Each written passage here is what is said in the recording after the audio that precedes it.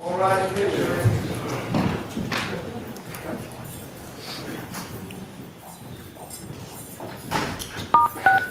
You are unmuted.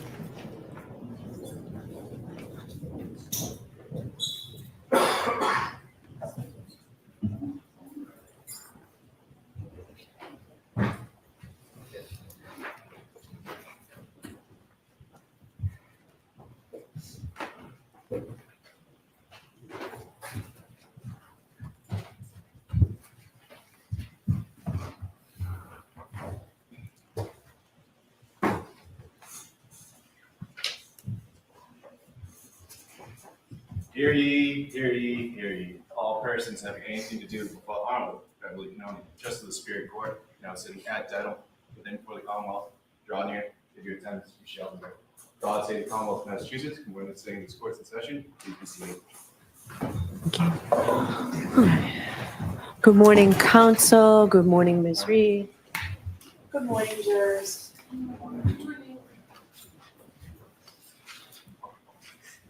Happy Friday. I do have to ask you those 3 questions. Were you all able to follow my instructions and refrain from discussing this case with anyone since we left yesterday? Yes. Everyone said yes or nodded affirmatively. Were you also able to follow the instructions and refrain from doing any independent research or investigation into this case? Everyone said yes or nodded affirmatively. Did anyone happen to see, hear, or read any case since we left yesterday? Everyone said no or should be. Thank you. Could we bring Sergeant Buchanan in, please? And Mr. Jackson, are you ready? Ready, Your Honor. Okay.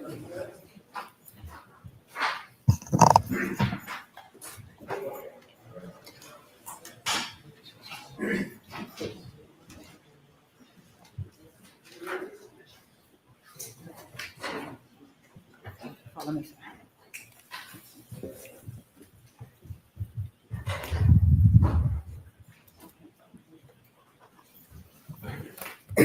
Sergeant, I'll remind you you're still on the road.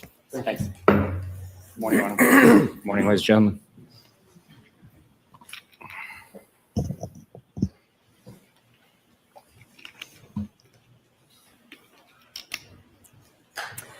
May I inquire, Your Honor? Yes. Thank you. Good morning, Sergeant. Good morning, sir. Yesterday, when we left off, we had been discussing one of the trips you made out to 34 Fairview, specifically on an occasion in which you met Chief Berkowitz. I want to ask you a couple of questions to follow up on those questions that I asked yesterday. Did Chief Berkowitz ever talk to you about his communications with Brian Albert and or Brian Higgins, either at that time or afterward? Objection. Sustained. Did you learn that Chief Berkowitz had communicated one way or the other without telling me anything that they said? Did you learn whether or not Chief Berkowitz had communicated with Brian Higgins? No. Did you learn that Chief Berkowitz had communicated with Brian Albert? And I'm talking about in the days before you were at 34 Fairview, which was February 4th, from the 29th to February 4th. No. You returned to the scene, you indicated on direct examination, on or about February 10th, 2022, to conduct yet another search, correct? Yes. And on that particular occasion, you recovered some 6 pieces of red and or clear and or black plastic. Is that how you testified? There was numerous pieces. The exact number, I don't know. You'd have to refresh my memory with a report. Okay. There were several pieces. The exact number, I'm not really worried about. There were several. There's more than one. Yes. Okay. There were also some clear glass pieces, correct? Again, I don't know exactly, but if a report can be presented, it would refresh my memory. Okay. Let's do that real quick.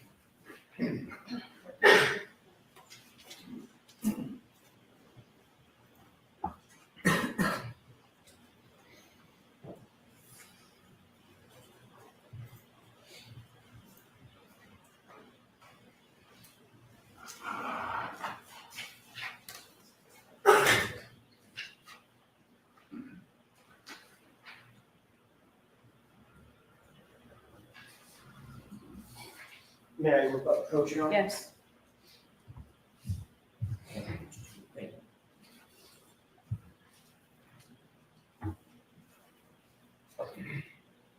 Sir, if you can, actually, let me give you the front page of that as well, just familiarize yourself with it. Thank you. Let me know when you familiarize yourself with that report.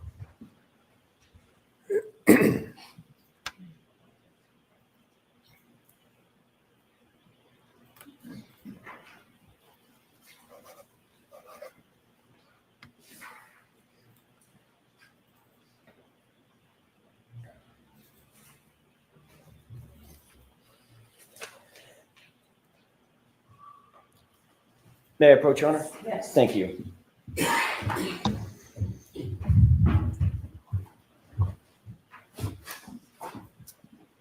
Sergeant, did you have an opportunity to take a look at this report? I did. Did that refresh your recollection as to the items generally that you recovered on February 10th? Yes, it did. Did you recover approximately 6 pieces of red, black, and clear plastic and 14 pieces of glass and plastic fragments? Yes, I did. Okay.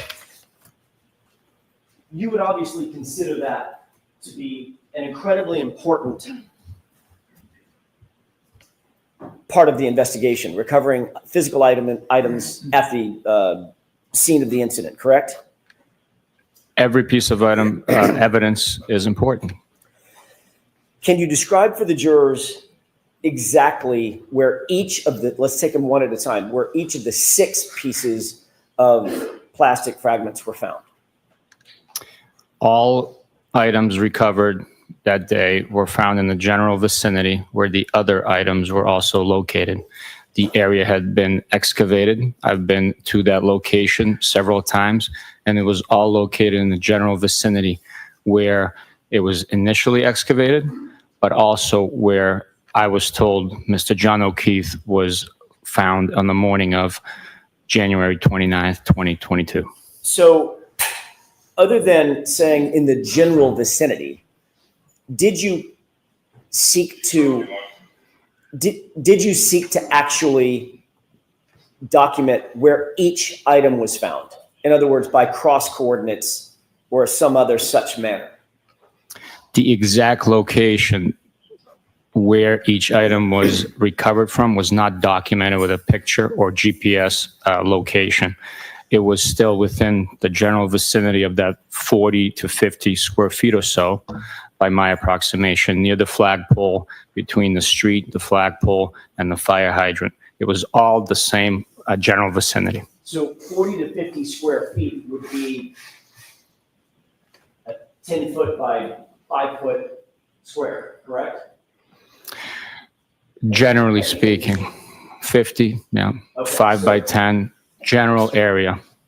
If I may, Your Honor, if I may approach Christine, but would you agree with me? I'm not going to pull out a measuring tape. Would you agree I'm about 10 feet from you right now?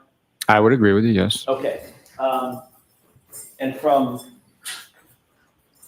the jury bar, probably about 5 feet from there.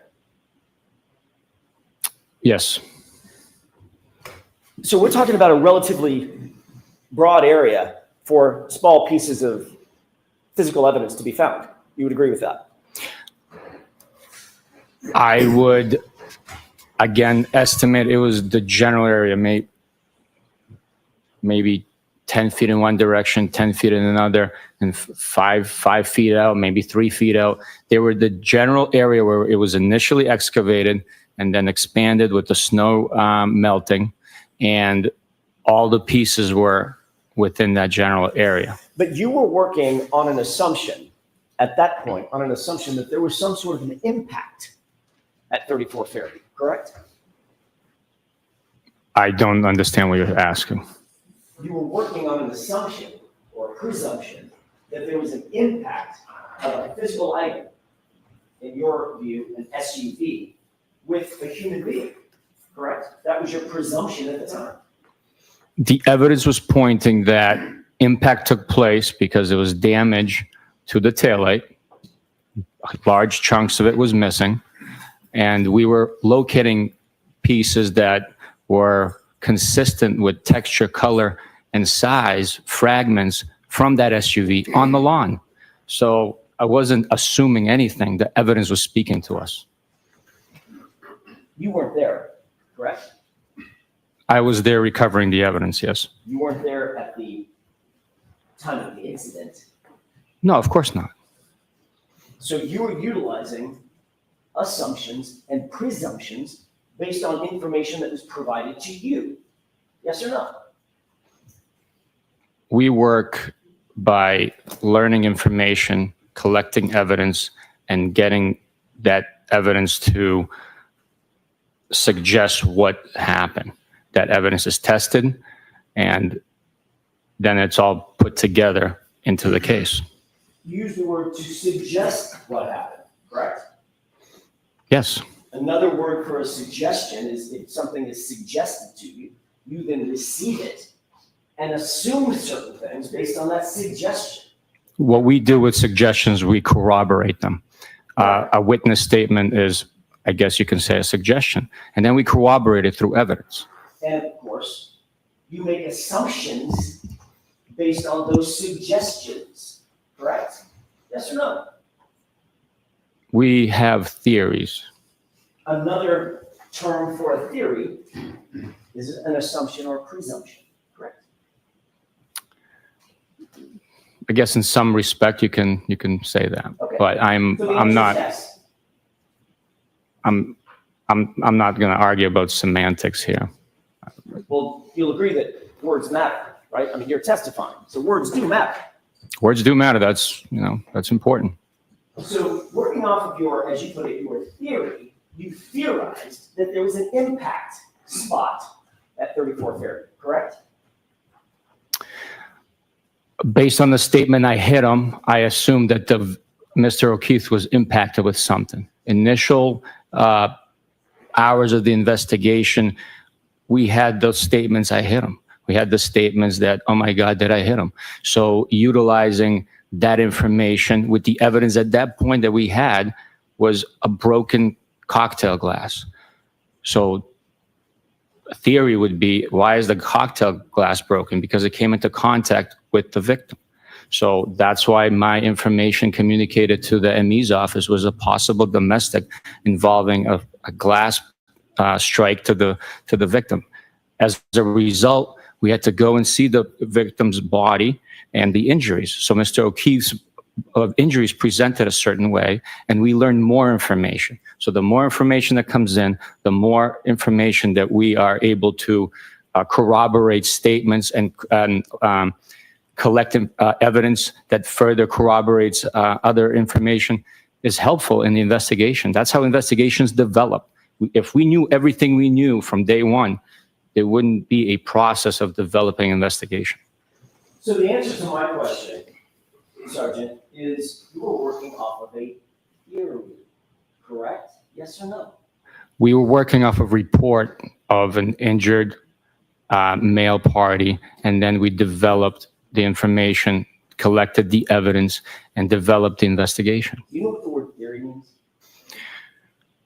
I'm sorry, English is like a third language for me. So if you can bring up the Webster's Dictionary, I can read it out. You want me to pull up the Webster's Dictionary? You want to take a break real quick and pull up the Webster's Dictionary to define a word that you used in an answer about 40 seconds ago?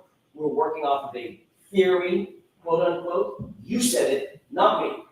You want me to go get a dictionary so we can figure out for the jurors what that word means? Objection. All right, sustained. Let's move on, please. You would agree with me, Sergeant Buchanan, that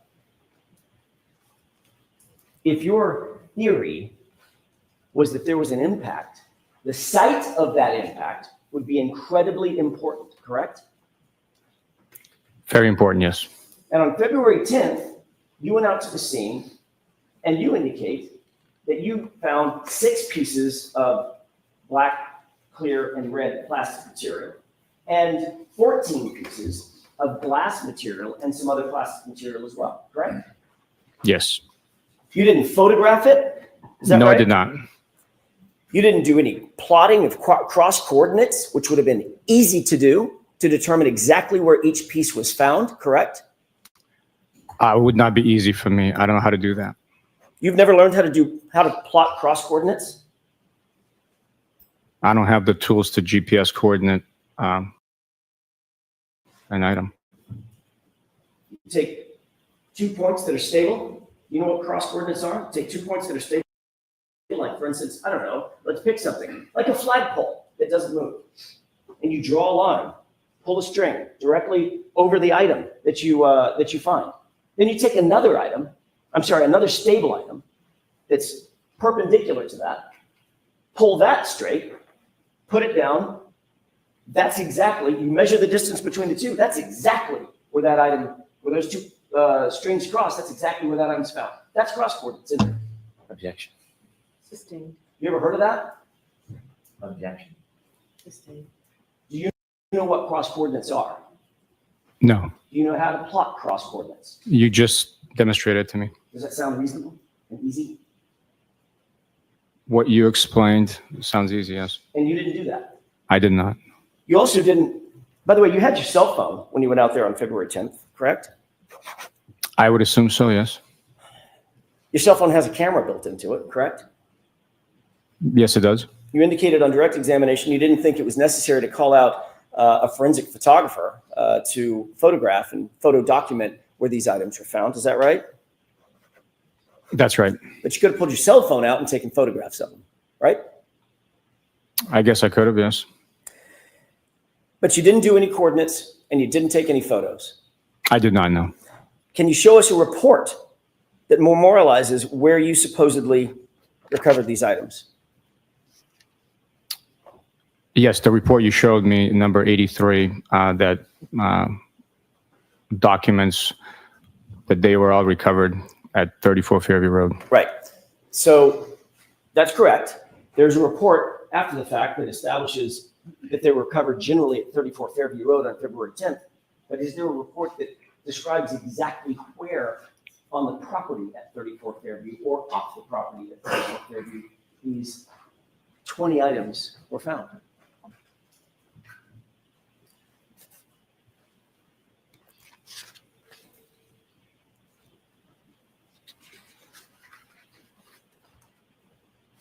That's a question. I'm waiting. Oh, I didn't realize. Do you need me to repeat the question? Was there a question? Go ahead, please. Sure. Is there a report that documents exactly where at 34 Fairview on the property these 20-odd items were found exactly? The report documenting where they were recovered from is number 83 that you've just presented. Exact location is the same general vicinity. If it was something different, if we located these items across the street, different section of the yard, that would have been documented. What's documented in the report that you just referenced says bullet point 2/10/22, meaning February 10/22 at 9:15 a.m. Sergeant Buchanan secured 6 pieces of red, black, and clear plastic, period. That's what it says, right? Yes, same general vicinity. If there was a different That's location. what the report says, isn't it? That's all I'm asking. That's what the report says, what I just quoted. That's the description of the items So the recovered. answer is yes. That's what the report says. That is part of the report. That is the description of the items recovered on that date. And the bullet point beneath that says February 10th, 2022 at 9:15 a.m. Sergeant Buchanan secured 14 pieces of glass and plastic fragments. Correct? That's correct. There is no further description of where those items were found, is there?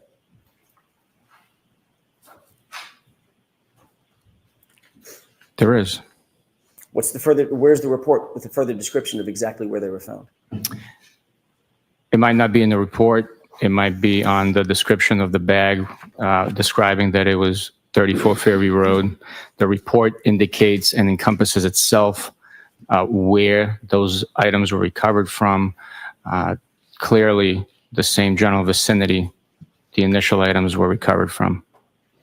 If there was a need to document a different location, it would have happened. But you didn't see the need to document the exact coordinates where those items were found, did you?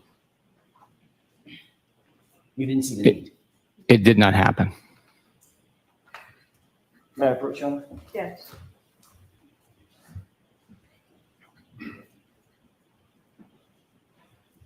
Take a look at that photograph. Tell me if you recognize it. What's depicted in it?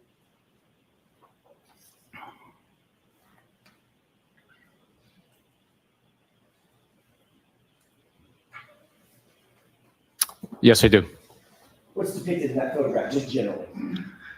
It's the side of evidence bag that items were secured in. It documents the case number, the date, time, who recovered it, and general description of the 6 pieces of red, black, and clear plastic recovered from 34 Fairview Road in Canton. I'd like to have that marked and moved into evidence, John. Is there any objection? No objection. Exhibit 111.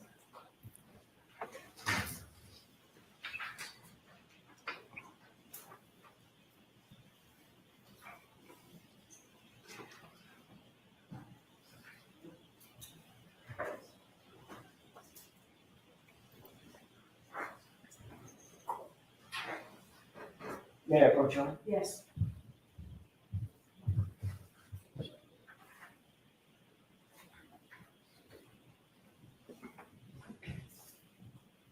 You indicated that the evidence bag would help determine where the exact location was that these items were found, correct? The general location where they were recovered from. Can we publish this, John? Okay.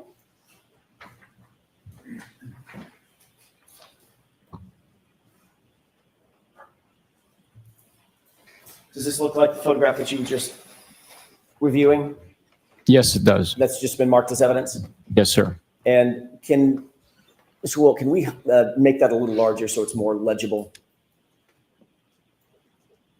Can you read that from where you are? I can. Moving past the date, moving on to the date. What date is that? Date collected is 2/10/22. So that's the date that we've been talking about, correct? That is correct. And this indicates collected by, and who's that? That's myself, Sergeant Buchanan. Description of evidence. This is where the description of the evidence is located on this evidence bag, correct? General description identifying what's inside. And what does that description read? 6 pieces of red, black, and clear plastic. And that's all it says about the description, correct? Yes. And it indicates location where collected. And there's several lines that are available to fill in, correct? Correct. On that first line, what does that read? 34 Fairview Road, Canton, MA. And that's it, correct? That's all that was put, yes. And you didn't fill this bag out, did you? No, I did not. Who did? I do not know. Who did? I don't know. You don't recognize the handwriting? No, I do not. You don't recognize the handwriting of your partner and subordinate, Michael Proctor? Objection. Sustained. Are you aware that Michael Proctor filled this out? Objection. Sustained. Were you with Michael Proctor when this was bagged? No, I was not. I was by myself. Did you give the items of evidence to Michael Proctor to bag? No, I did not. Who did you give it to bag? I bagged it myself. Whose handwriting is that? I do not know. If you bagged it yourself, why didn't you fill out the evidence envelope? I bagged it and turned it over, and I told them exactly where it was and what time. So someone else wrote the information. You just said, I bagged it and told him. Turned it over. No, sir. No, sir. What you just said was, I bagged it and turned it over to him. And you don't know who it is that you turned it over to? Who's the him? Turned it over to them. Who's them? Them. Okay. Whoever wrote it. Whoever wrote it. So we're just in a circle here. We can turn the lights up. Objection to the commentary.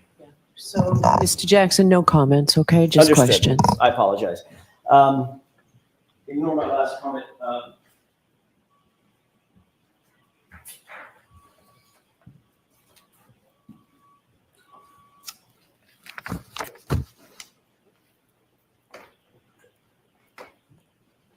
You had items of evidence that you've already described as being incredibly important, correct? Those are your words. I actually changed. I said every piece of evidence is important. Okay. Since this is part of every piece of evidence, do you think this evidence was important? Every piece of evidence is important. So was this evidence important? Yes or no? Yes. So you had the evidence and turned it over to someone whom you don't know and can't identify. Is that what we understand? It was a member of the Massachusetts State Police assigned to our office. It wasn't just a random person. I can't specifically identify who it was or who wrote on that bag. I know it was a trusted member of our unit and part of the investigative team. How do you know it was a trusted member of your unit and a part of the investigative team if you can't tell these jurors who it was? How do you know that? Because I wouldn't have turned it over to a random stranger. Okay, so let's figure out the possibilities. Who were among those to whom you would have turned this stuff over? Who were among them? There was 4 troopers in the detective unit at that point assigned to homicide. Let's name them. Who are they? It was Trooper DeChico, Trooper Kakowski, Trooper Dunn, and Trooper Mike Proctor. As you sit here today, do you believe or do you recall turning it over to Trooper Dunn? Objection. We're going to go through each person. Every one of them. There's only 4. I'll allow this question. Do you remember turning it over to Trooper Dunn? No, Do you remember turning it over to Trooper Kakowski? no, Do you remember turning it over to Trooper DeChico? no, Do you remember turning it over to Michael Proctor? no. So it might have been just a random stranger. Right? That's a ridiculous suggestion. Have you ever seen Trooper Proctor's handwriting before? Yes, Matter of fact, you've seen it, I'm guessing, not dozens, maybe hundreds of times, correct? not hundreds of times, no. Dozens of times Sure, over the years. sure. On evidence bags, on logs, on notes, things of that nature. Some evidence bags, some notes.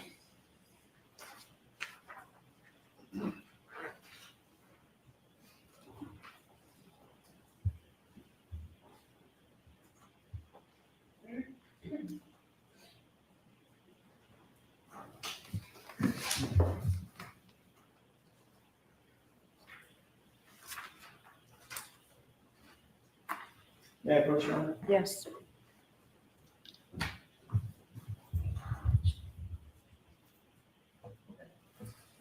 Can you take a look at that document and tell me if you recognize it?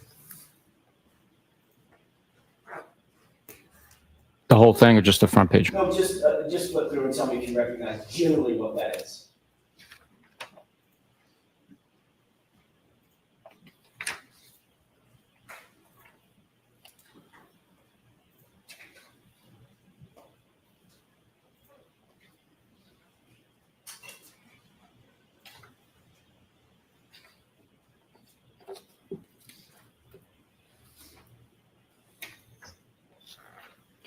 It appears to be a bunch of handwritten notes from possibly witness interviews. Handwritten notes by whom? Well, you labeled it Proctor. I don't know who it is. Based on the individuals interviewed, might suggest that these are Michael Proctor's notes. Okay, so you're testifying that I labeled that Proctor? I don't know. Right, so you don't know. Well, Why do say- why do say you provided a document to me, so. that? Right, I know. And then you just testified that I labeled that Proctor. How do you know I labeled that Proctor? Well, I got it from you. You didn't see me write that note. Objection. Sustained. Questions, please. Sure. That appears to be a series of Michael Proctor's notes, correct? That's what's suggested, yes. Okay. Can you turn to the first tab? There's a purple tab.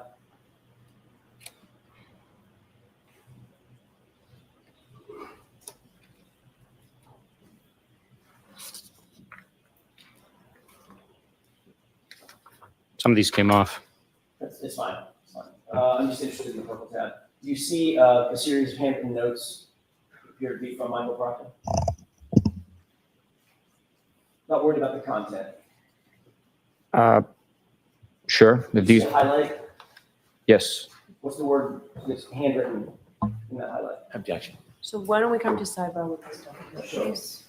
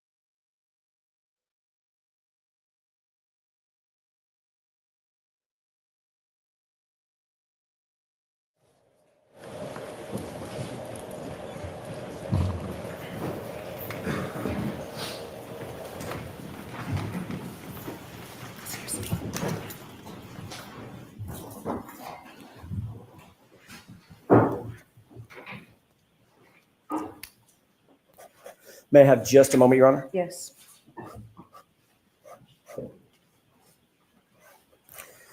In the ordinary course of business, is it normal standard operating procedure that the person who recovers items of evidence fills out the evidence bag contemporaneous to the recovery of the item? It's possible you can do that. If there's a reason that you have to leave an emergency or weather conditions, you can't write on the bag, You can fill it out later if you have the time and you know where you recovered it from, which is like, in this instance, if it was a general vicinity where all the other fragments of evidence was collected from, it's known that it was within the general area of that section of the lawn near the flagpole between the street and the flagpole and the fire hydrant. Well, except So the person that filled out that evidence envelope wasn't with you.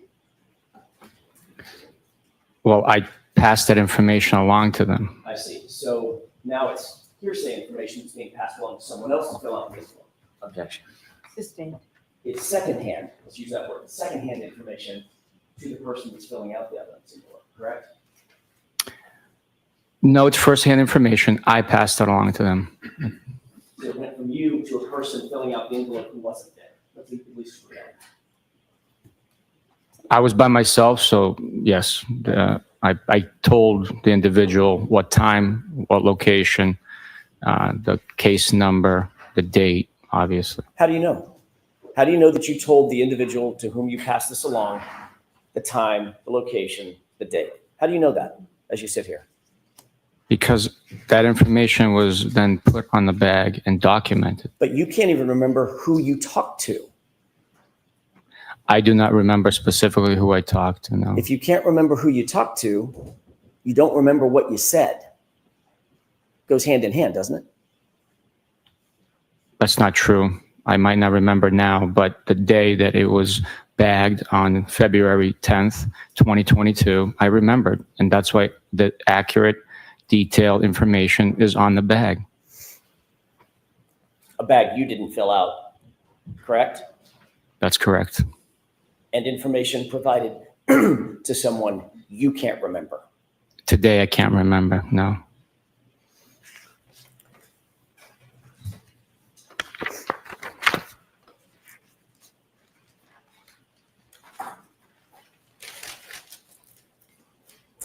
You're aware that that particular bag, that evidence bag, was not booked until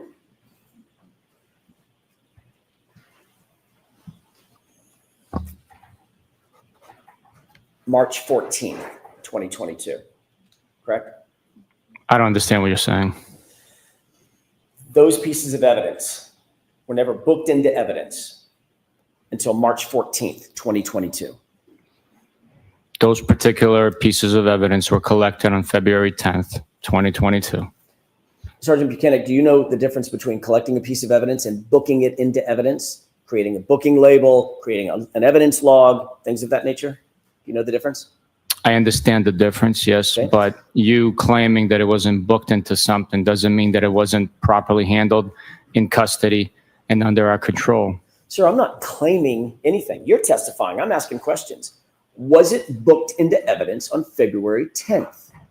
If you show me a document, I can tell you what Sure. it might be suggesting.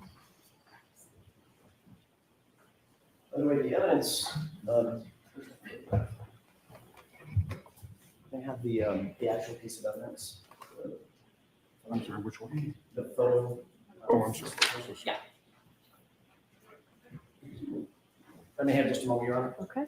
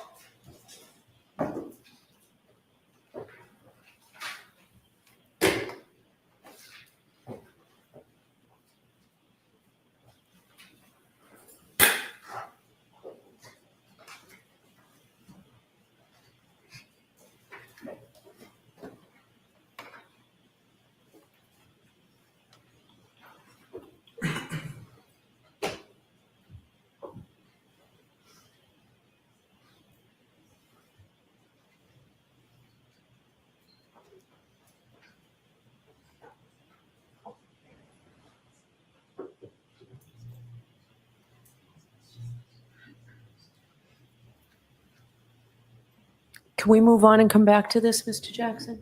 I think I just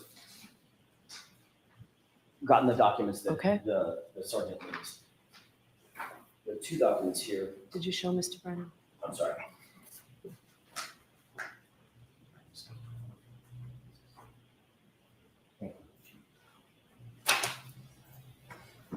You can take a look at those two documents and tell me whether or not you recognize them.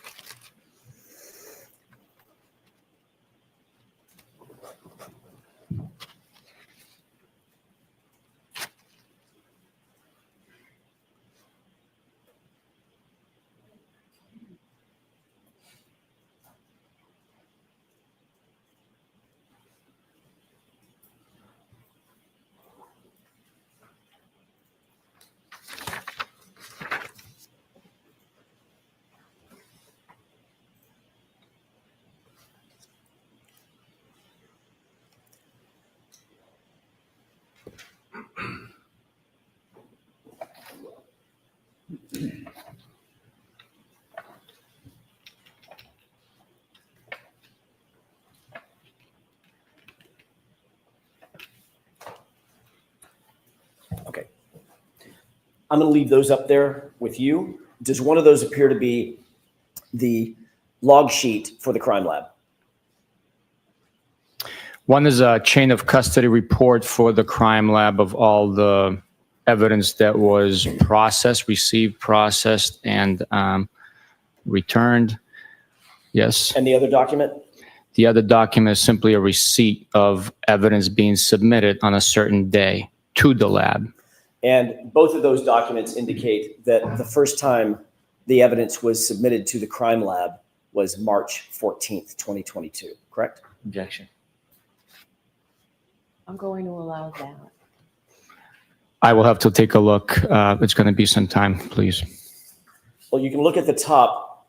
Well, let me ask you, ask it in a question form. If you look through the log, it's in chronological order, the chain of custody log, correct?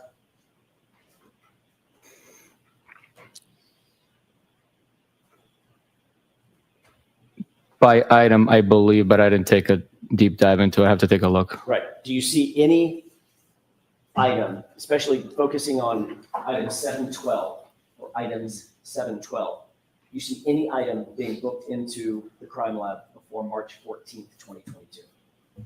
All right, I'll take a look. Sure.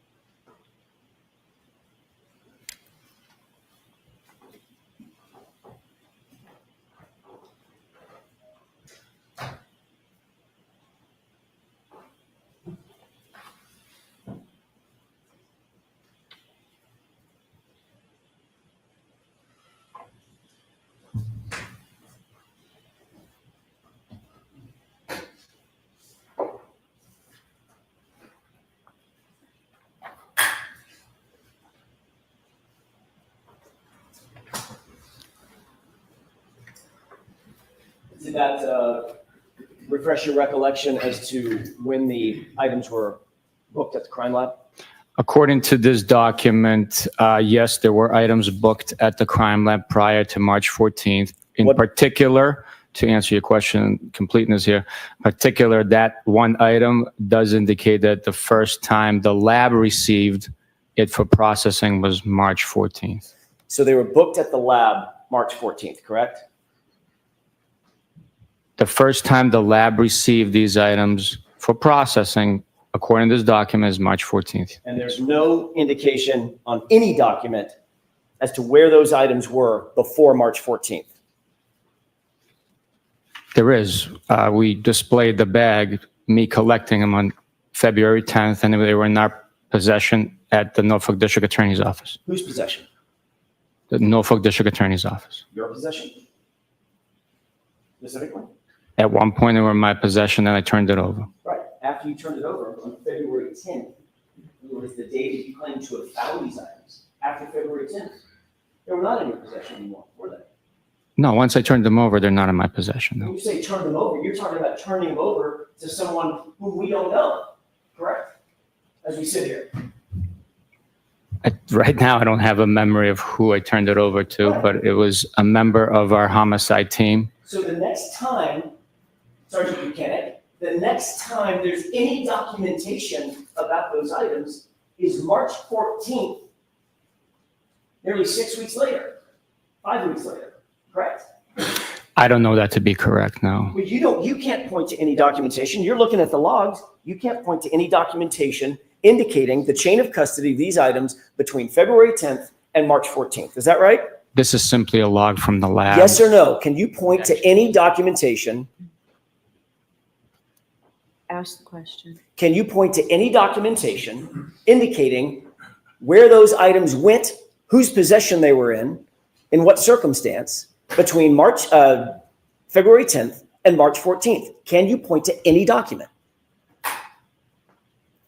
I know that it was collected on February 10th. Right. It's documented that it was collected. It was at the Norfolk District Attorney's Office before it was logged into the lab for processing. You keep answering the same question that I'm not asking, sir. Objection. Sustained. No comments, Mr. Jackson. Sergeant Buchanan, do you understand my question? I'm asking, can you point to a single document for these jurors as to where those items went and in whose possession they remained, specifically between February 10th, when you lost sight of them, and March 14th, when the crime lab received them? Objection. Sustained. May I approach? Yes. No, I'm just sorry, to- Mr. Just for Brennan. the evidence. Just for the evidence. False start.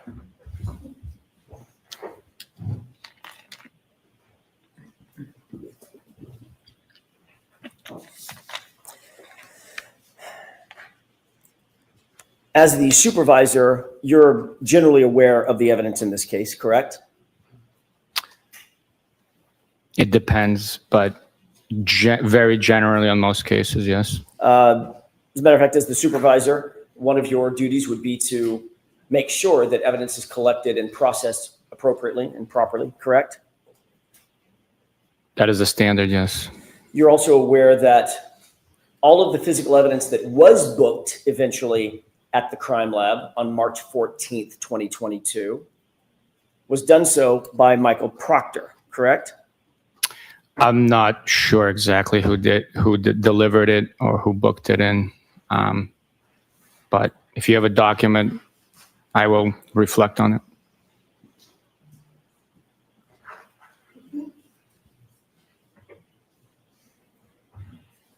May I approach you on it? Yes.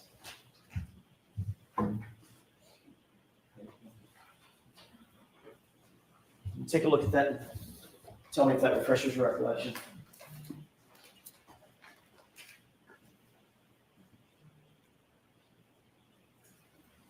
Yes, it does. May I approach? Yes. What is this document you just looked at? It's the receipt of evidence submission to the crime lab. And who submitted, based on that document, who submitted all of that evidence to the crime lab? Michael Proctor.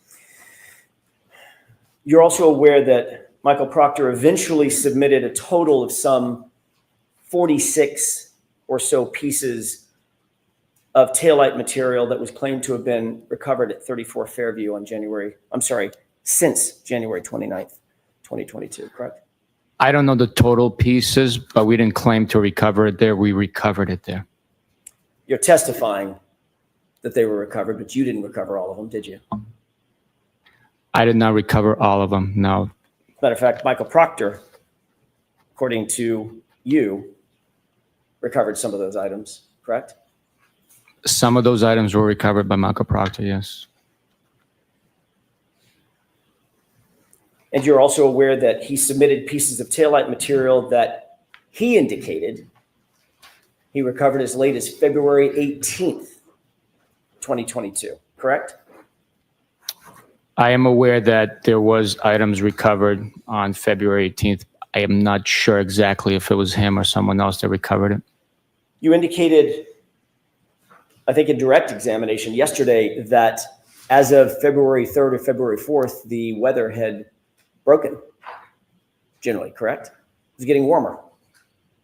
Yes, the weather was warmer. There were rainy days following the 3rd, I believe. No, the 4th, it was raining when I picked up that piece of evidence. So, yeah, the weather had warmed up. So it was raining and somewhat storming on the 4th? There was precipitation when I recovered that item. I mean, I don't know if it was storming. There was a low pressure cell coming through. I have no idea. Okay, but that's the same day that you were told that Chief Berkowitz was driving by and saw that reference. The day I picked up the single piece with Canton PD present, it was raining. So he would have been driving by, windows up, water on the windows, in the rain, and saw the red piece? Objection. Sustained. You indicated that on February 10th, when you did your final visit, made your final visit to 34 Fairview, you indicated yesterday during testimony that there was quote unquote very little snow still present, correct? That's correct.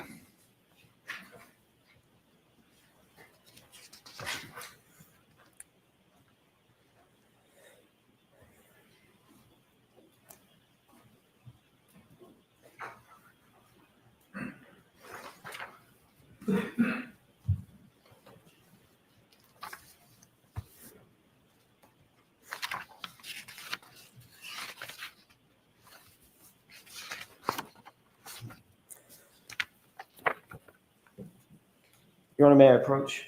Yes.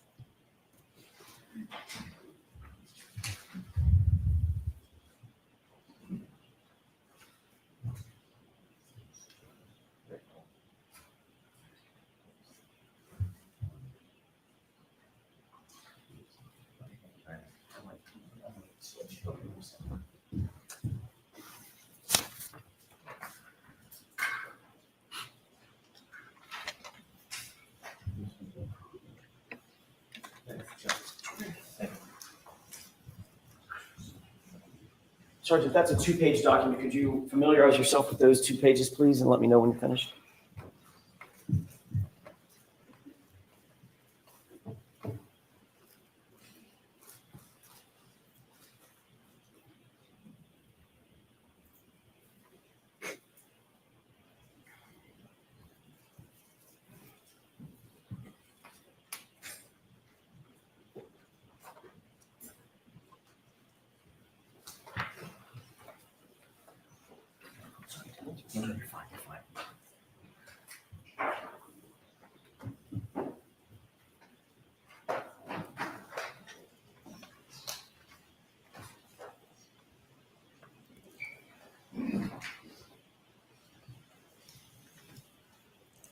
Okay. Thank you. Sir, what do those 2 pages purport to reflect? What are they pictures of? Just general, an evidence bag, something else? The first one's an evidence bag with Can some. you tell me the date, just so we can cut to the chase, the date of that evidence collection according to that? On the bag, the date is 2/11/22. Okay, and what's the On second the one? sticker, there's another date. There's a sticker March 9th of 22. Okay, what's the? There's also a date at the I'm just interested in the 2 pages, just generally. I need to mark it for evidence. What's the second page look like? second page is a large piece of red and black taillight plastic cover, and it's identified by a lab number, I believe.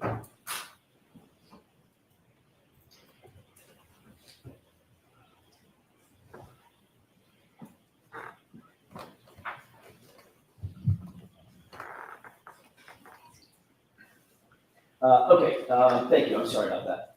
So there's one page is an evidence bag, the other page purports to be the item that was in the evidence bag, correct? I don't know that, no. Okay. It's just One's an evidence bag with information on it, and then there's a photograph of a piece recovered. I don't know. I'd like to have these marks and introduced as next in order A and B.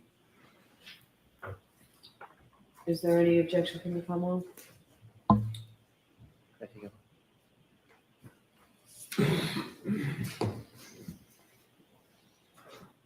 No objection.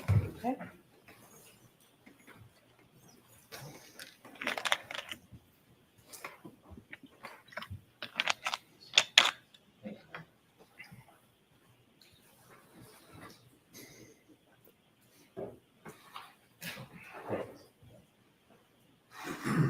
Exhibits 112A and B. Your Honor, request to publish. Okay. Thank you. Appreciate it. Taking a look at this item, can you describe for the jurors what they're looking at, please? This is an evidence bag. It is labeled with case number, date collected, time, who collected it, description of items enclosed, the location it was recovered, and the victim's full name. It also has a to scale ruler for the photograph and some identifying marks from the laboratory. Can you indicate for the jurors who was it that collected this item according to the evidence bag? According to this evidence bag, it was collected by Trooper Proctor. And can you show the date or tell the jurors the date that it indicates the item was collected or items were collected? I believe it says 2/11/22. February 11th. So that would be the day after you were at the location, correct? It would be the day after, yes. Can we have the full screen, Mr. Woke? You see the designation at the bottom beneath the measuring ruler? Yes, I do, yes. Is there a case number or case designator starting with 22?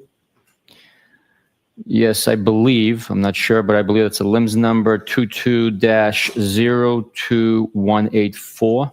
And do you see an item number listed right next to that case number? Yes, this indicates it's 7-15. And there's another set of initials beneath that, it appears, correct? That's what, I mean, there's letters. I don't know if there's someone's initials. Okay. I don't know what it is. I'm sorry. Fair enough. This appears to be something that was filled out by the crime lab, the black lettering and numbering, correct?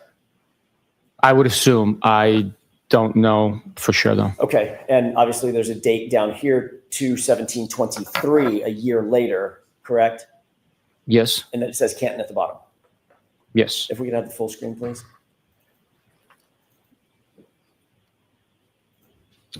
Okay, you also indicated that there was a label up at the top, correct? Yes. All right, if we could go to the second page, it'd be page B of this. Can you look at first of all, look at the bottom and tell me if that number designator appears to be the same as on the evidence, as on the previous page? The limbs or the item number? The item limbs. number is 715. Okay, and that comports with what we just saw in the previous page, correct? That is the same number. All right. This would be an exemplar, one of the items in that evidence bag labeled 715, correct? There were several items, but this is one of them. Is that right? It's how the crime lab keeps them separate? I believe so. I don't know their procedures. I believe so. I know they use alphanumeric identifiers. As I can't testify to their procedures, why they do it, how they do it, or the sequence in which, or the choice in numbers or letters. I have no idea about any of that. We can have the lights up with the court's permission. We can leave this up. If you could leave that up, Mr. Wolf. All right. You can still see that on the screen, correct? Yes, sir. Okay. you went out to 34 Fairview on February 10th, 24 hours before February 11th, right? To pick up a piece of, I'm sorry, to look for additional items of evidence, correct? I collected, I believe 20 pieces in total, 6 and 14, the day prior, yes. You see the size of this, according to the rule. General, Yes. how big is that? The widest part, that thin. At the widest part, it appears, if there's no optical illusion with the ruler location, 6 inches. Okay, that's the 6 inches is the size of a dollar bill, right? That's correct. Okay. It also looks like it may be more than that from top to bottom, 6, maybe 7 inches, top to bottom. Did you give us an estimate? Possibly a little bit more, yeah. Okay. You didn't see this item on February 10th when you were there, correct? If I saw that item, I would have picked it up. Right. Wasn't there, was it? That's not what I'm saying. I said if I saw it, I would have picked it up. But you didn't see it, did you? I did not see it, obviously. But No. according to the information that we just presented, this item was found the next day by Trooper Michael Proctor. Right. Based on the information presented, that's what it says, yes. May I approach? Yes. We can take that down. May I approach one more time? Okay. Thank you. This is a 3-page document. If you could Did you show familiarize Mr. yourself with Brennan? that. I didn't see. You showed it to me earlier. Thank you. I did previously.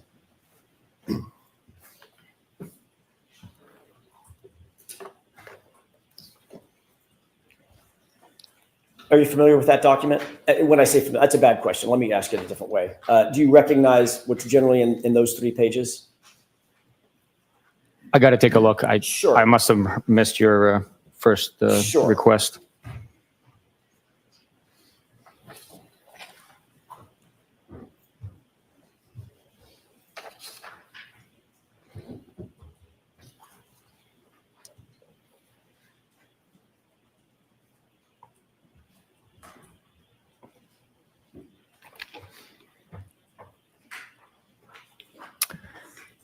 Sergeant, can you describe generally, just very generally, so I can either mark it or not mark it, do you recognize what's depicted on the first page, the second page, and the third page?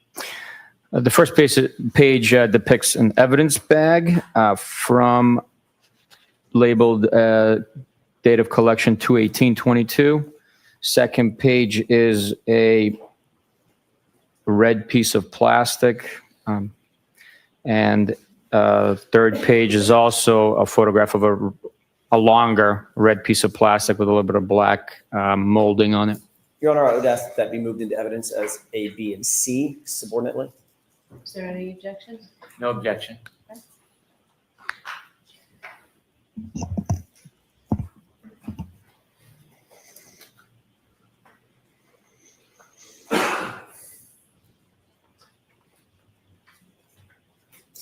Exhibits 113A, B, and C. Move to publish, Your Honor. Okay. Sergeant, same couple of questions, if we could. Do you see a date of collection on this evidence envelope? Yes, this photograph indicates 2/18/22. And collected by whom? Trooper Proctor. Full view, Mr. Wolk? Thank you, sir. And then if we could highlight the lower portion that appears to be by the ruler. Do you see the same, I think you called it a lens number? Limbs, LIM. Okay. The LIM number is the same number, the 22-02184, correct? Yes. And the item number in this one is handwritten as what? 7/16. Okay. If we can go to the second page, please. Do you see it, first of all, on the bottom, the same item designator number? Yes, 7/16. And what is depicted in this photograph? A red piece of plastic that would be a piece of plastic according to the item number that would be contained in that evidence envelope, one of the pieces at least. I would assume. Yes. Okay. Is that a similar 6-inch ruler that's being photographed with that red piece? Yes, it is. And how long at its longest point would you estimate that piece of plastic to be? It's more than 6 inches. I mean, probably 7, maybe. Okay. And Maybe 7. I know this is a little bit of a challenge, but how from top to bottom, what would you estimate the distance to be at its longest point? 3.5 inches, I guess. Okay. And then the next page, please, the final page, which would be sub C. Do you see the same designator on the bottom right? Yes, I do. That's 716, is that right? Yes, sir. Appears to be out of the same evidence envelope, is that right? That's what's suggested, yes. And how long would you estimate this item to be? 7.5, 8 inches. And maybe, what, 3 inches tall? 4? Yeah, 3. 3. Okay, we can have the lights up, Your Honor, with the court's permission. Again, the last time you were out at the location with very little snow on the ground, you collected certain items of evidence on February 10th, correct? February 10th was the last time I collected. I said there was still snow on the ground, maybe in piles where it was excavated. There was very little, but there was still snow on the ground. You indicated that you obviously looked around the area. You talked about the general area. I think you used the word general vicinity, right? When Yes. You collected your items. Yes. You didn't see this, and you didn't see the one before it either, did you? If I saw any of these items, they would have been collected. We did not excavate anything. We simply allowed the thawing and natural recession of the snow to reveal additional items. When you were there on the 3rd, February 3rd, there was still some snow on the ground that you did excavate, correct? Yes, there was a lot of snow on the ground. Yes, By February 4th, that snow was dissipating some, correct? it was, yes. And you were excavating through that as well, correct? On the 4th? On the 4th? No, we did not excavate on the 4th. You didn't. The item revealed itself, and I collected it. That was it. Okay, fair enough. Then on the 10th, you didn't need to do any more excavating because there was, quote unquote, in your words, very little snow. Very little. Right. Those were my words. Okay. Compared to the first day, there was very little snow on the ground. And in fact, you did not see any of the items that were collected or claimed to have been collected at 34 Fairview by Michael Proctor on February 11th, the day after you were there, correct? Did not see that item? Did not see that item, no. And did not see any of the items that you've seen that were claimed to have been collected by Michael Proctor on February 18th, a week later, correct? Those items were not observed by me, or else I would have collected them. We can take this down.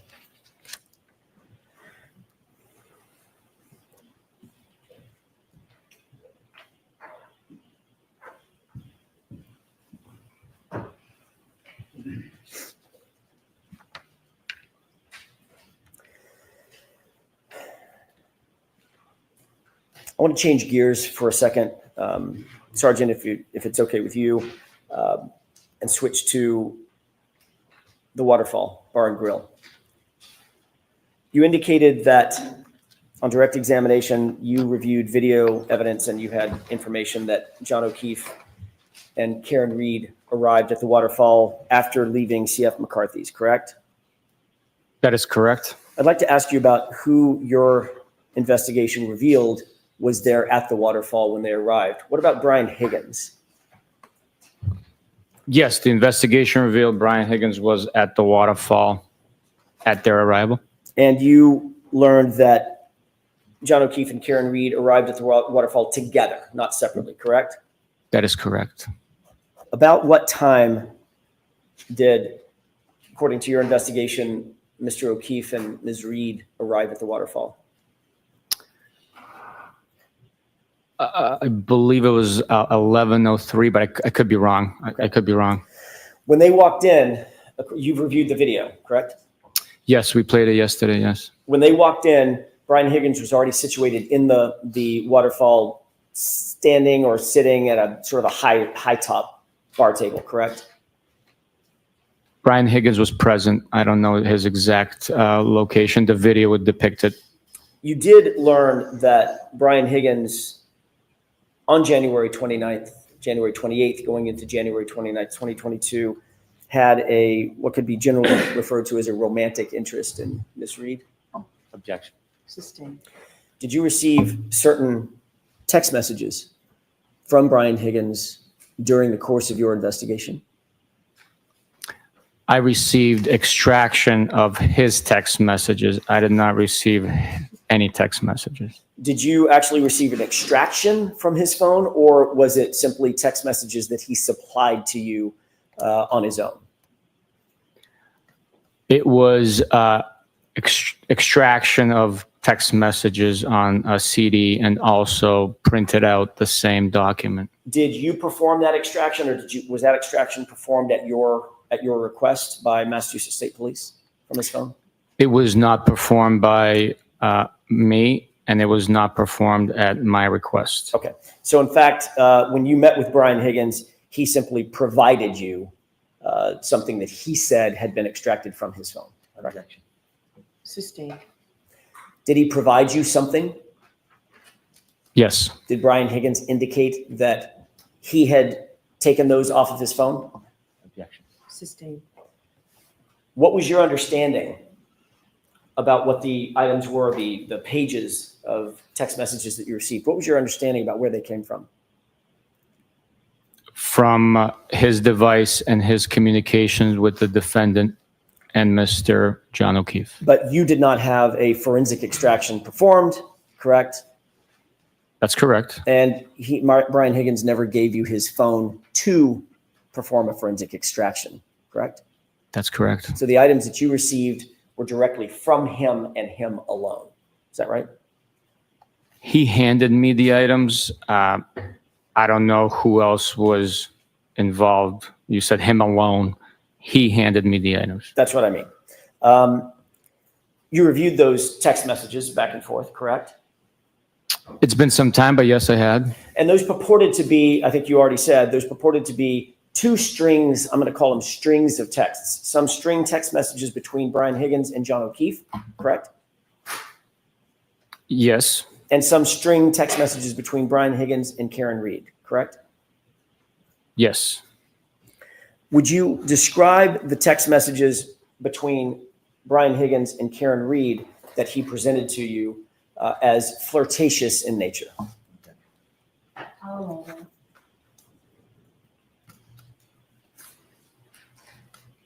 Without having recently reviewed them in detail, I don't want to label it something without having complete understanding of the content.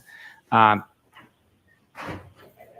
not comfortable putting a label on something. Well, how would you describe them? I mean, were these business texts?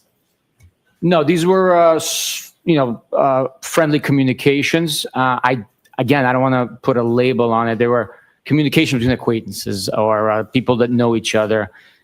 There was text message communication. As far as flirtatious, I would have to take a look at the content of it for certain terms that would support that label. Well, do you remember a text message exchange about a kiss that was shared? Objection. Sustained. Do you remember any text message between the two of them that suggested a romantic interest, either one of them may have had based on the text messages? Objection. Sustained. May we approach your honor? Yes.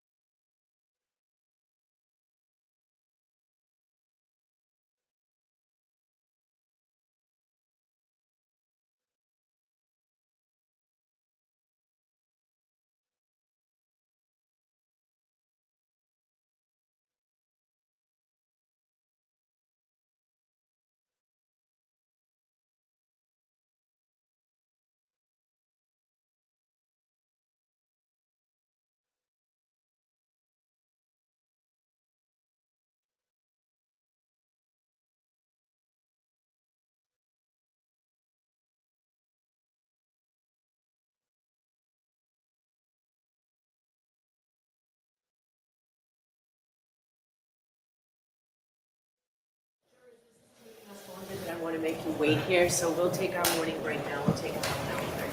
What? All rise, please. Jury exiting, just fold your notebooks and leave them in the chair, please. Just step right up. Thank you.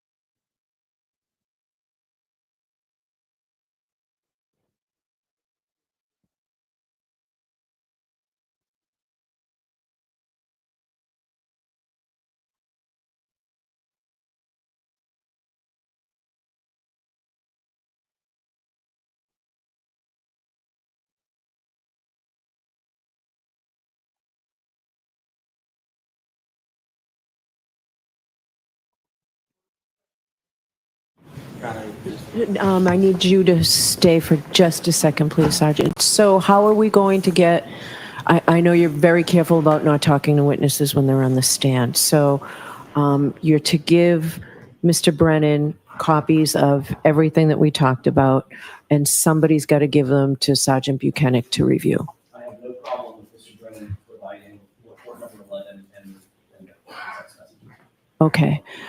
And I need copies as well. Okay. So if you can get them to Mr. McDermott so I can have them, that'd be great. I'm sorry? No, that won't save time, actually, Mike. I can- No, so Mr. McDermott will make copies. Thanks, Jen.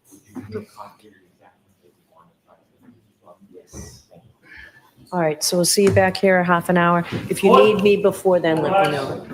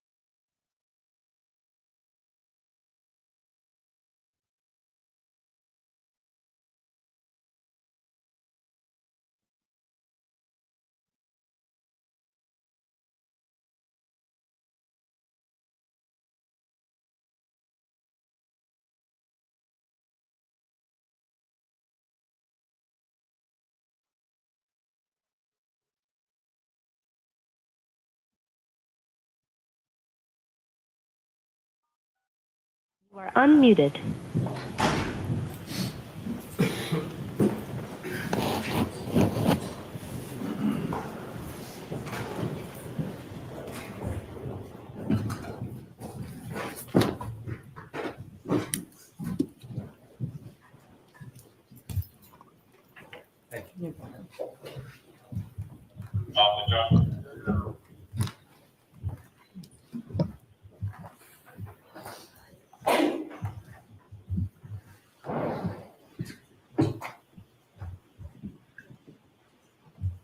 Court's back in session, you may be seated. Jurors, we appreciate the long break. We did it in an effort to make sure things go a little bit more smoothly from here on. All right, Mr. Jackson, whenever you're ready. Thank you, Your Honor. May I approach? Please.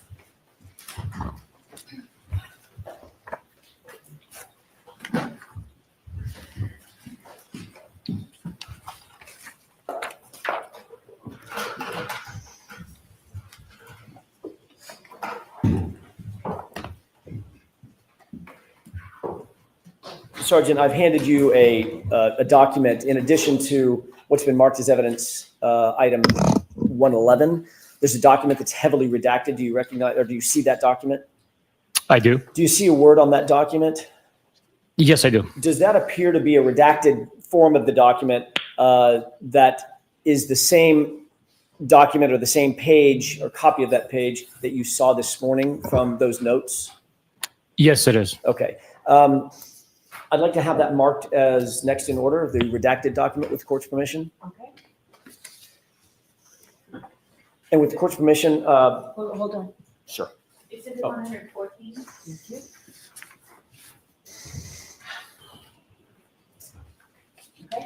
Your Honor, may I, with the court's permission, put a side-by-side of the single word that we discussed at sidebar from evidence item 111 and what's been marked as 114? Is there an objection? There is. Yes. Not at this time, Mr. Jackson, no. In your opinion, having seen those two words next to each other, do they appear to be the same or similar handwriting? In my opinion, they appear very similar, yes. Okay, thank you.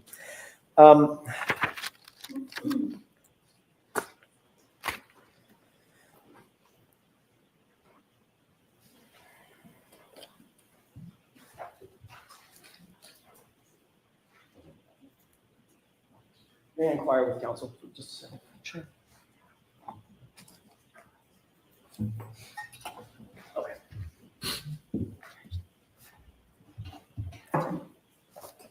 Thank you. May I approach one more time, Your Honor? Yes.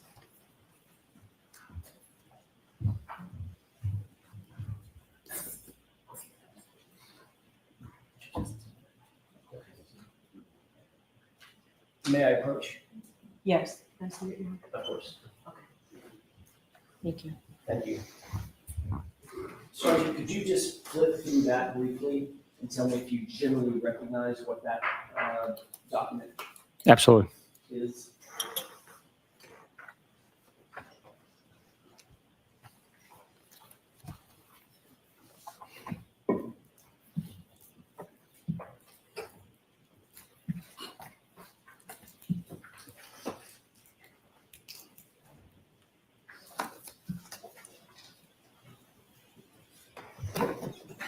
I do. Thank you, Sergeant. What is that document generally? Generally, it appears to be screen captures of text message conversation. Is that the document that you earlier referred to as having received from Brian Higgins? It's a printout of the document, yes. You saw something in electronic format, I take it, Yes. and you reviewed it on a computer. Yes. Did you receive the electronic file on a thumb drive or a CD or something like that? I did. Okay. And this appears to be a true and accurate representation of that electronic copy that you received from Brian Higgins.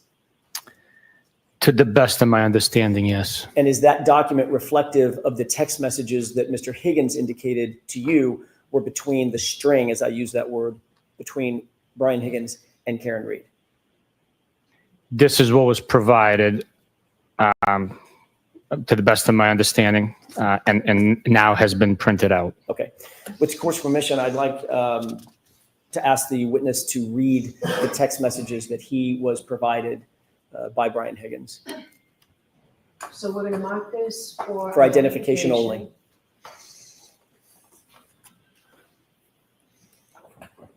Is it EE for identification?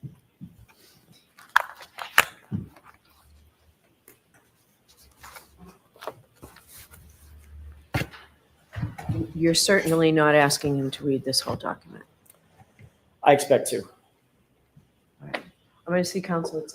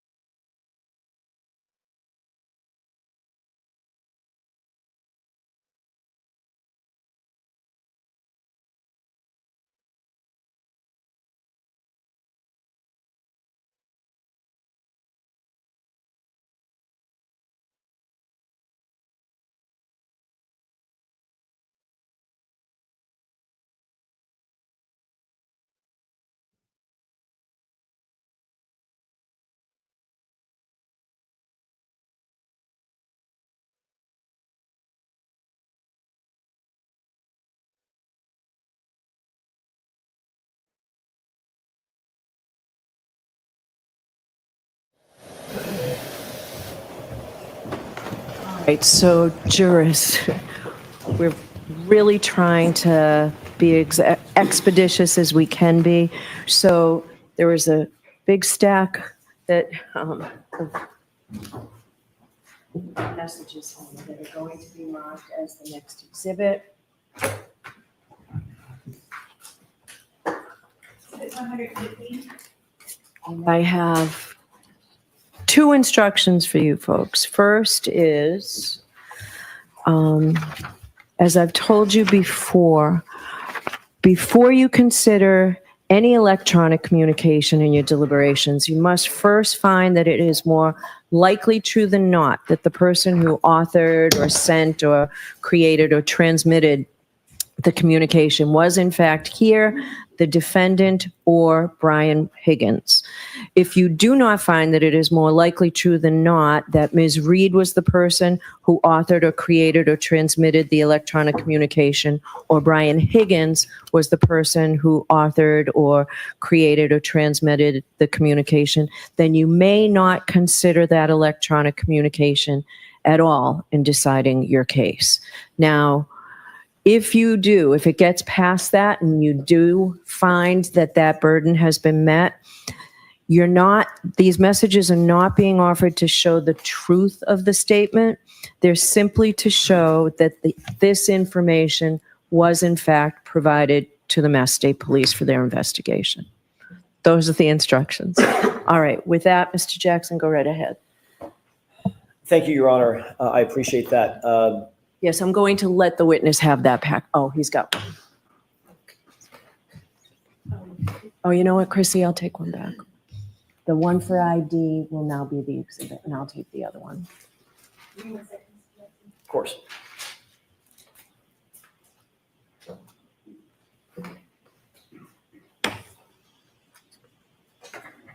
Thank you. 115. Thank you. Thank you. Sergeant Buchanan, do you have the document in front of you that's been marked as Exhibit 115?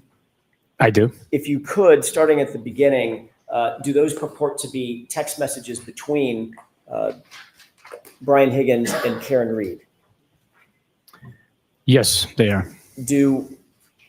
Does that printout accurately reflect what you received in electronic form from Brian Higgins during your interview?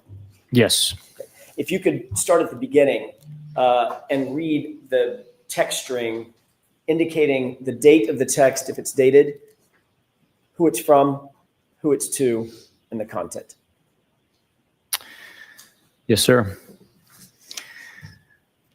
The text messages begin Wednesday, January 12th at 8:27 p.m.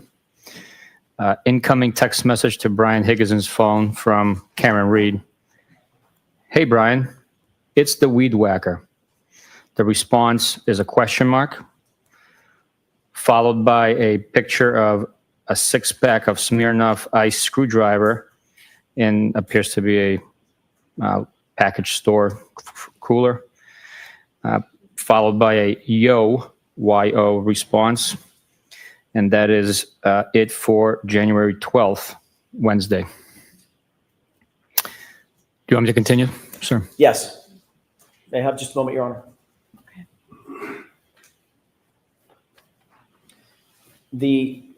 Going back to the Smirnoff container, that was from whom and to whom? For the picture of the Smirnoff. It appears it was from Brian Higgins to Karen Reed. Okay.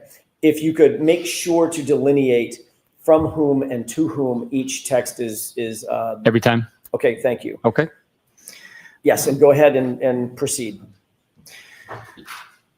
Thursday, January 13th, 9:24 a.m. From Karen Reed to Brian Higgins. Did you try those Smirnoff? There is a haha acknowledgement response to that text message by Brian Higgins. The next page, it's the same bubble, but continue on the next page. I will repeat. Did you try those Smirnoff screwdrivers? Question mark. I stopped at the Hilly for one last night. A Bitmoji showing teeth. That is sent from Karen Reed to Brian Higgins. If you could, and I hate to ask this of you, but if you could tell us who it's from before the content, for instance, from Karen Reed to Brian Higgins, content. That would just be a little easier, I think, Okay. in flow. The last one was from Karen Reed. She stated, did you try those Smirnoff? And that she stopped by at the Hilly last night for one. From Brian Higgins to Karen Reed, haha, followed by same person. How did you get my digits? Question mark, question mark, question mark, question mark, question mark. Karen Reed to Brian Higgins, the Melissa and Lito show.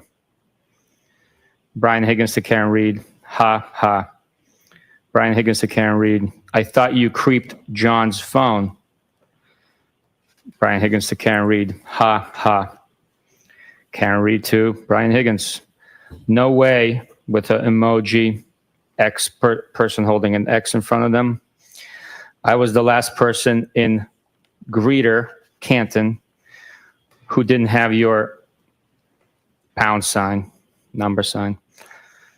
I think even Carrie has it. I'm going to see counsel at sidebar for just a minute, please.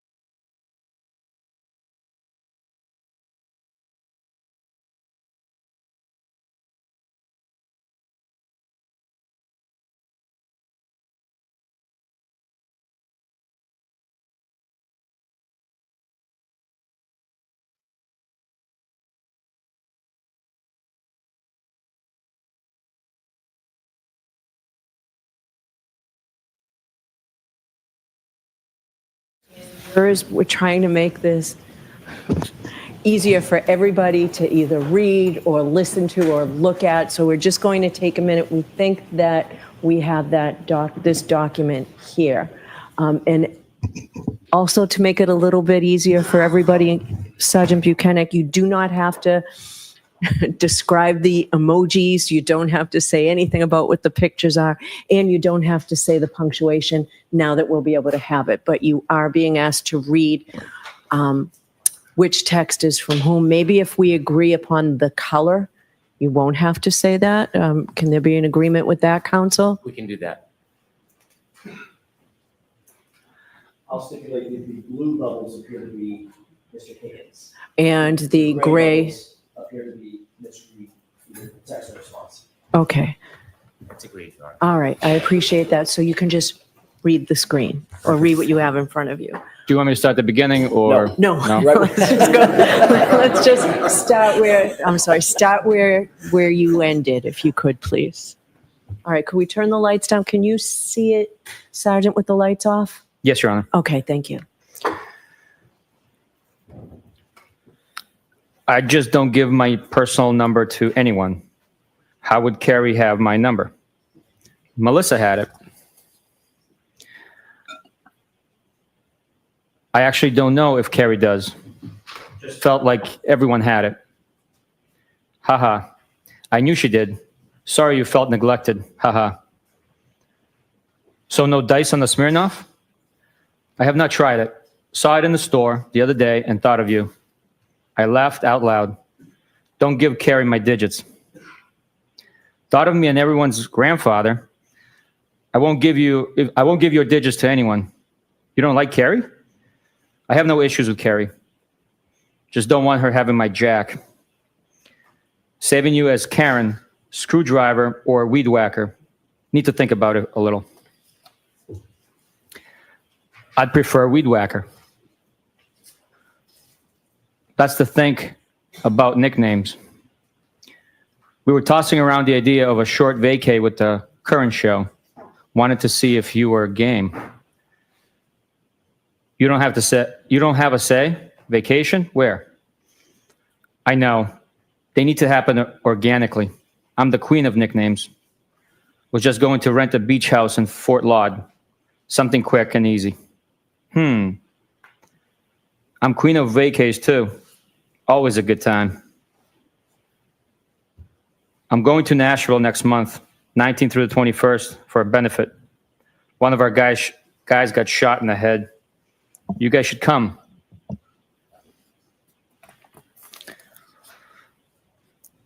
So you claim. Advertisement. Jesus, is he alive? Was he from Massachusetts? Yes, he is alive, not from MA. We were thinking late March.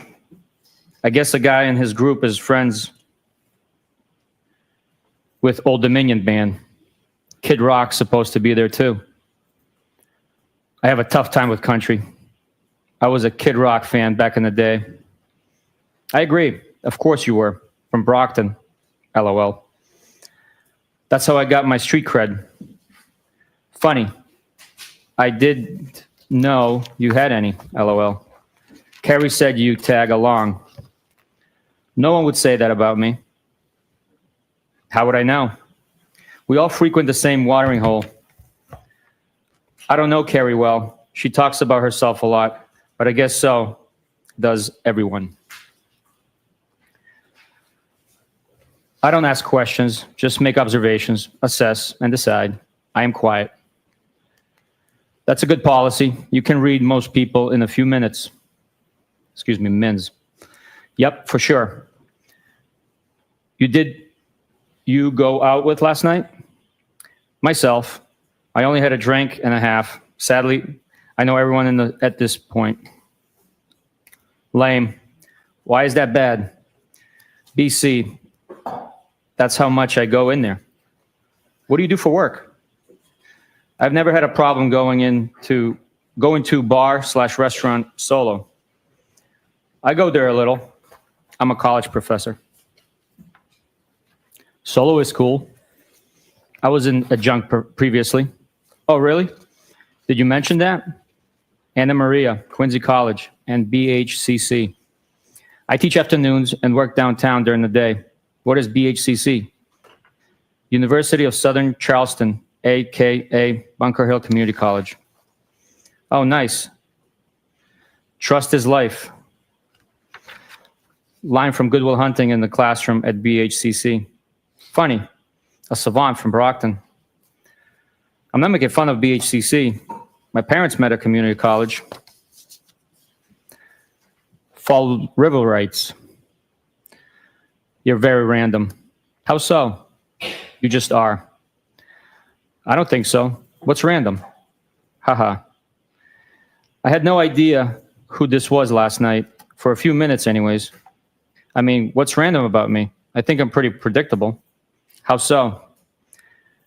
You must go around beeping at a lot of weed whackers, excuse me. Nope, never. It was my One-time thing.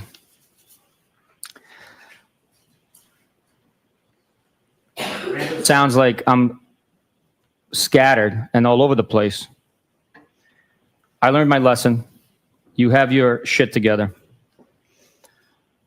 That was mortifying. I am still really sorry. Not completely, but for the most part, yes. Sure you are. One thing I don't think you was sensitive. When was I sensitive? To the weed whacking incident. I just snapped when I think guys are being creeps. Can't help it. I'm not a creep.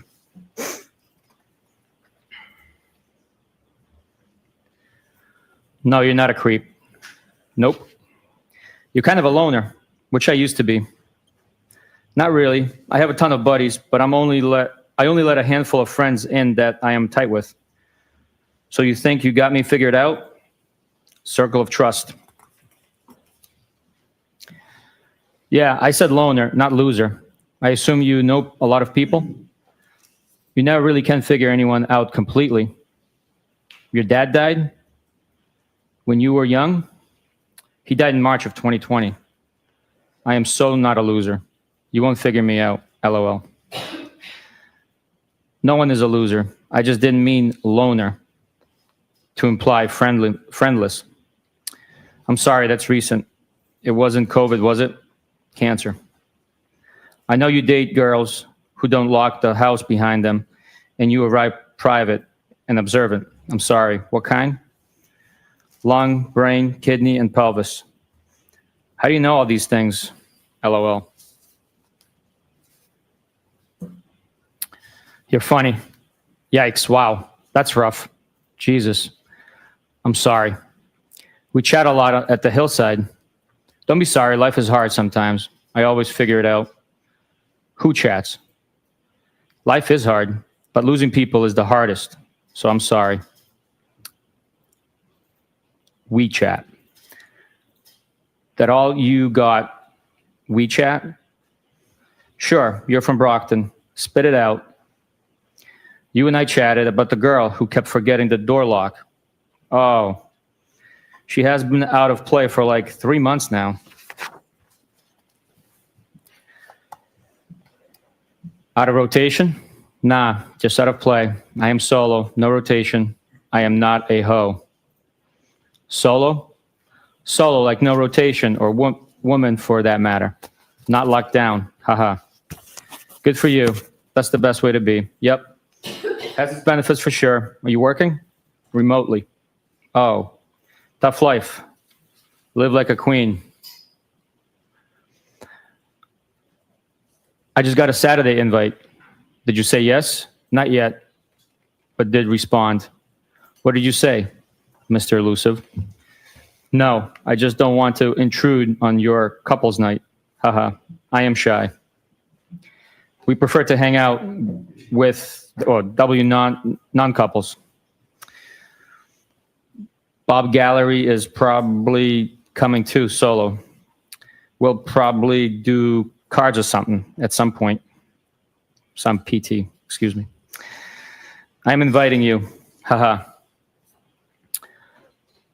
John said, quote, Brian is being wishy-washy now, end quote. Haha. Did you tell him to text me? No. You cranky now? Haha, no. Just stop being so anti-couples. Most couples don't even like each other. Name a few. Name a few? I don't know. All of them? They all want to hang out with single people? I need a drink. I had a blueberry beer. I'm jealous. Hey, I'm trying to menu plan for Saturday, Mr. Elusive. Don't count on me. Boo. Haha. I am sure you will get over it. Just got my first drink. Where? Brick House. You tied one on last night? I was just thinking about you. Haha. Yes, 4:30 a.m. came early this morning. Eek, that's early. You out late with the Commodores? Solo? Yeah, but you're always lining up your after party. Nope, not me. Selective. I am not a hoe. Hey, no judgment. Haha, you make me laugh. I know, I'm funny. Haha. What's on your mind? Nada. Just about to start cooking. Okay. What's on yours? I'm going to a Hillside Regulars 60th tomorrow. This could be a new low for me. Who? Detective, if I could interrupt 1 second. When there is a date that's delineated, could you just state the date out loud so the jurors follow the date progression? Next, Starting with the next one. I'm saying the next text message date or Yes, sir. date within. Where the Yes, above or absolutely. below the bubbles. Yep. So this screen here is Friday, January 13th at 3:33 p.m. Thank you. I believe I stopped before Bob Clinton. Everybody can't stand him. I detest him. His breath smells like ass. OMG, always. His daughter and I have mutual friends. I actually don't mind him when he's socially distant. I think he's friendly. Why detest? Yeesh. Talks like an ass clown. Maybe I'm being too hard. He just says crazy shit. Doesn't know his audience. Geez. Is he different from anyone else in there? Haha. His wife and daughter are cooler than he is. I like his wife. Never met the daughter. A nurse? Yes. Her fiance is a firefighter. By coincidence with people I grew up with. Crazy. Sunday, January 16th, 12:59 a.m. You're nuts.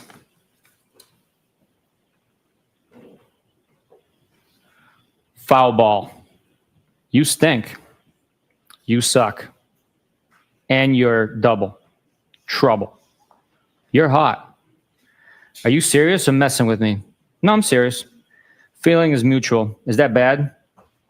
How long have you thought that? Are you okay driving? You don't want to stay here? I am fine. I have an office at the PD.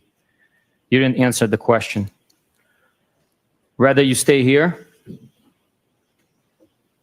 I wish. I think you're messing with me. Why do you think that? Because this is so out of left field. Where did these feelings come from? I just think you're like me. Meaning, do you have your own kids? I have no kids. How am I like you? Hello? Aren't we alike? I think so. So why did you get my number and reach out to me? Shoot straight with me. I told you, I just think we're alike, right? Yes, agree. Now what? I don't know. Shouldn't you know? Do you like me? Yes, from jump. When was jump? First time I saw you. When was that? Hillside for sure.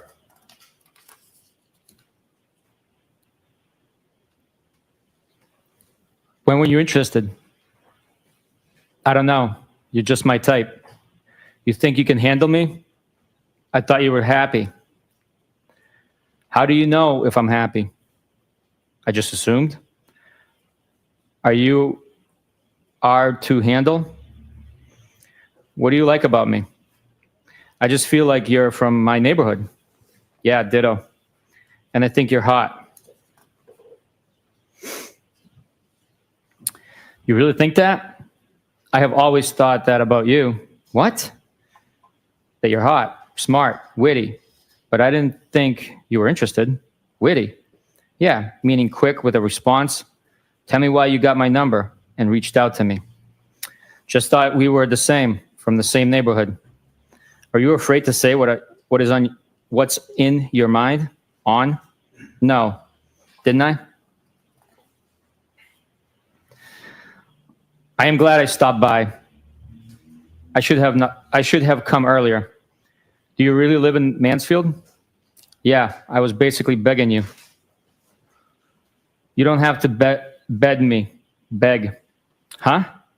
I will give you whatever you want. How are you texting right now?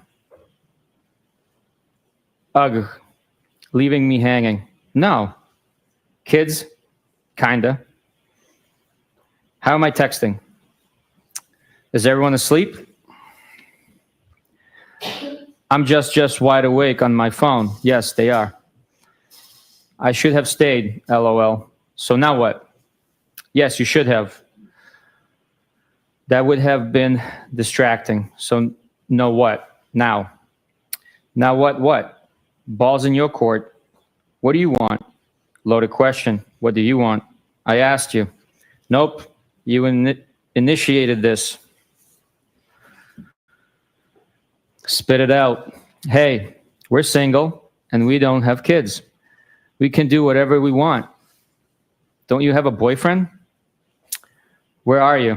Canton. Where? My office at the PD. Why are you going to Mansfield? Where is that? Canton PD. I have a house there from before I reconnected with John. Oh, I feel like you're not really saying what's on your mind. Do you like me? Yes, clearly. Come over to my house. When? When works for you? Whoever, whenever. When works for you? I asked you first. I think you're messing with me. I'm glad you came over tonight. Me too. Ball's in your court. What do you want, Karen? You look great tonight. I don't know. What do you want? You always do. Yeesh, really? Why? I look great? You're full of it. I think you're hot. I always have thought that. Just have not revealed my thoughts. I'm hot for the hillside. Low comps. Knock it off. You're hot, period. Are you glad you walked me out? Yes. Are you?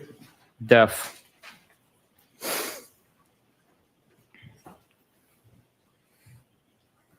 Yes. Are you going home tonight or tomorrow AM? We kissed, right? Is this a trick question? I don't know when I'm going home. I am selling my house. What a trick question. Are you moving to Canton? I am following your lead with this. I live here, but I have a property in Enfield. Why my lead? I don't want any responsibility. You started this, right? Why did you get my number and each out of me and each out to me? Still have not told me. Sorry, should I not have? I am fine with it. Just don't know why you can't answer. You're mad at me? OMG. No, not at all. You're being silly. I told you. I just think you're like me and I am attracted to you a lot. Feelings mutual. I just never saw this coming. Why? Because I just assumed you were happy with your situation. I was, but things have deteriorated. Why? How so? What did Melissa say when you asked for my number? It is very, very complicated. He and I dated when we were kids, and then his sister died and everything got fucked up. He seemed very into you. I just told Melissa that I had your number, but lost it. That's cute. She wasn't suspicious? No, she's great. Does she know you like me? She's a sweetie. We just agreed that you're great.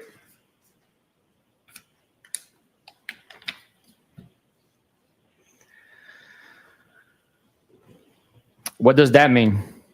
I was jealous that she had your number. Look, like you're either all in or you're out. Why would you be jealous? I am not attracted to her at all. I have always been attracted to you. Really? Yes. Since the first time I saw you, we would have fun. Where are you? I told you, Canton PD, my office. So are you selling your place and moving to Meadows? Yeah, but where is that?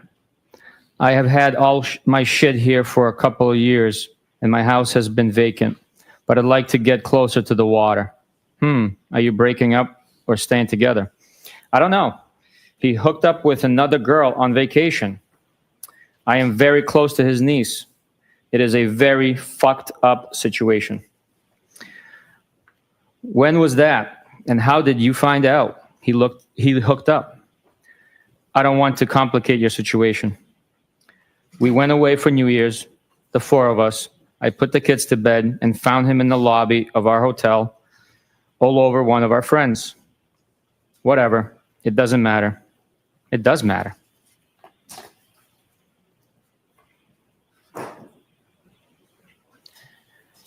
Did they bang? Does that matter? Sorry, I was just asking. I was just trying to figure shit out. It doesn't really matter. Okay, I won't ask again. I don't care. It doesn't matter. Okay, hear you loud and clear, Karen. Oh, okay. Why are you getting your thing all twisted up over simple questions, Dawn? I am not, am I? You're kind of getting defensive. Not at all. What is the question? Do you feel guilty texting me? No. Okay. What do you want from me? Nothing. Do you want anything from me? I would hang out. Oh, gee, thanks. OMG. What am I supposed to say? You're being tough on me. None of us is married. True. So game on? We can say whatever we want.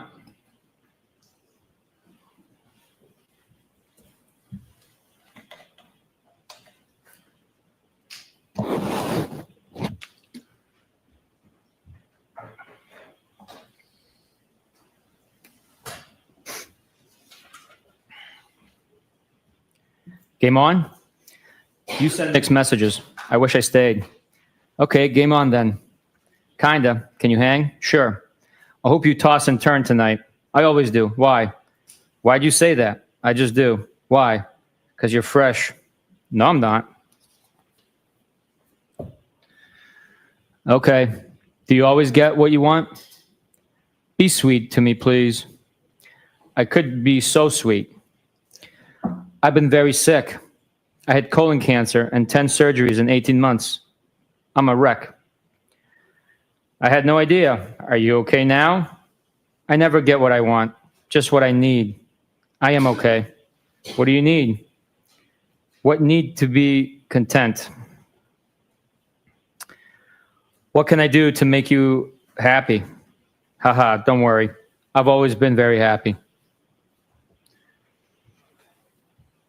You talk in riddles. Just tell me why you contacted me, huh? What's the big deal? I told you. Just think you're like me. What does that mean? Like you want to hang with me? You asked why I contacted you. Yes. Excuse me. Yeah, I did ask. We are attracted to each other, right? Reasonable question. Yes, 100%. Okay. We did kiss earlier. No? I think you initiated that. No? Yep. Do I owe you an apology? OMG. No. Why are you being sensitive? I am not. Kinda. No. Excuse me. Never. What do you want from me? What's on the table? What do you want ideally? The real deal. Sunday, January 16th, 7:37 a.m. Doesn't exist. Haha. Sunday, January 16th, 5:53 p.m. So you like Hennessy XO? Sunday, January 16th, 7:15 p.m. I am hurting so bad. Yeah, me too. The Currens went after it again at noon today. No way. This was about 2 hours before you came over.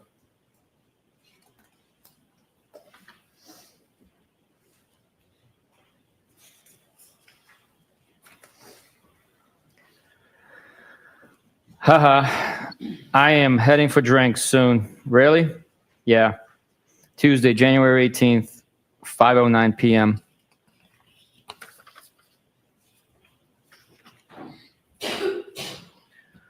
What's on tap? Haha, what does that mean?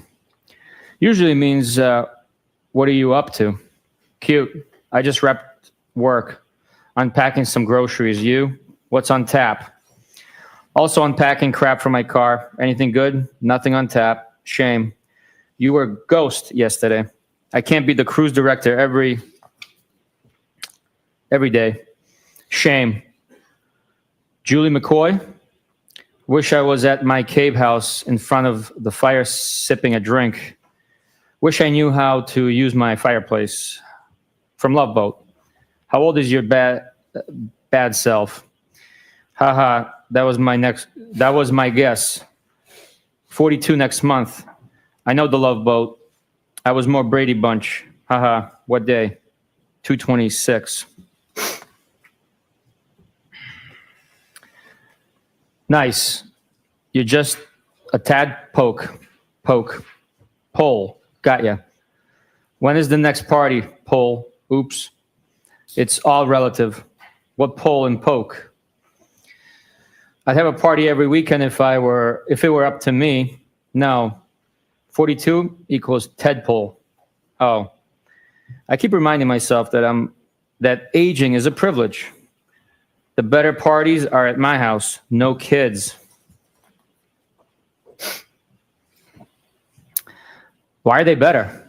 Well, first, BC, there's no kids. You were ghost yesterday. Thought I heard the last of you. Phones work both ways. I don't want to disturb you, or you could be otherwise engaged. I don't know your routine. I didn't use the word engaged, did I? Huh? Engaged? As like doing something with someone? Yes, that's what I thought you meant. Are you being fresh today? No. Now that you sobered up. Haha. I felt sober next to everyone else on Saturday. Good point. You're still trouble. Haha. Why am I?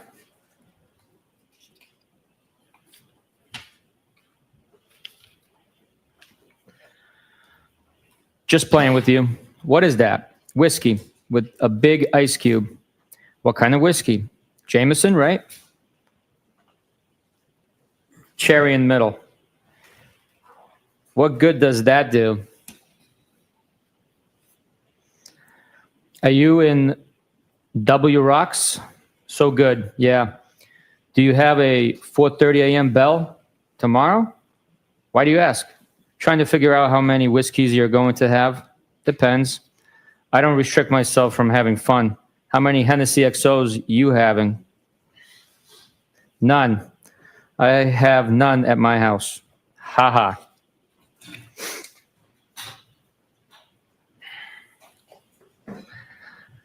I am not really trouble. Want me to pick you up next time I go to the base? Usually cheaper and tax-free. Just a little based on your conduct. The base?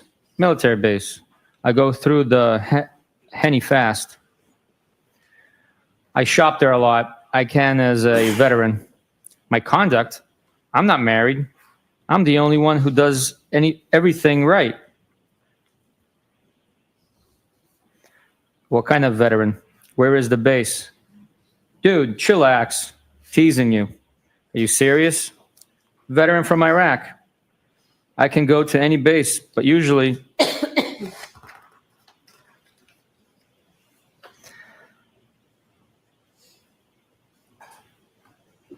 Hanscom in Bedford or down the Cape. Which base down the Cape? Which branch? Army. I'm not abnormally sensitive. Join base Cape Cod. I won't be so hard on you. Oh my God, you're not. You called me trouble. That makes me sound bad. I was just playing with you. You weren't, but that's okay. Stop being sensitive, please. I am not. Okay, so what's up? Did you figure out how many whiskeys? You mean tonight? Yes. Not sure. I am flexible and adaptable. Why are you so curious? Are you drinking? I haven't had a drink yet. Just want to see what you're up. looking for an influencer. My day was long. Influenced? How? Are you in Canton or Mansfield tonight?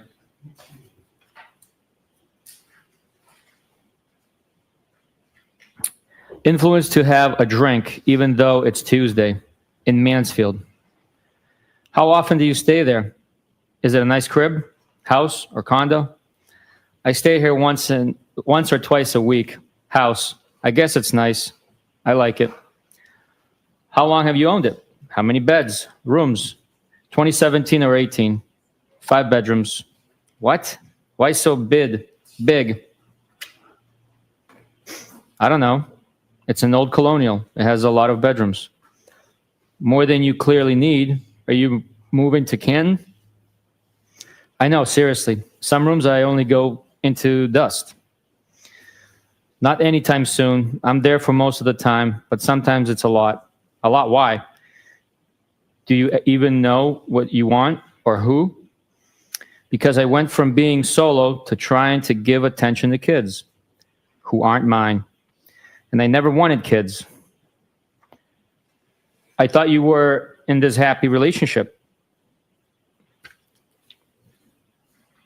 Everyone is happy at Hillside.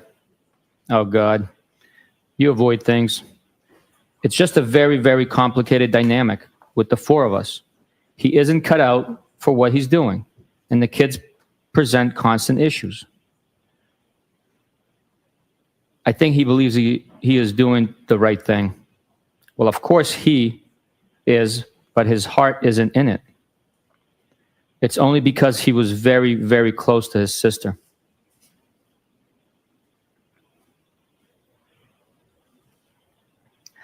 I know how you feel, kinda.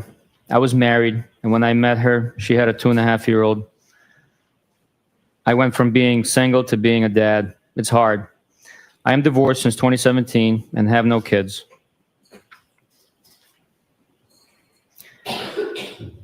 I try very hard, but they are very spoiled, and they're not my family.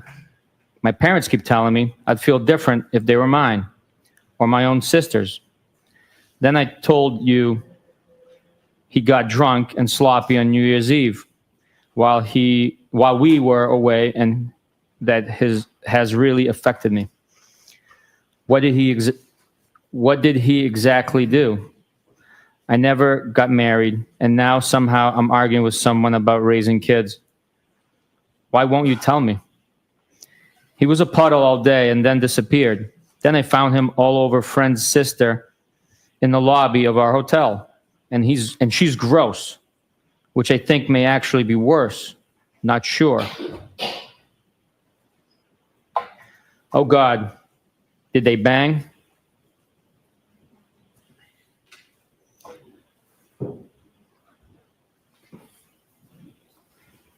So I was the kids celebrating New Year's without him, which shouldn't be my role. No, I doubt it.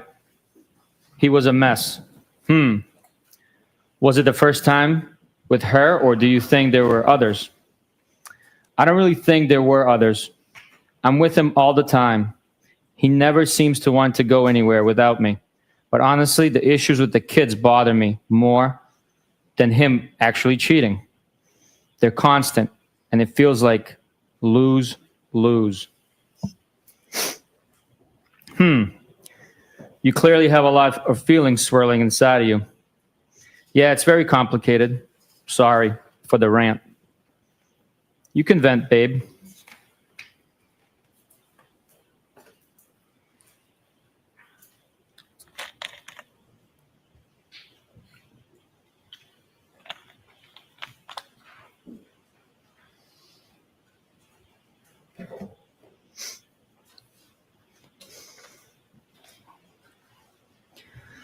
Basically, I just feel like I spread myself too thin, and sometimes it's thankless. You probably felt that way too. I did at times. It was 1, not 2, thankfully. Want to grab a drink? If you gave me some notice, I could have. You said you were adaptable. I am, but I have my work truck with me and not my personal. Do you get angry when you don't get your way? That sounds like an excuse. I rarely get my way. I don't make excuses. I don't make excuses. If I don't want to deal with someone, I tell them. Then I am a ghost. Why do you even want to hang with me? Don't we already hang out? I don't make excuses. Work truck, personal truck. What does that doesn't sound like a massive problem. I end up drinking with you at least once a week, I'd say. I can't use my work truck for transportation to go drink. You think so? What makes you so sure? Probably would be fun. I think I see you about once a week at a bar. No? Not lately, but yes. Okay. So you asked why I want to hang out. I'm just saying that I already hang out with you. Yeah, but we have never one-on-one.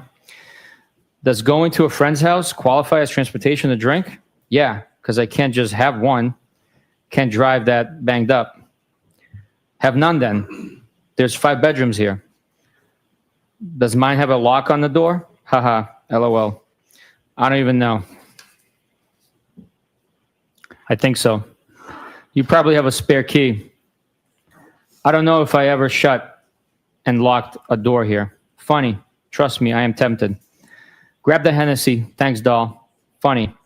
I am confused. You don't feel guilty in inviting me over? Should I? I don't know. Who knows what you feel? Only know what you said when you were drinking Hennessy. Haha.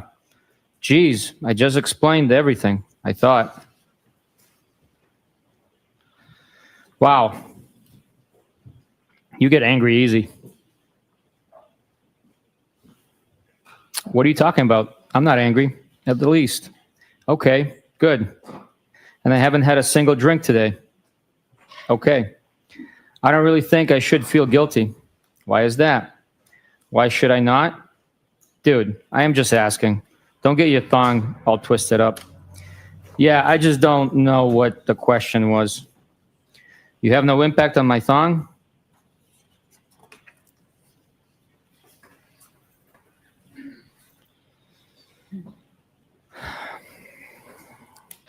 I think I try my best to do the right by people, and sometimes people suck. And I'm not married, nor do I have kids. I agree. But you kind of have a live-in boyfriend. You act like you act like I ask dumb questions. Yeah, kind of. But it's been a long time, and there's ups and downs, so at some point, you have to think more rationally. Do you plan on leaving him? I'm sorry. I don't think they're dumb. It's just hard back and forth on text to understand the question. When you ask what day, earlier, read my birthday, I thought for a full minute that you meant what day did I use to watch the Brady Bunch. And I had typed a text every school day at 4 and 4:30. I meant what day was your B-day. I don't have any plans at the moment in either direction. Sometimes I go back and forth. Yeah, I figured that out. What's your interest in me? I assume people have been interested in you before. True. First, I think you're fun to talk to. I like sizing other people up. And you seem to be private, which I also like, and probably pretty independent too. So like, I am a ton of fun. I am super private and do not talk out of school. I am safe. Does that make sense? I am all of that and more. Safe? Like I am private. Don't talk out of school with what I do or who I hang with. Do I aggravate you? Haha, no. According to John, you may occasionally talk out of school. He said that about me? But that's none of my business. With respect to what exactly? None of my biz. So then why invite me to your house party? Now I am aggravated. Tonight's house party or last week? OMG, why? Last week. Like, why would he talk shut about me? Because we all like you. Everyone does. Geesh. You just said he talked shit about me. He wasn't talking shit at all. He always says how much he likes you. Just mentioned Brian does all right for himself. He has not said one negative thing about you ever. I just didn't think you were that private, that's all.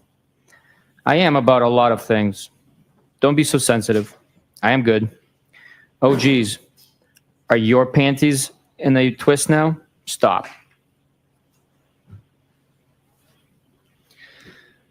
Nah, my boxers are just fine. Okay. You're not going to run your work truck through the gears tonight? I thought you were tons of fun. No, I am not. As much as I would like to. Moving on to the next call. Huh? Will you stop? You sensitive again? I can't really follow your thought process. You keep kind of insulting me a little. I am still confused why you want to hang with me. It's also out of left field. No, I am not. Are you single? Yes. I don't think it's out of left field. Wasn't I already begging you to come over last Saturday? You getting my number from Melissa and reaching out to me. And then on vacay and probably a few other occasions. You didn't really beg. I asked at least twice. How do people usually reach out to each other? Why would I have thought you had any interest in me? Usually do it when they do live with someone. Do not.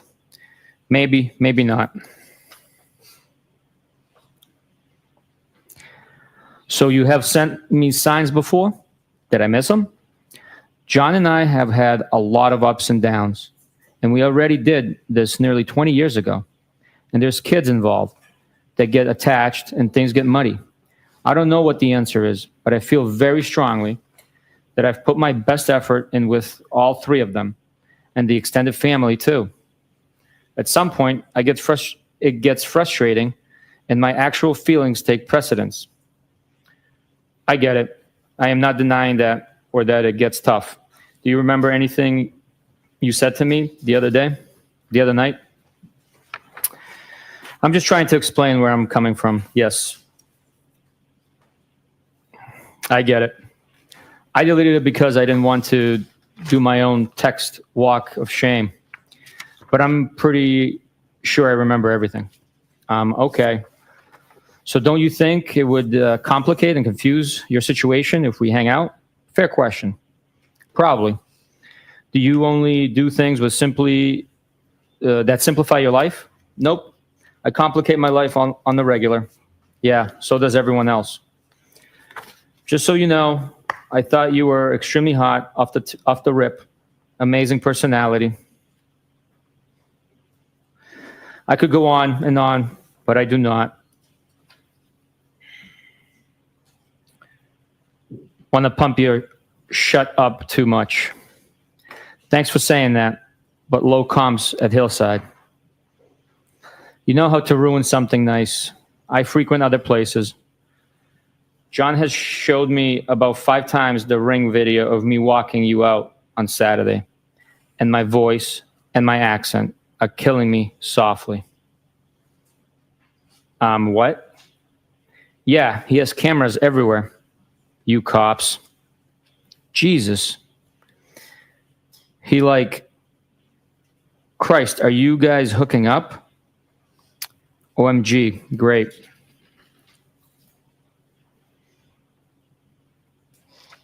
I don't need your drama, dude. No, it's fine. Seriously? I am serious. You legit planted one on me. I know where the cameras are anyway, duh. Oh my God, Bruins. So your slick move isn't on there? Of course not. OMG, I almost. It was a peck anyway. I kissed Carrie and gay Jeff too. Yeah, weak, I agree.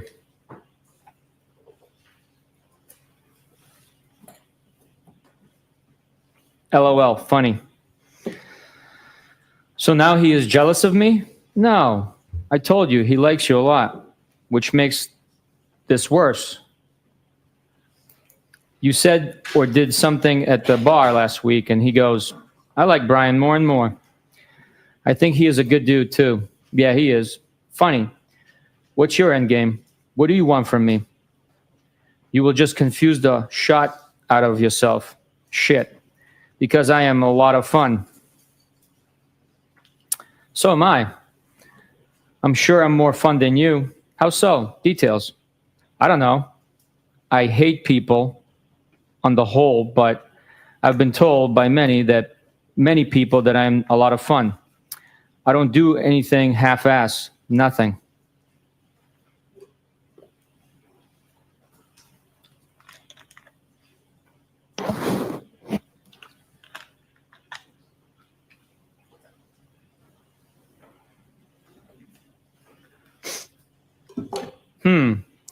So what do you want from me? I don't know. I just like you so I reached out. You have zero idea? Nope. Oh, God.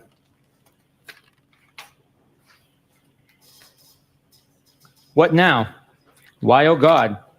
Because I need some direction. Well, I'm not an FG oracle, sorry. That's actually funny. Do you eventually get what you want? I told you, rarely.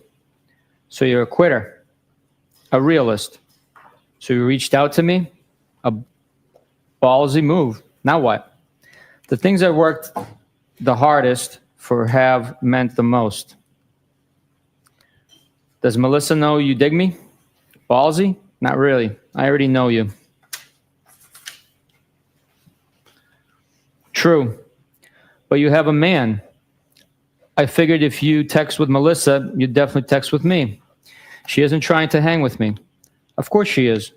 Plus, I never really texted with her other than to see if they were headed out. I asked you over. Is what? You made excuses. That's fine. But I'm not asking again. She doesn't like me like that. I'm sure she does. What makes you so sure? BC, she said, I'd love to set Brian up with my sister. She deserves such a good guy like him. That doesn't mean she wants to. Bang me, himself. And I think Lito is kind of a dink, so I'm sure Melissa likes you a wee bit. Herself. Yeah, he is interesting. Have you always had trouble accepting compliments? Yeesh. No. It at all. All yours came to me after a day of drinking. You were way more all over me that day. So what? Don't most compliments come that way? Like all over me with compliments and how you felt. It was 3:30 a.m.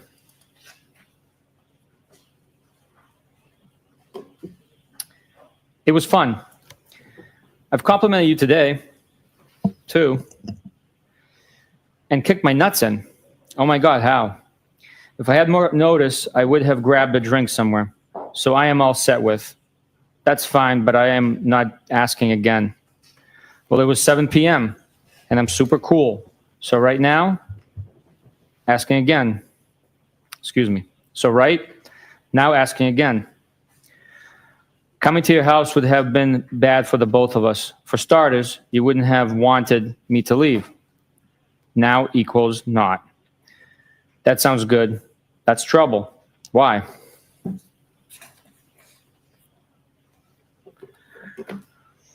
Because you would have made me stay, locked me in your room. No, I wouldn't have. Haha, you wish. I don't share a bed with anyone ever. I have my own room in Canton. What? Yeah, I think sharing a bed is archaic. Is that the one you wanted me, TK, stay in? You sit like to be spooned? You don't? Not for more than a minute or two. Weird. You would rather sleep alone?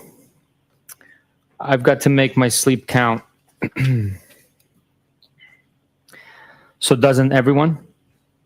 Honestly, I am the world's lightest sleeper. I can hear an ant crawling across the floor, and I wake up almost hourly, which isn't fair to whoever I'm sleeping with. Okay, bet Melissa isn't like that. Haha. Lori wouldn't like that. I know for a fact Melissa isn't like that. She told me she can't even fall asleep unless they're spooning. Lito rolled his eyes and pointed a gun at his head. You've probably got to go to work on your truck. Talk soon. Whatever.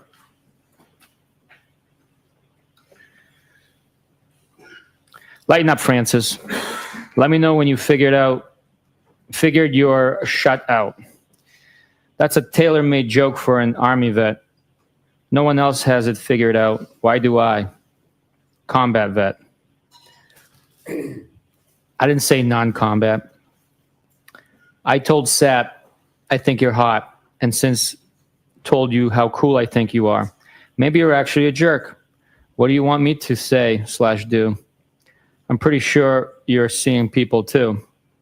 I am not a jerk. Don't change the narrative to suit yourself. Own your words.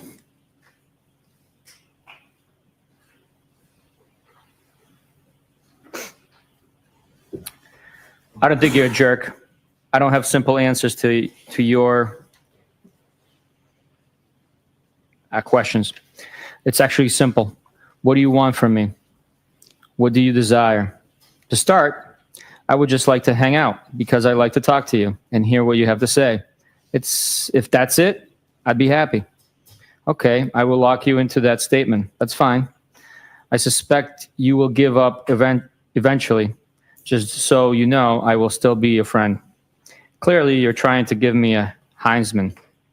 No, not at all. Why would you say that? Because I've tried and I am failing. Tried what? Failing what? Hot and personality and what else? What's the I could go on and on part? BC, it feels like a Heisman, sugar-coated with a few compliments. That's okay. I asked you over on a seemingly uneventful Tuesday. Yeah, with zero heads up. I have to get up at 4:30 a.m. Didn't hear from you yesterday at all, so I should have been a mind reader that you were going to extend an offer to your crib for a drink. If you want to give up, that's on you. You're being silly, for the record.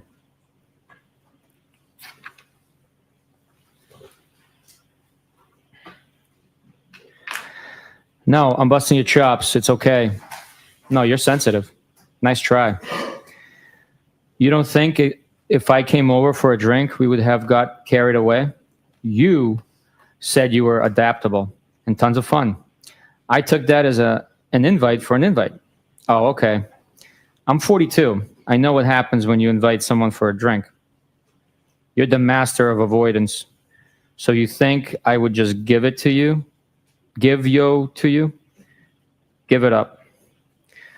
I've been a lot in my life. I have a little bit of a carpe diem mindset.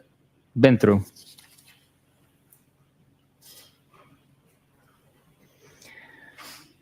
What am I avoiding?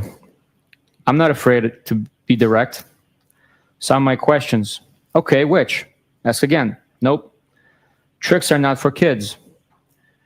I'm pretty sure we would have hooked up. Okay, I can't say that. Of course you can. Did I miss any other questions, sir? Probably. Are you having a drink right now? Yeah, on my second. Show me what you got. I went for some wine and downgraded to a mudslide. The taunting in me. Haha. I had to make another one because you got me all worked up. I could have made it for you, weirdo. Sure you could have. Done a lot.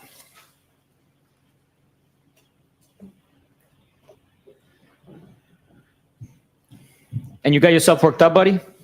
Yep, I am. What a crime? Excuse me. That a crime?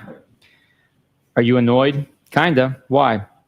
Because you there, this offer on me last minute of through. I could have made 3 round tips by now.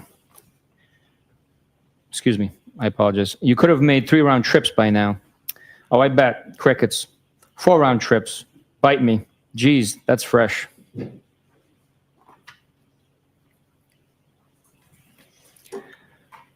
So you only say like one nice thing per day? Tough. You're impossible. Let me know when you figured this out. You're impossible. I've been pretty straightforward. You're wishy-washy. What do you want from me? Doesn't matter. Okay then. Wednesday, January 19th, 10:08 a.m. Sup? Sup? You tell me, playa. Just working remotely.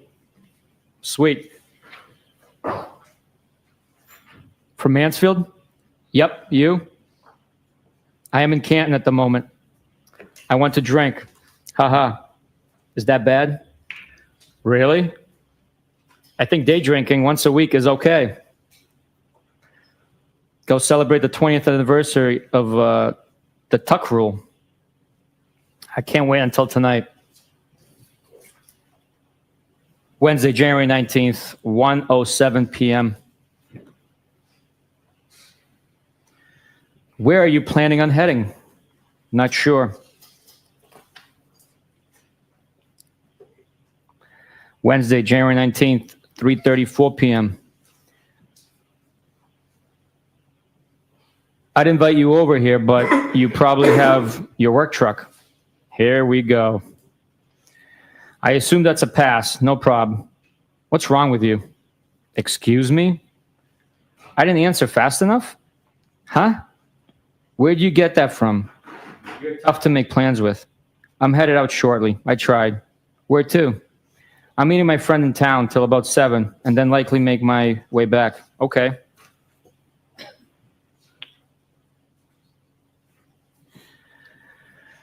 Where are you headed back to, Shady? I assume that means Shady. I'm meeting my gal pal, who's from Canton, back to Mansfield. Do I know her? Name? I don't think so. Julia Mellon. Lives on Sherman. I'm not trying to be difficult. I just don't want any drama for either of us. I don't either. Okay. Trust me, I am tempted. I don't think it's a big deal. What? You coming over to my place? Or you coming over mine? Okay. You clearly are getting aggravated with me and my lack of participation.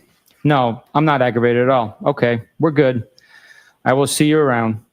I knew this is how you would act. Whatever. You can get most any guy you want, so you're not losing any sleep over this. None of that is true. I'm not talking to any other guys, and I have issues with John, and things are far from perfect. You just happen to know about him because we all hang out at the same bar. I'm sure you talk to other girls. That's what single people do. I'm not married, and neither are you. Neither is John.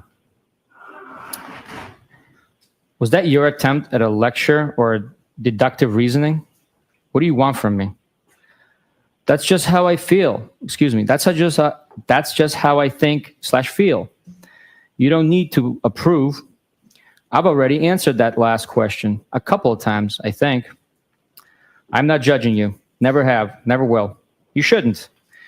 I don't know what your private life is about, nor is it my business.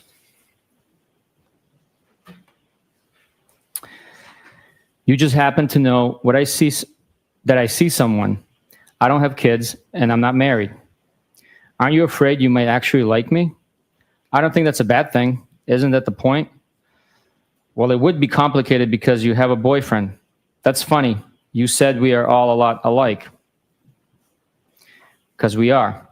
Yeah, life never stays the same. Things always change. Okay. Why are we alike, according to you? Because we go with our gut and how we feel? Isn't that kind of what you told me? Yes, that's true.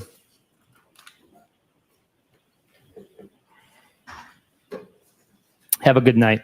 You're clearly irritated. Sorry to bother, young you. Either texting is bad or you're sensitive. I'm not irritated at all, I swear. I had been going out with someone for a few years when I reconnected with John.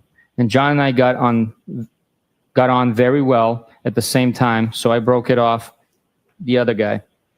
He was probably starting to see other people if I was completely honest with myself.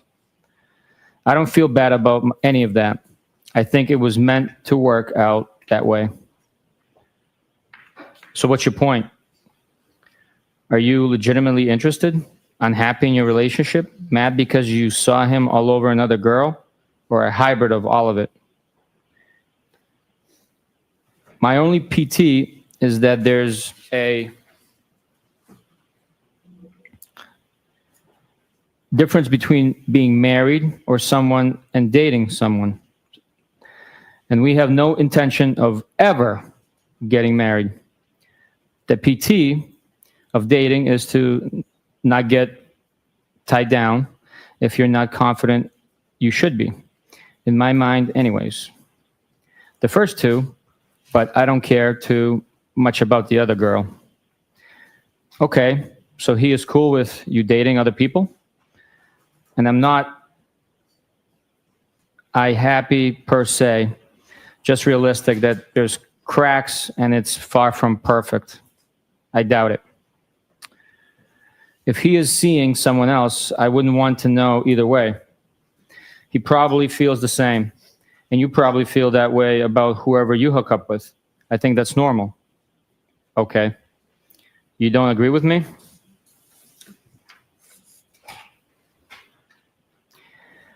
You make some valid points.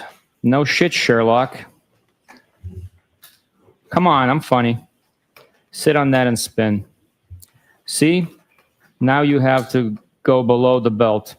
Love it there. Do you wear belts? Only once in a while. Okay. When I go into the office. Okay. Rando. Haha.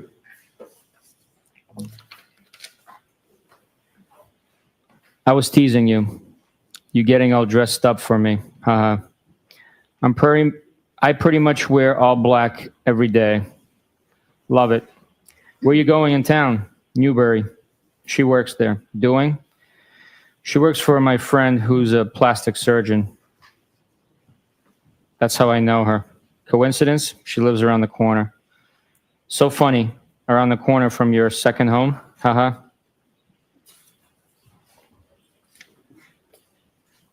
Oh, haha. I had to come downtown earlier, so told her I'd meet her for a drink. You there now? You would like my spot at the Cape. I have a great spot for dinner and drinks down there. Are you there tonight? I'm a beach worshiper.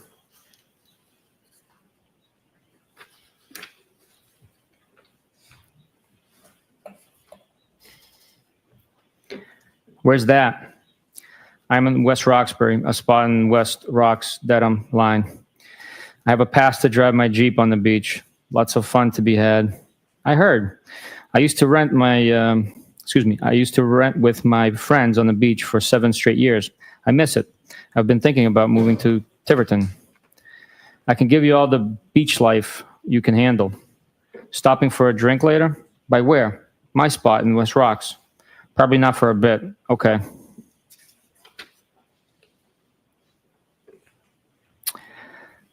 At a bar? I wasn't suggesting anytime soon. I know you're with your friend. I meant my house. Probably after 8. Okay. If you don't want to, that's fine. No pressure. I will. A drink? What do you drink? Are you out now? Sorry. I'll drink whiskey if that's what you're having. Haha. Send me a pic of you two.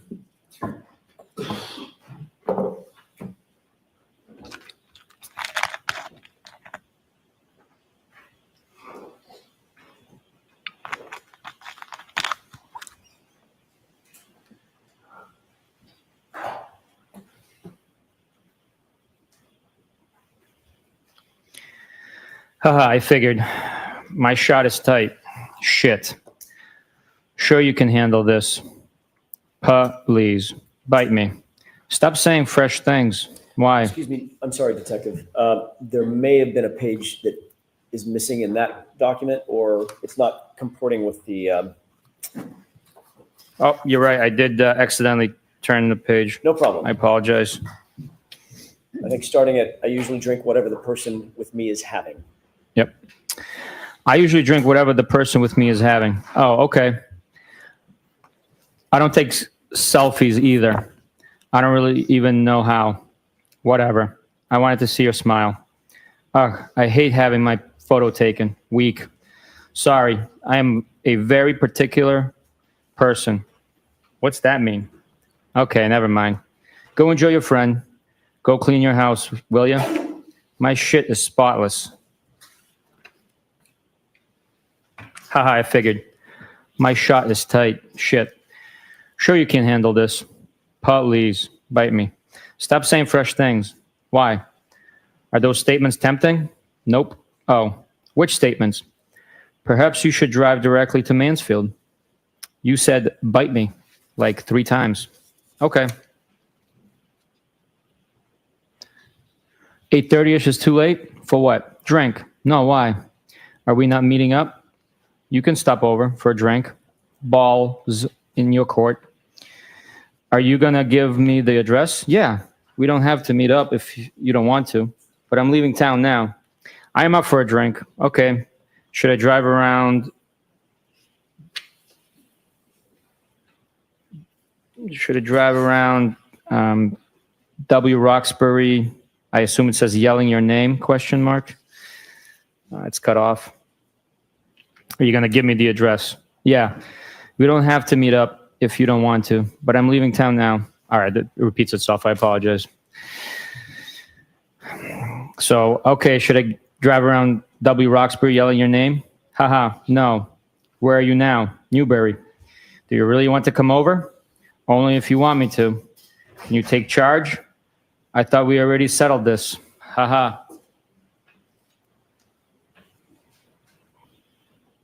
Okay, well, I am in my car and now getting on the highway. This feels like I am forcing you. Not at all. I am game. Okay, well, I'd like to know where the hell I'm going, Pike or 93? You just want to meet me at the crib, or do you want to come over? Pike, I would Daub say. You decide. I don't know either. Whatever you want. I don't either. Play so wherever you're comfortable. You know anyone in West Rocks? I don't think so. Ha ha ha. Then just stop by for a drink. Up to you. No pressure. Just give me an address. I hate texting while driving. Bryant Road. Text me when close. Okay. I will show you where to print. Park. That's W Rocks? It's not coming up. Yeah. Then put Boston in. Bryant Drive, West Roxbury Township, New Jersey. Searching for a friend. Then add your phone contacts so you can search for their address on maps. It's a screenshot sent through. First one. What app do you use? Turn around on the street. Park at the top of the street across from the red minivan. LMK when you're here. Here. Wednesday, January 19th, 11:13 p.m. Home. Alive? Cool. Thoughts? Maybes. You? What? You asked my thoughts. You didn't answer. I don't know my thoughts. Okay, I think I get it. You have any? Thursday, January 20th, 12:27 p.m. Hi. How was your day? Good. Yours? I am exhausted. Yeah, that makes 2 of us. But I want a drink. Really? I'll give you Hardy's digits. Who? Hardy from 98.5 Midday Show. He hangs out at the Currents sometime. He's a spokesperson for Recovery Center of America. Haha, I don't have a problem. Kidding. I know.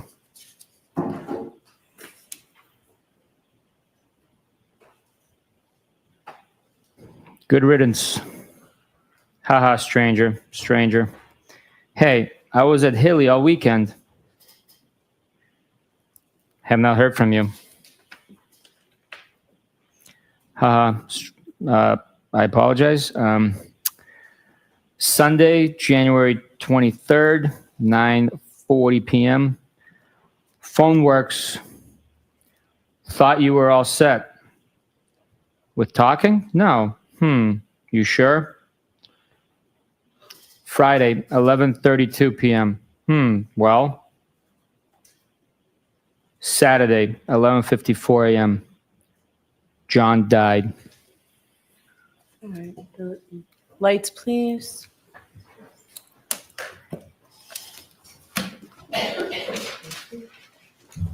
Jurors, we're right at 1 o'clock, so we can keep rolling. Court, all rise for the jury. I'd like to see counsel just a second about scheduling, please.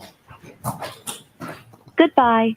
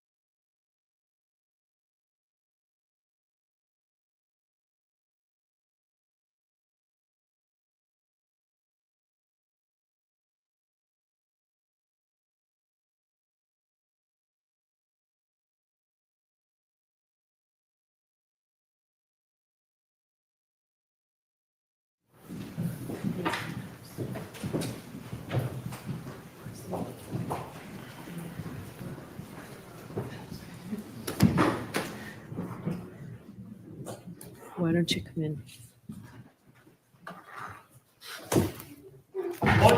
All rise.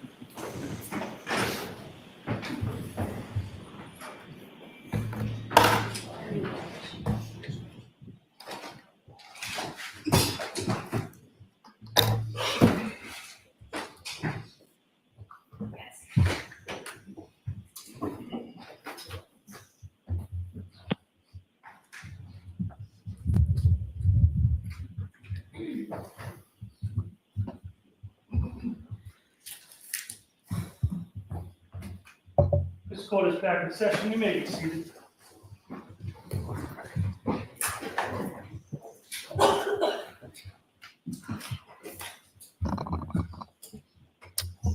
All right, Mr. Jackson, whenever you're ready. Thank you, Your Honor.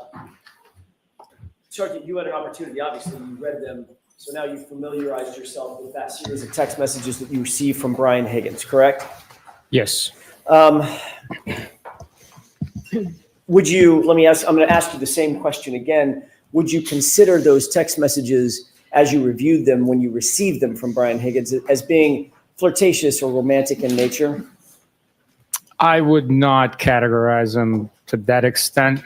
Certain parts of it might be, but the total conversation, if you want my opinion, I can provide you with it. Was there some flirtation in the text messages that you noted?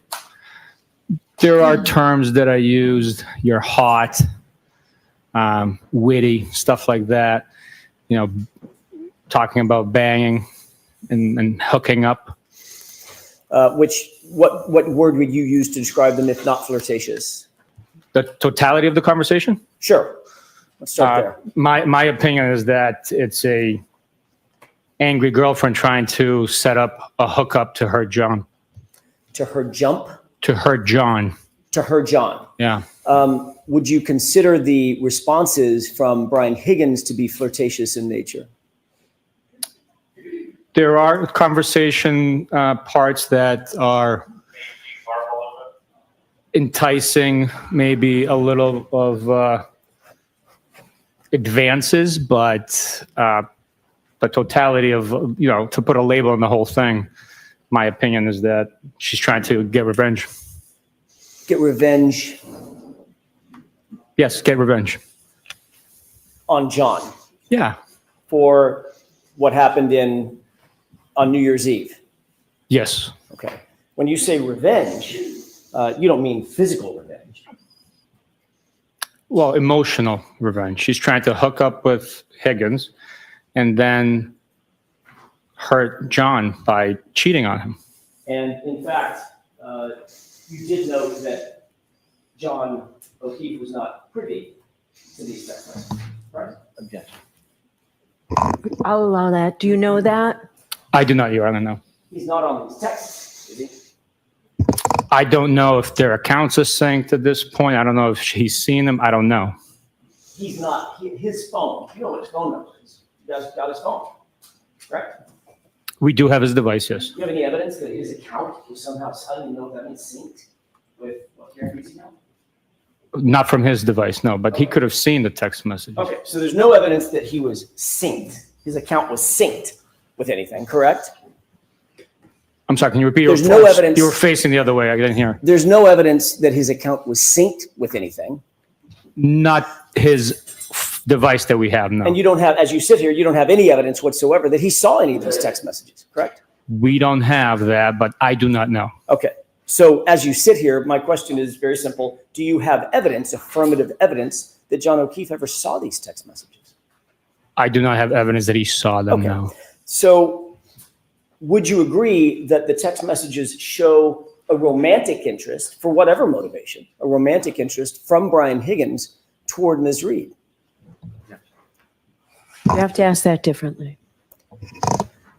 In your mind, as you read the text messages, did you determine in your head that there was a romantic interest by Brian Higgins toward Karen Reed? In my mind, I saw the text messages for what they were, initiated by Karen Reed, and began a text message conversation with Brian Higgins. And Brian Higgins was responsive to those text messages, correct? They did communicate back and forth. He was responsive to the overtures that Ms. Reed made toward him, correct?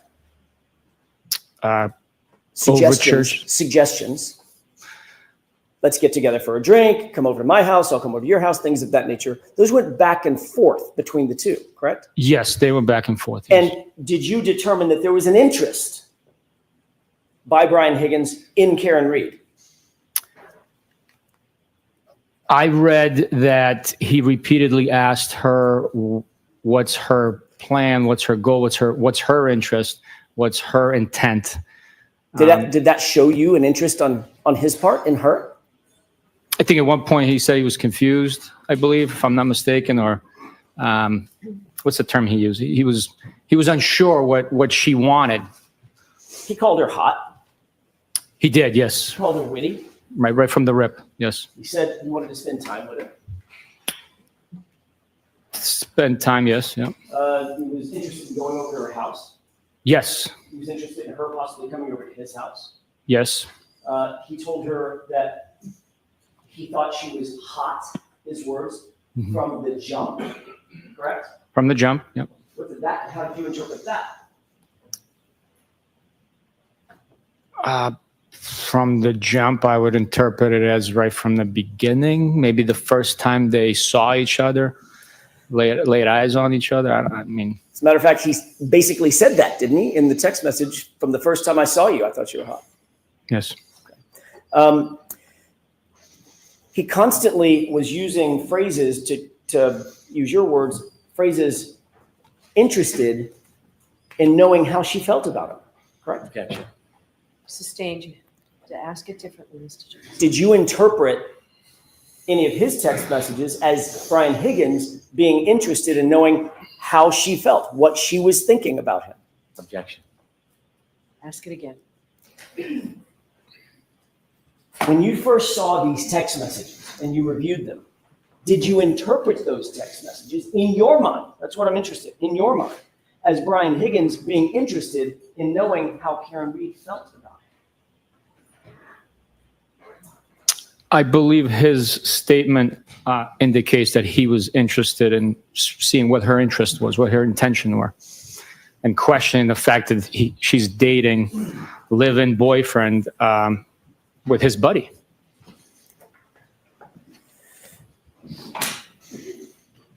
He used the word ghost several times, correct?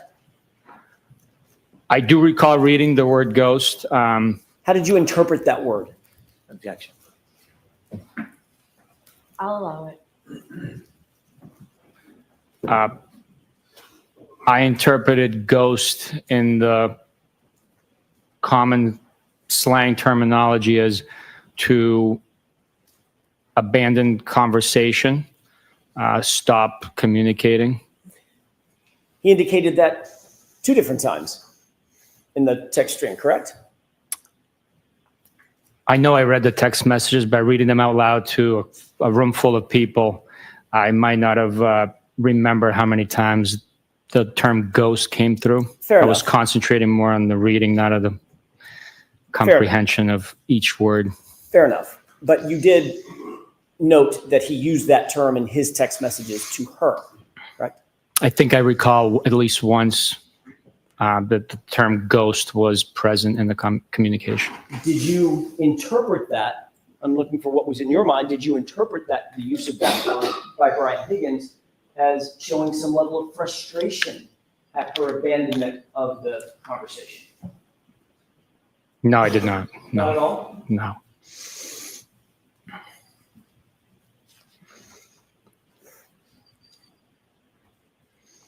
Have you ever heard the phrase, "you ghosted me"? Yes. How do you interpret that phrase, just in general? I've heard it communicated between other people. I've never used the term ghosted. I think it's a little after my time in communicating with others, but I take it as you stopped responding to my text messages. Do you take that, do you interpret that, or did you interpret that as a positive or a negative comment? You ghosted me. I interpret it as a matter of fact, like you stopped talking to me. I never thought about it in a positive or negative connotation. I never gave it any thought. As you sit here now, if you do give it thought, would you put a positive or a negative connotation on the phrase, "you ghosted me"? Objection. Sustained.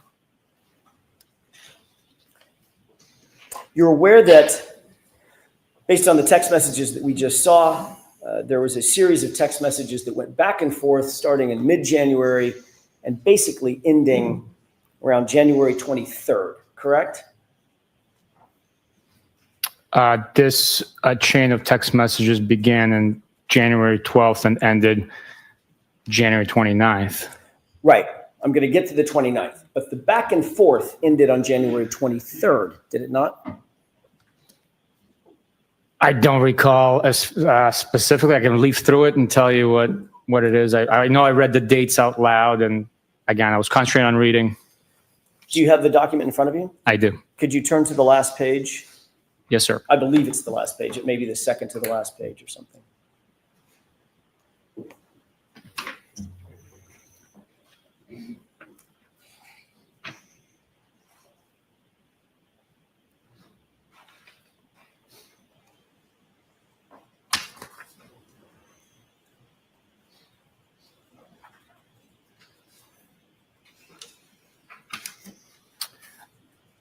Do you see an entry on January 23rd, 2022, a text message from Brian Higgins, thought you were all set?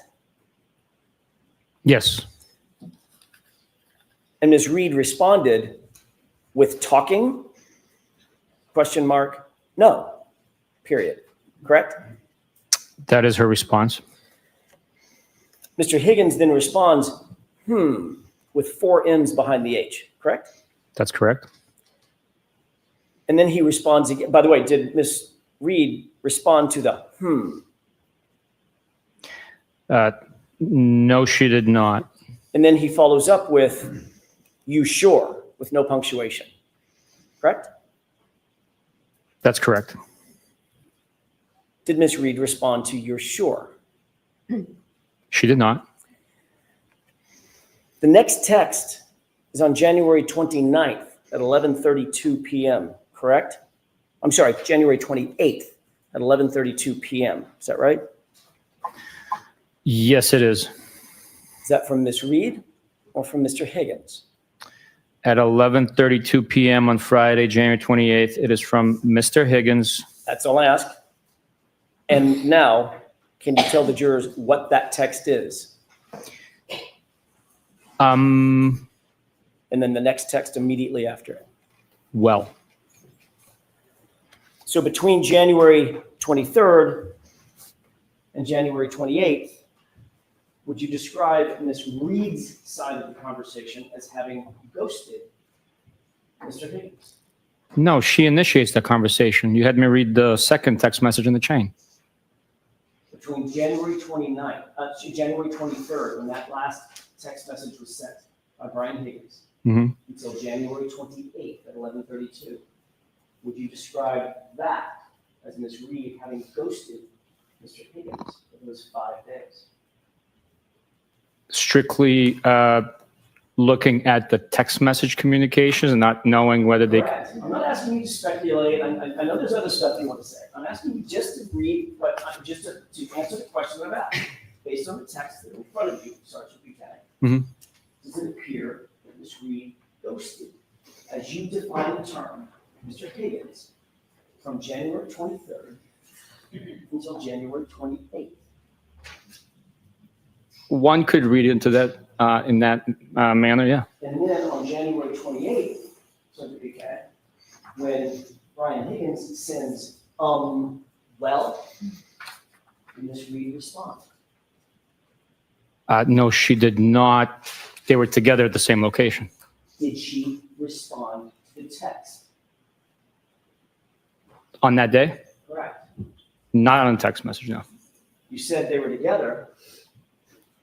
That means that Brian Higgins was together in the same room with Ms. Reed when he sent his text, correct? Yes. And she ignored it, didn't she? It's a stink.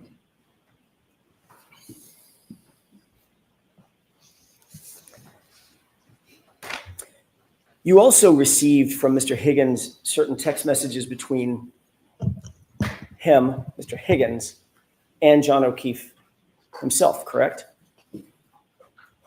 Yes, we did.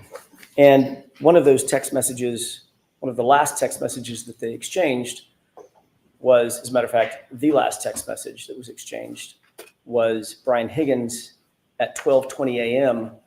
on January 29th, 2022, texting Mr. O'Keefe, you coming here with 3 question marks, correct?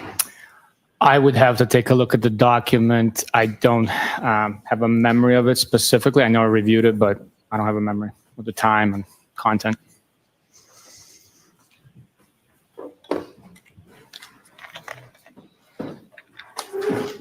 May I approach your honor? Yes. Thank you very much. Thank you, sir. No, no worries.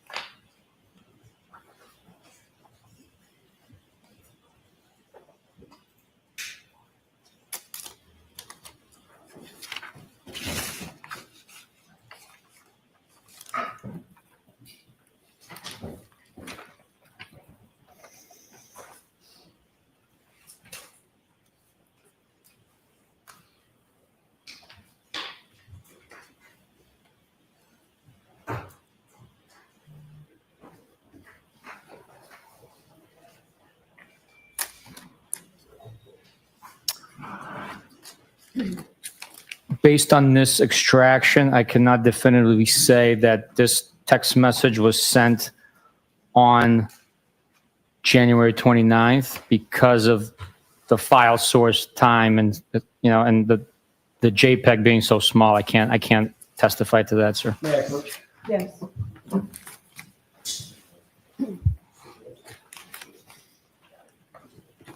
Your Honor, Mr. Brennan has kindly offered to stipulate that the "you coming here" text was sent. I would offer the following stipulation: that "you coming here" text was sent on January 29th at 12:20 a.m. from Brian Higgins to John O'Keefe's phone.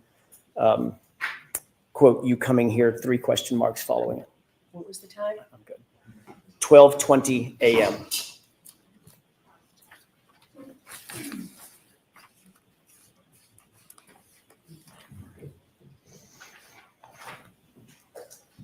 May we enter that stipulation with the court's permission? Sure. So, jurors, you've heard that the lawyers agree that that fact is true. Thank you. Thank you, Sergeant.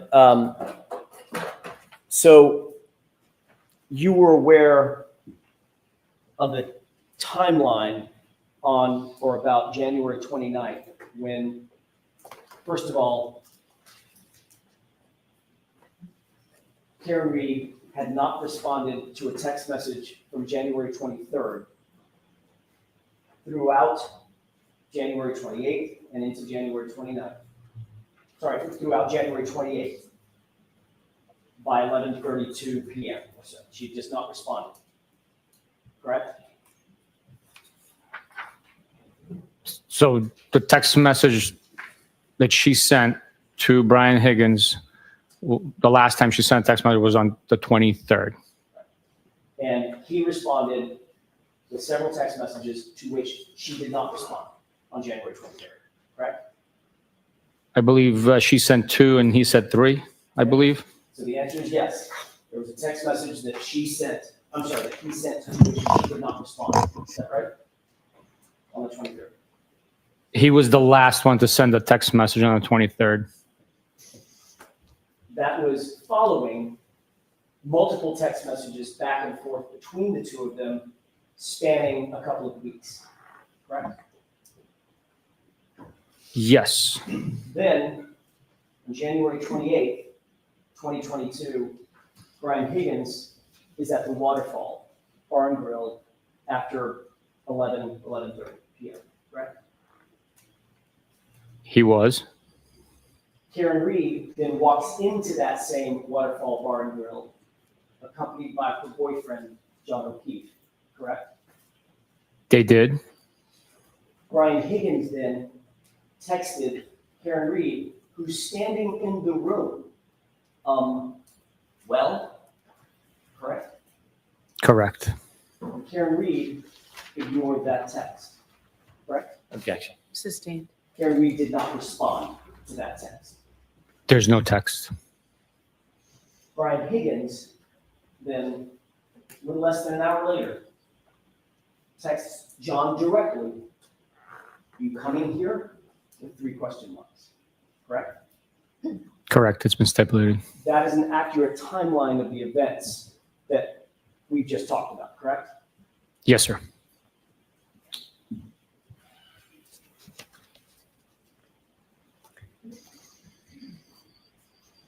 You're also aware of a call, your investigation revealed a call between Brian Higgins and Brian Albert at 2:22 a.m. on the 29th, correct? Objection. Sustained. Did your investigation reveal a call between between Brian Higgins and Brian Albert at 2:22 a.m.? Objection. Sustained. May we approach, Your Honor? Okay.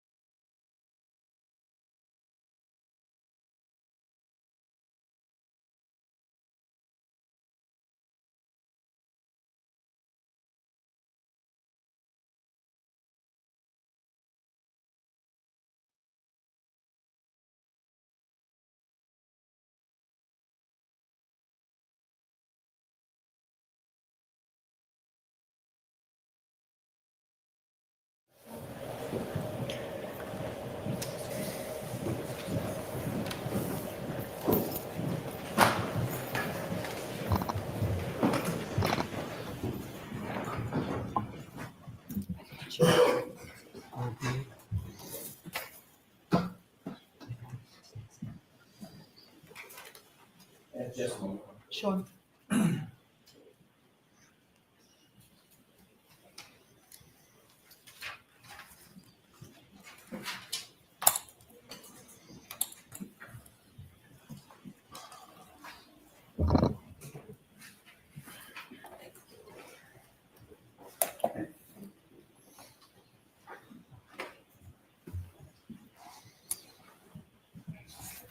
Sergeant Buchanan, did you become aware during the course of your investigation, then I'll narrow the time frame, during the course of your investigation, that there were calls between Brian Higgins and Brian Albert at approximately 2:22 a.m.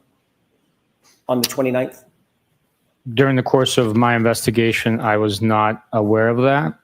If you have a document that I can see, I can tell you if I've ever seen it before. Did you seek to secure Brian Albert's cell phone to determine what calls he did and didn't make on No. January 29th or January 28th? No, we did not. Would, in your experience, would a phone extraction, a cell phone extraction of Brian Albert's phone have revealed calls made and received in the time frame that we're talking about, the 28th and the 29th of January 2022? If a phone is extracted, the records of phone calls being made and received would show those records. You did receive information from Brian Higgins' phone, specifically the texts that he claimed he pulled off of his phone and gave to you, correct?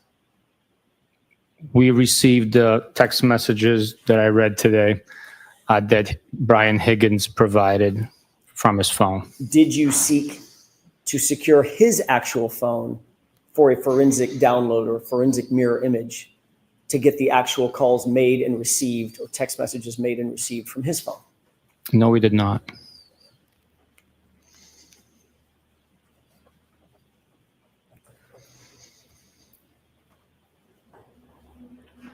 At some point,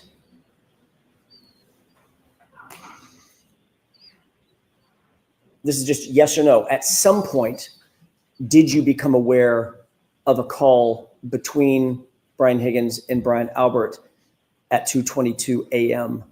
on the morning of the 29th? Just yes or no. No. As you sit here today, this is new information to you. Let me rephrase that. This is unknown information to you. You do not have any information about that? Objection. Sustain. You need a time frame, Mr. Jeff. I realize that, Judge. That's why I'm asking it this way. As you sit here, are you aware of a phone call between Brian Albert and Brian Higgins at 2:22 a.m. on January 29th, 2022? Look, you just shared that with me. I have no memory or record of seeing that it actually took place. I do not know. Okay, so you've never heard that before. That was what I was getting to. You've never heard that before. No. Okay.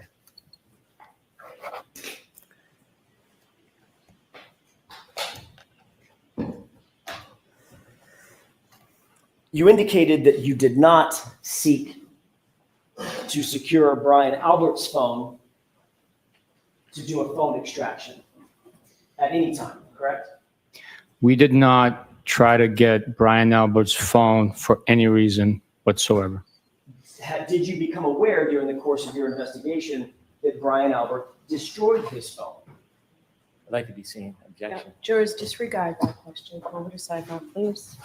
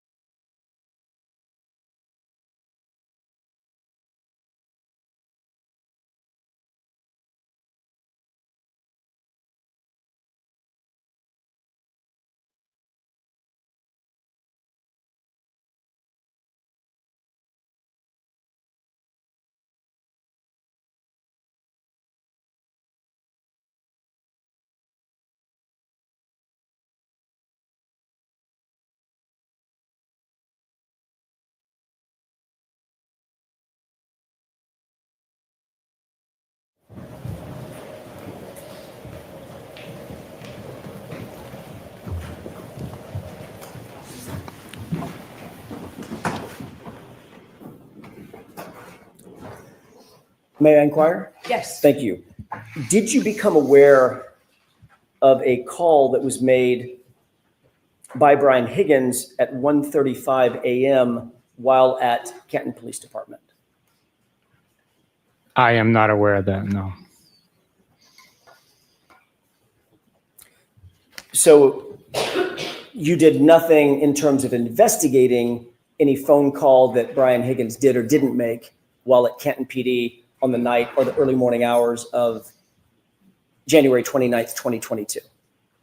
We never sought to get Brian Higgins' phone. He was not looked at as a individual that we would need to get his information for any reason at that point. Even after you received and read all of those text messages between him and Karen Reed?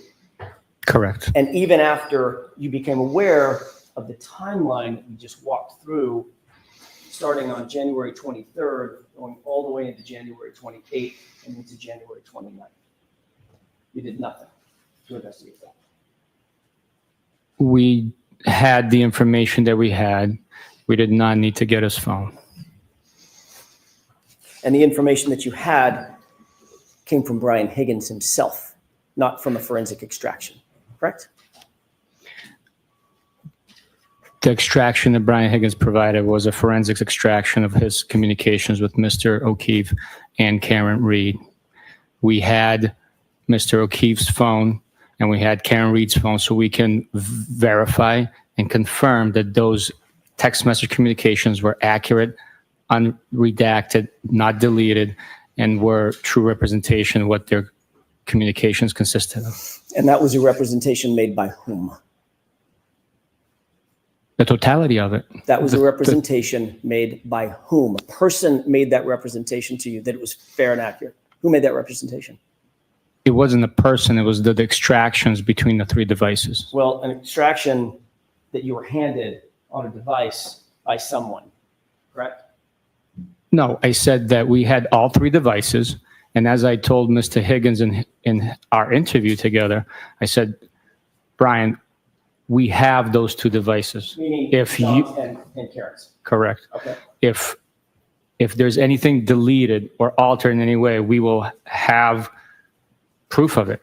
So please make sure that you understand the magnitude of this situation. We're investigating a homicide. It needs to be accurate, and it was. And you trusted that coming from Brian Higgins rather than simply getting an extraction from his phone, correct? Yes. I trusted him, yes, because we trust and verify. And after verifying, the extractions were correct. And following that verification of the text messages, did that raise any suspicion in your mind about any possible motives Brian Higgins may have relative to John O'Keefe?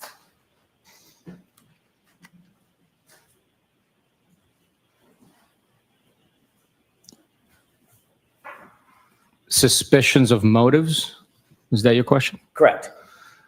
No, the evidence spoke for itself. The honesty, cooperation of all the witnesses and corroborating, supporting facts spoke for themselves. So I was not suspicious of his motives.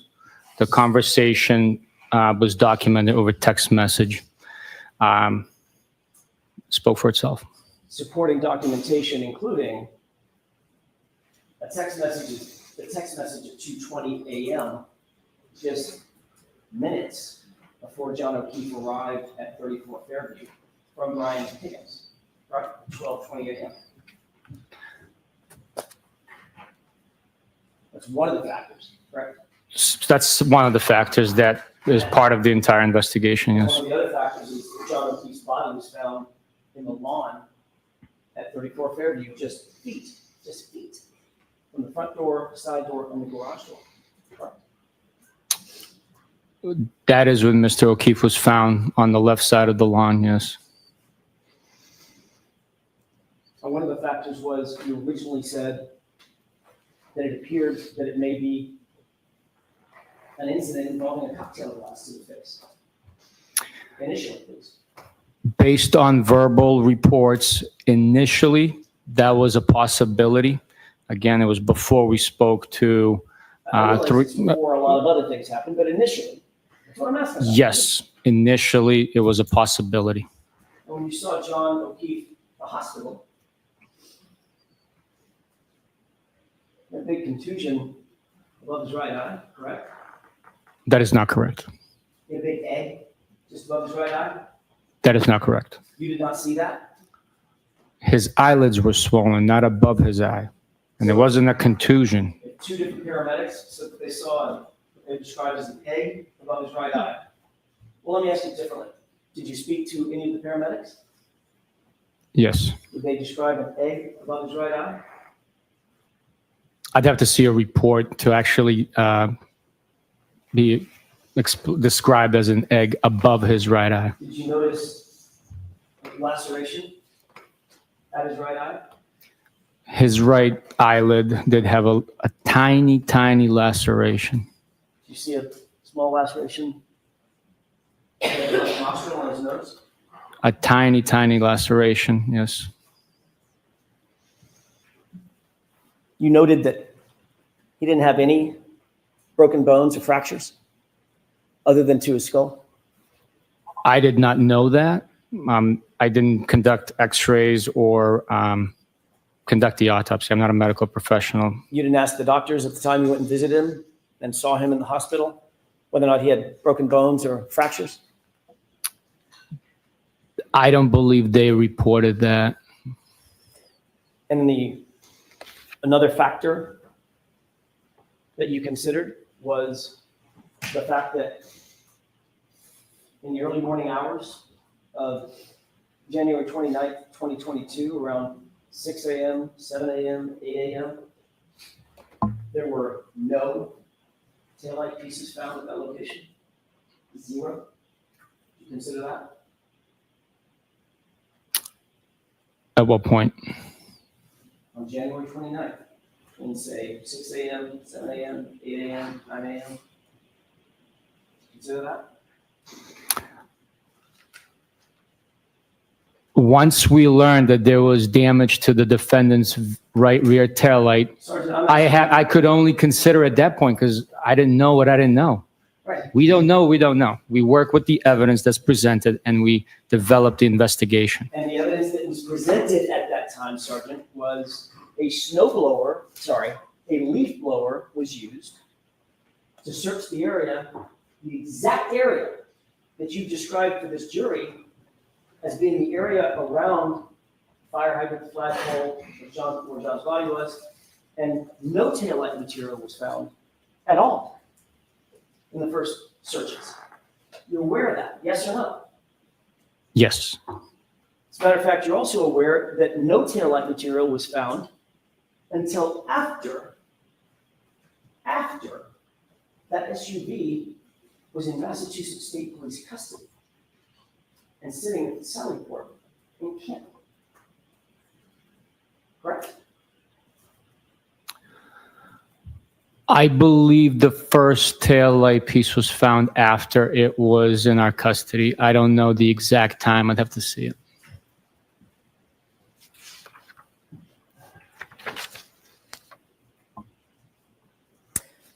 When you talked to Brian Higgins,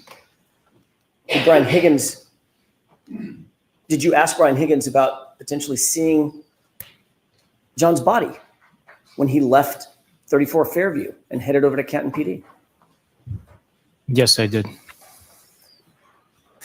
You knew that at that time, say 1 o'clock, 1:30 in the morning, there was about 0.2 of an inch of dusting of snow, correct? Very light. At that point in time, there was a coating. I cannot speak to the amount of snow that was on the ground. But Brian Higgins told you from that interview that he didn't see the body because it was hidden by a snowbank. Objection. Did he say that to you? I don't have a memory of that, Your Honor.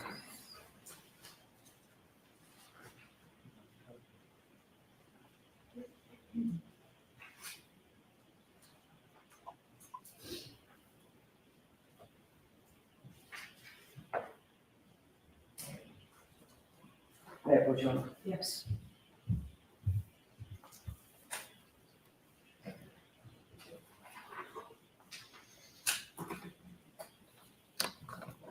Take a look at page 3, the highlighted portion, if you wouldn't mind.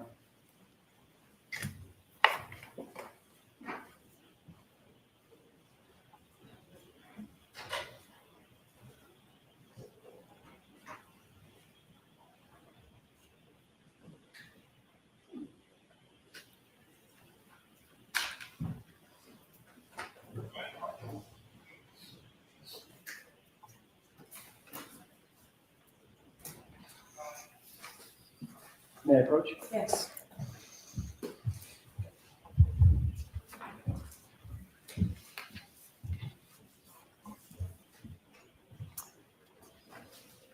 Does that refresh your recollection that Brian Higgins said something about a snowbank at the time when he left 34 Fairview? He stated the reason he did not pay attention to the grass is he was concerned with his snowplow on his vehicle and was not paying attention to anything over the snowbank, just with the plow in front of him as he operated the vehicle. And of course, you knew at the time, as a detective and an investigator, you knew at the time that within dusting of snow, there is no snowbank. Right. He mentioned plowing the driveway for the Alberts when he arrived. So there might have been coating and he was just plowing it and then creating a line. I cannot speak to how much snow was actually being plowed with the dusting that was on the ground. So there might have been a small snowbank. Again, he was referencing it. He was not paying attention to anything behind the snowbank. So behind it. Snowbank being in the lawn. Actually, he said the lawn. Yeah, he's, Yes, I can. Sorry. He talked about the snowbank being in the lawn, not the driveway, right? That's how he described it. he said he was not paying attention anything past the snowbank being the lawn. And did not pay too much attention to the lawn area behind the snowbank, correct? Right, off to that area. Right. Did that raise any suspicions in your mind that Brian Higgins may have been being less than truthful with you? No.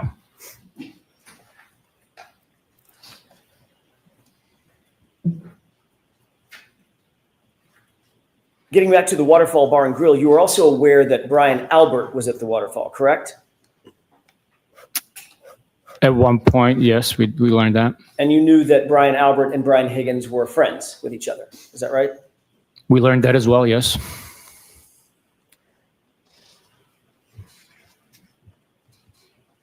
You've already indicated that you did not seek Brian Higgins's phone records. I may have asked you this, and if I did, I apologize. Did you seek Brian Albert's phone records or an extraction from his phone? No, we did not.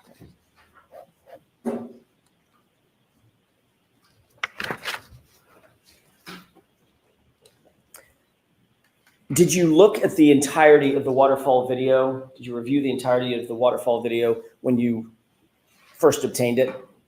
Or have you looked at it since? I have at one point or another viewed the entire video, yes.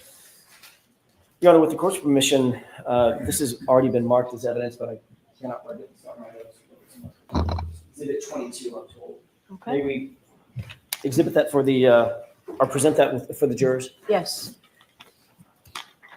And I'm asked to advance this to runtime 8:30 to about 11:08, so a couple of minutes with the court's permission. Yes.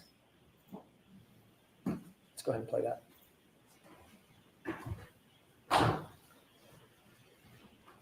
Can we pause it briefly, Mr. Wolk? Yes.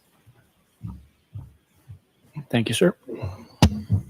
Can you please, if you can, point for the jurors whether or not you see Brian Higgins in that video? I'll use the screen in front of me for initial indication. I believe I believe that is Brian Higgins right there.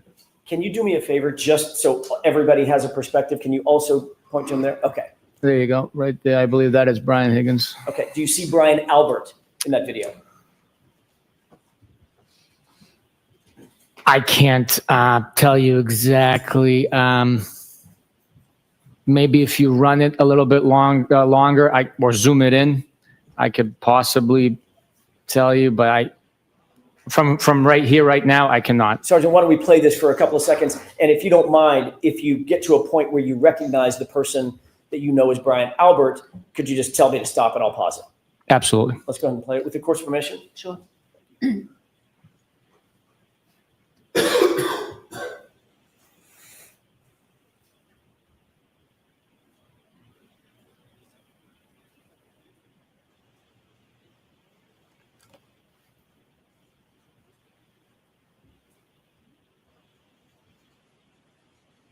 you pause it? Stop it. Go ahead, Sergeant. Brian Albert is the individual right there. Right there. Can you describe what Brian Albert, and by the way, for the record, Your Honor, the witnesses indicated the person toward the left, right under the 2-9 on the chyron on top, the 29? Yes. Can you describe what you see the two individuals, Brian Albert and Brian Higgins, doing in this scene?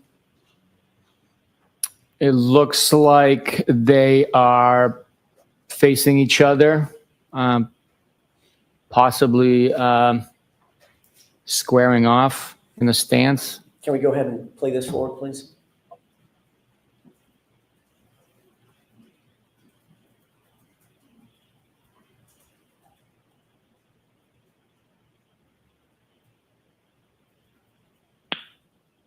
Can we pause it? Sergeant, did you see either of the two men or both of them squaring off in what you would consider to be a fighting stance? I guess it could be considered that. I would look more like roughhousing.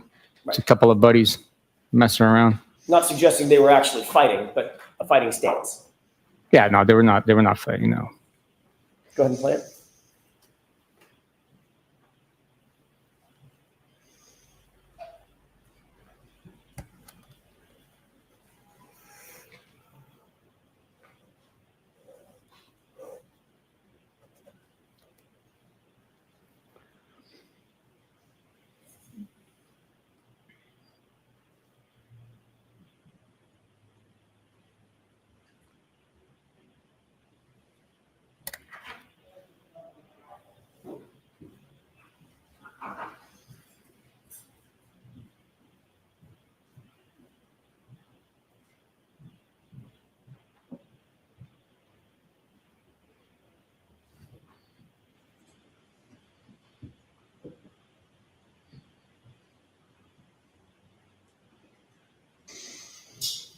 Can you pause it? Sergeant, do you happen to see in this shot, just for orientation, do you see my client, Ms. Reed? I'm sorry, I was paying attention to the two gentlemen. That's fair. That's kind of an unfair question. Could you, if we play this a few more seconds, could you look around, scan around, and tell me if you see someone that you believe is my client? Yes, I will try. Let's go ahead and play.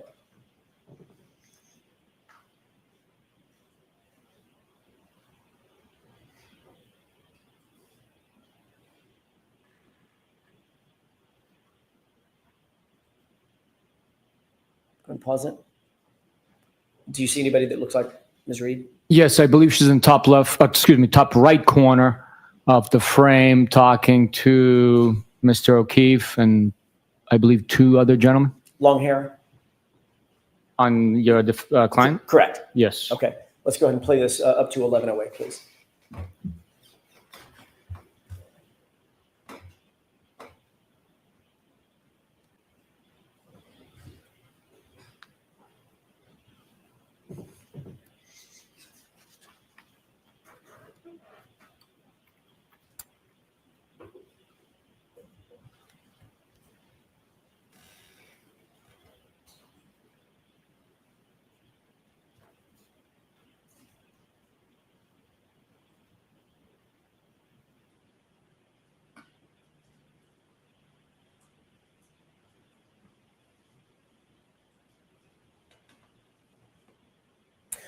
Is that up to 11:08? Okay, thank you. We can take that one down briefly. This is, if we have the lights, thank you. Sergeant, this is at the Waterfall just before midnight on January 29th, 2022, correct? What you just saw. That footage is from the Waterfall just before midnight on 28th. I'm sorry, my mistake. On the January 28th, 2022. Correct. Going into midnight, January 29th, 2022. Yes, sir. All right. This would be just minutes before everyone headed out of the Waterfall and went back toward Fairview, correct? Not everyone. The band didn't go to the Fairview. Well, obviously, I'm not talking about the band or the bartenders. I'm talking about Brian Albert, Brian Higgins, Jen McCabe, Matt McCabe, John O'Keefe, Karen Reed, those folks. Correct? It's before some of those individuals left the bar and headed to 34 Fairview. If we could push to runtime 16:35, 17:22, while you're queuing that up, did you see, after I asked you the initial time about the stance that the two men were taking, Brian Albert and Brian Higgins, did you see them continue to take what could be reasonably described as a fighting stance toward each other, even in jest? They were squaring off and roughhousing, yeah. Okay, what does squaring off mean? Facing an opponent in like wrestling or a martial art, I guess. Hands up? Yes, squaring off, yeah.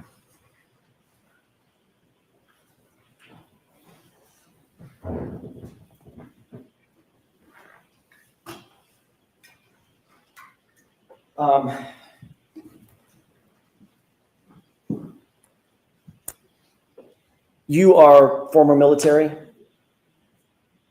Yes, and current law enforcement. yes. Is hand-to-hand fighting taught in both military and paramilitary organizations like law enforcement? I had hand-to-hand combat training in the Marine Corps. I had defensive tactics in law enforcement capacity in the Marine Corps, federal, local, and state academies. Are you aware that Brian Albert is former military? Objection. I'll allow it. I am aware that Brian Albert is former military. And Brian Albert was also a Boston police officer. I am aware of that as well, yes. Are you aware that Brian Higgins was former military and a combat veteran? Now I am, yes. And are you aware that Brian Higgins, at the time this was taken, this video was taken, was also a federal law enforcement agent? I was aware, yes, I was, Okay. yeah. If we can go ahead and run at 16:35 to 17:22 with the court's permission. Okay.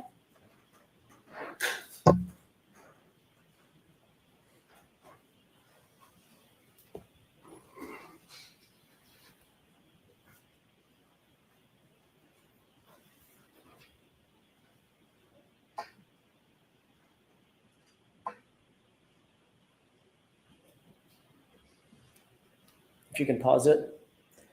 Can you describe for the jurors what you see Brian Albert and Brian Higgins doing in this footage? Based on my understanding, it looks like he's giving him the Heimlich maneuver or As if abdominal thrust, I guess. I don't know what he's doing. Brian Albert's got his hands around Brian Higgins, correct? That's what it looks like from here. I have no idea what he's doing. Could it be described as wrestling or grappling? I guess, yeah. Okay, let's go ahead and play it.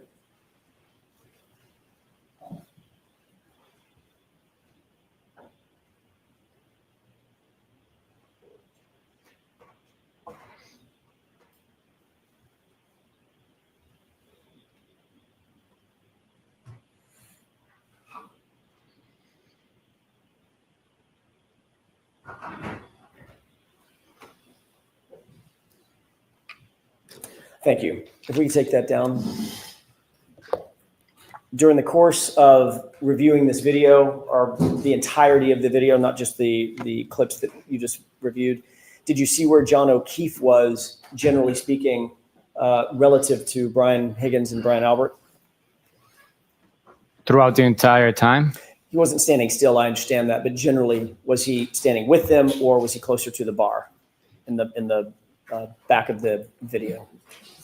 I believe after Mr. O'Keefe arrived and embraced a few people with hugs, I guess if I had to estimate, most of the time he was on the other side of the table, which would be closest to the bar area. And after you saw Mr. O'Keefe walk in and greet everybody with salutations, did you ever see him interacting with Brian Higgins and Brian Albert throughout the evening again? On this video? On this video, I did not know.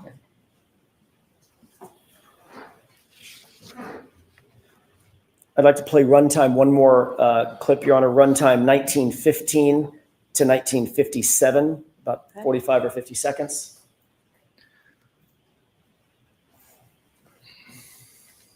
Can you pause it? Just to orient the jurors, can you see any individuals that you earlier described, Brian Higgins, Brian Albert, John O'Keefe, Karen Reed, any of those individuals in this clip as yet? Or do we need to play it a little further? I would need you to play it a little bit further, please. Is it possible, with the court's permission, to zoom in on the upper portion of the video? Okay.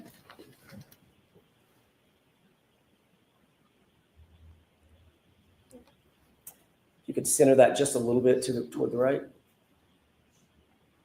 Other way. There we go. Thank you. And if we could go ahead and play that from 1915 to about 1957.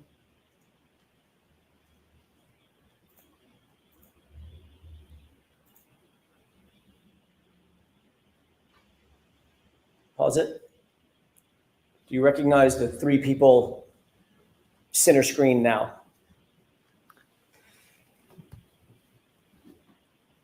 I really can't make it out. I would have to be assuming, I don't want you to assume. guessing. I can't make it out Okay, let's to play, identify each individual. If let's you play it forward if we can. One more time. At this point, go ahead and pause it. At this point, can you make out any individuals? Yes. Okay. At this point, I can say that that looks like Brian Higgins in the middle of the three gentlemen. What is he wearing? It looks like a hooded sweatshirt. Okay. And the person to his, sorry, let's do it from your perspective or the juror's perspective. The person to the left of Brian Higgins. I believe that's Brian Albert. And the person to the right of Brian Higgins. To the right from my perspective. Yes, sir. Yeah. I believe that's Chris Albert, but I'm not positive. I'm Okay, not let's go ahead and positive. play it. Stop. Did you see Brian Higgins just do something? I was not paying attention to his gesture. We have to replay that, please. Does it appear he's looking a particular direction? He is looking in a particular direction based on that frame, yes. Is that toward the bar area?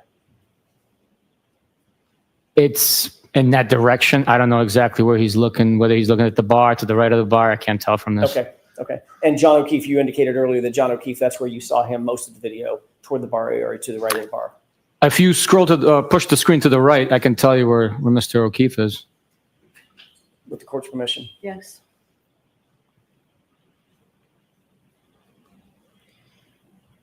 Do you see Mr. O'Keefe in that group of people? I cannot make him out. Could you play the video? Maybe he is behind an individual. Let's go back to, if with the court's permission, I'd like to go back to the full video, and let's play it from here.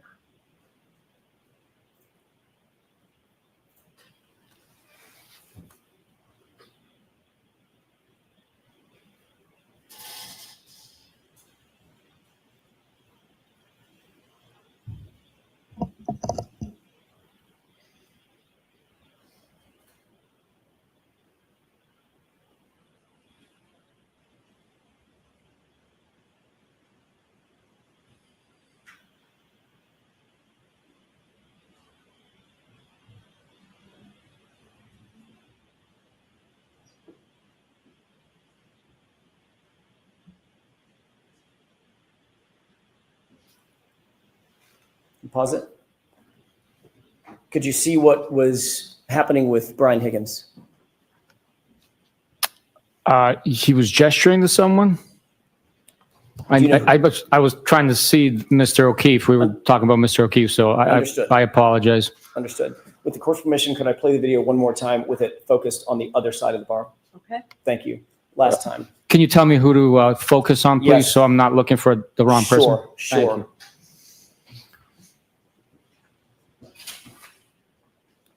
Pause it. For the jurors, please, on both televisions. Mr. O'Keefe is right there wearing the sweatshirt, multi-tone gray sweatshirt with the hood on it and his hat. And And on the this other TV. right Okay. there. He's appears to be at the bar paying the bill. Okay. With this perspective, could we just go ahead and play that, the 30 or 45 seconds one more time? But please focus on Mr. O'Keefe.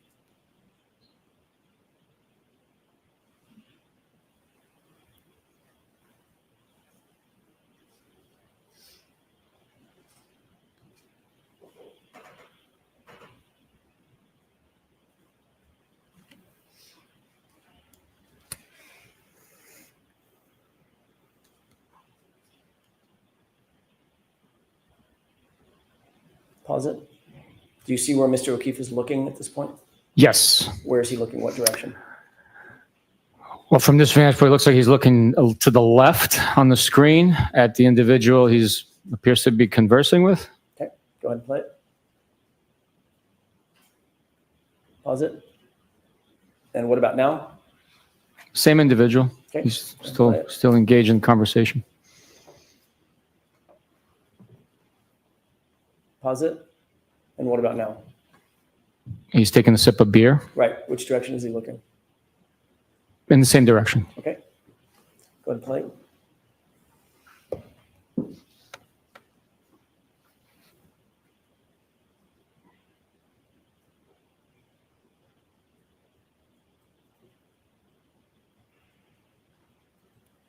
And go ahead and pause it. We could go back out to the full screen.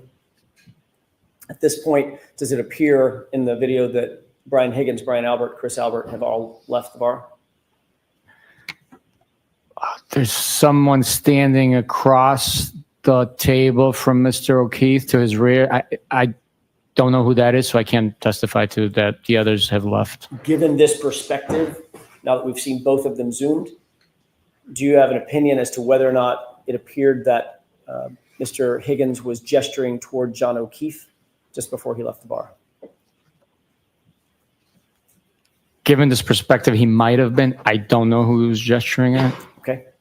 We can have the lights up. Take that down. I want to change gears for a second. Let me ask one more series of questions, if I could, Sergeant. What we've just seen was literally Brian Albert, Brian Higgins leaving Waterfall to go to a different location. What was the location they were headed to, based on your investigation? They were heading to 34 Fairview Road. And shortly thereafter, who else followed to go over to 34 Fairview? I'm sorry, you said Chris Albert? No, I didn't. No, you didn't. Okay. Nope. Brian Albert, Brian Higgins, they went to 34 Fairview, and then Mr. O'Keefe also traveled there.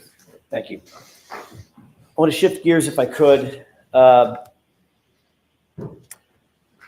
another video. Did you review certain ring videos, specifically relative to One Meadows, the outdoor ring video servicing the carport area? Yes, I have reviewed those videos. If we could, Your Honor. Just a moment. This has previously been marked as 12A. Okay.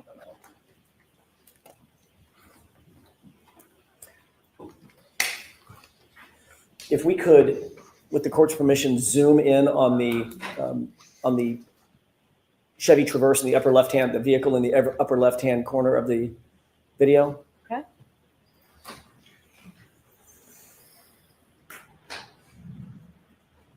Pause it. Just go ahead and zoom in on the upper left-hand corner. Okay, go ahead and play.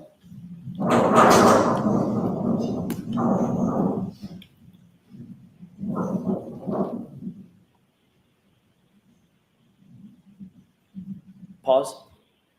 Did you see anything happen with the left rear tire of the other car in the driveway? Which car are you talking about? The highlighted portion, the parked car, which is the left rear tire that's zoomed in on. I wasn't paying attention to the tire. Can you play it again, please? With the court's permission? Okay. Let's try that one more time.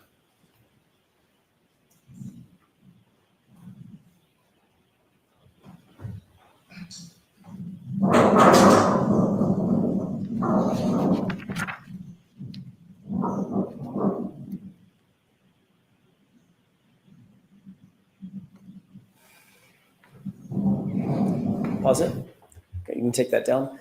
Did you see anything happen with that left rear tire of the Chevy Traverse?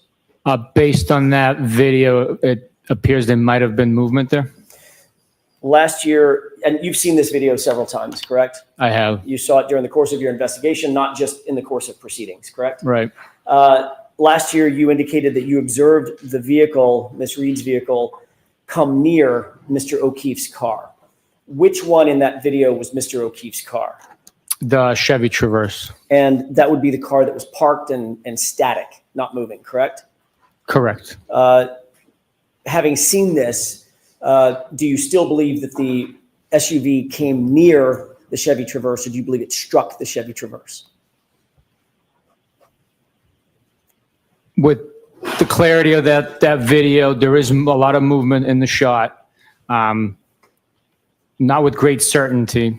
It appeared that there was movement of the tire, but I cannot say with 100% certainty that there was movement. You can't say with 100% certainty that that tire literally shifted and wiggled upon some sort of an impact. Based on the video, there appeared to have been movement. Okay. You had this video for the first 3 years of your investigation. You had this video very early on, correct? That's correct. And for the first several years of your investigation, did you either deny, well, let me ask it this way. Was it your assessment that the SUV did not contact that Chevy Traverse?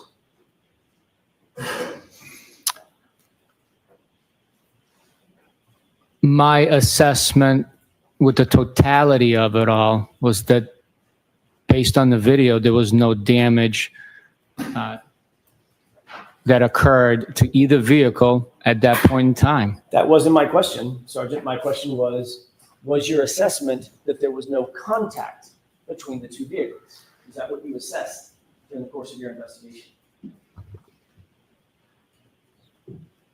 I did not assess that there was no contact, no. Even as recently as last year, you testified in another proceeding that the SUV came close to the Chevy Traverse, correct? Yes, I said there's a lot of movement in that shot. It's difficult to tell if there was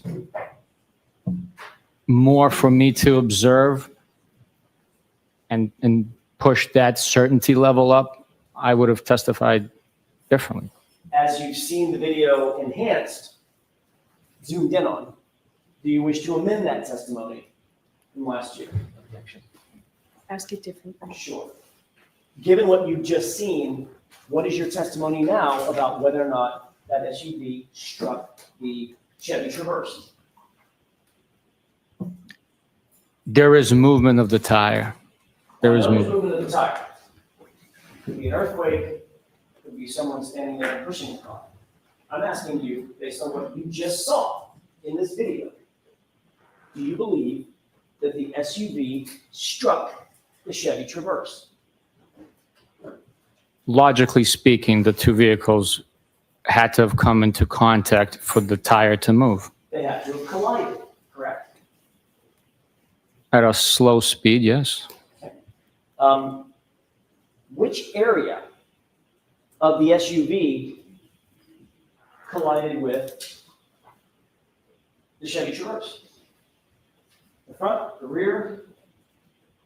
It appears from the video it's the right rear area of the Lexus SUV that comes into contact with the Traverse. What time was this video taken? I believe that is at 5:07 a.m., if I'm not mistaken.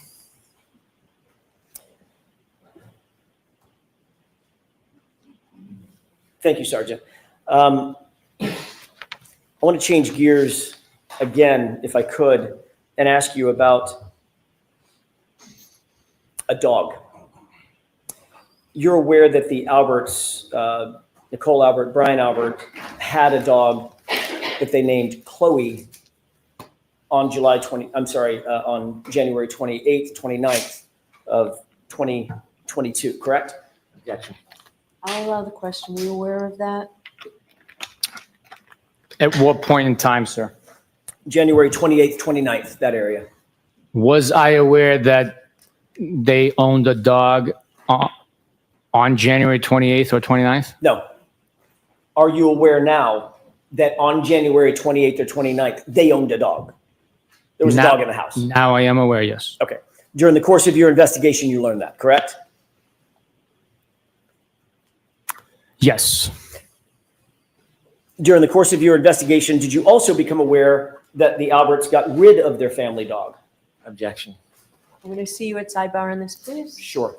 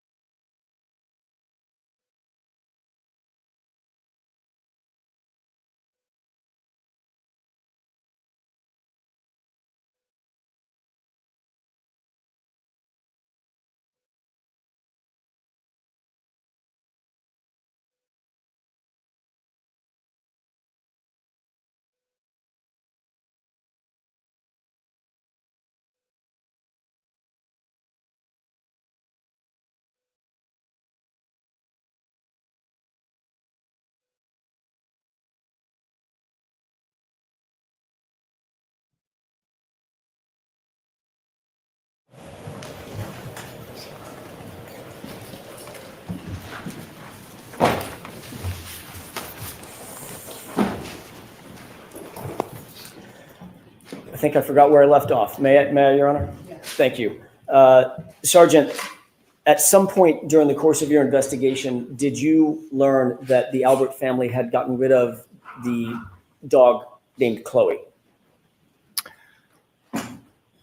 We learned that they no longer cared for the dog. I don't know if get rid of is accurate. Well, they don't have it anymore, right? Yes. Okay, so what would you call it? Giving it up for adoption, I guess. I don't know. I'm not a pet owner. Or what if they didn't give it up for adoption? I'm sorry? What if they didn't give it up for adoption? Rehomed, I guess. Okay, so it's no longer with them, right? Correct. They no longer own the dog. Okay, so they got rid of it. It's like you get rid of a car, right? Right? You can get rid of a car, yeah. Okay. And you can get rid of a dog. That's all I'm asking. Yes, you can get rid of a dog, yes. Okay. At some point during the course of your investigation, did you find out that the Albert family got rid of Khloe? We learned that they no longer owned Khloe, yes. Okay. When did you learn that?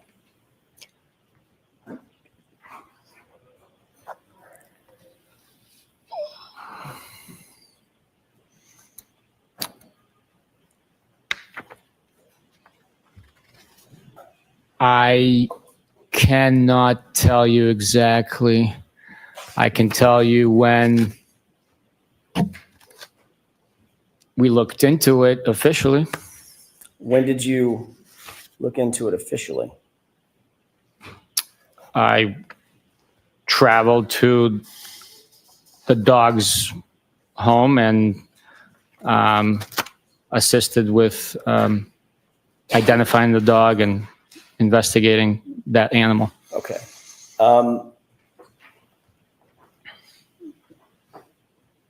What documentation did you use to identify that animal? It was veterinary records. I'll stop you there. Veterinary records from whom? From the Albert family? When they, I did not get any veterinary records from the Albert family.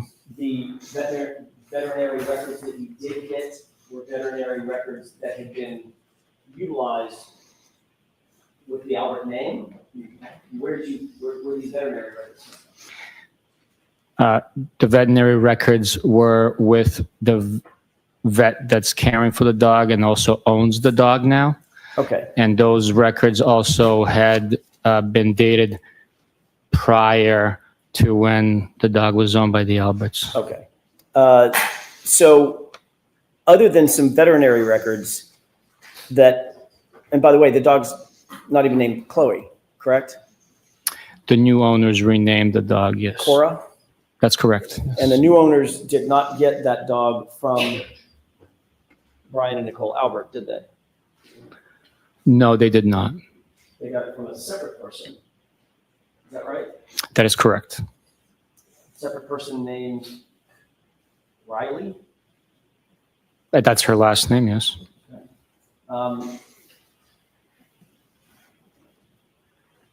And did this person Riley have any records showing purchase of Khloe or adoption of Khloe from the Alberts? No.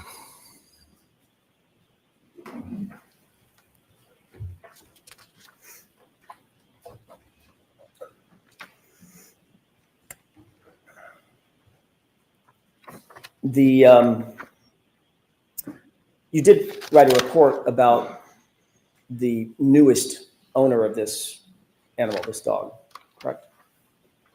I documented my trip to the location and the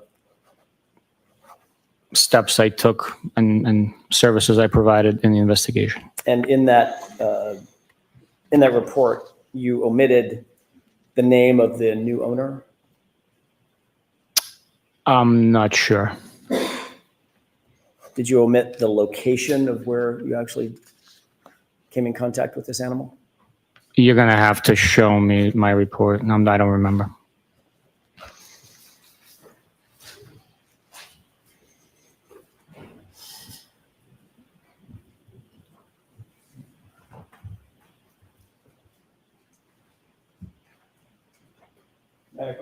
Yes.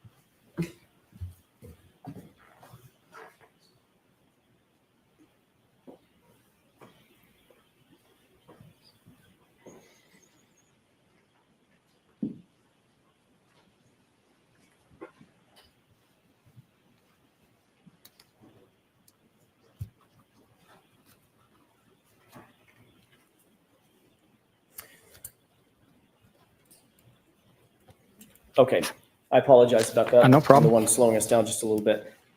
May I approach? Yes.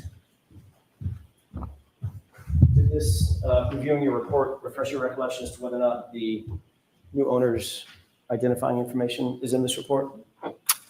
It did. And is that information in the report? No, it is not. You've got, there are some veterinary records that you supplied along with your report, correct? Yes. That you gathered? I'm sorry, what was That it? you gathered along while you were doing? Yes, yes. May I approach? Yes.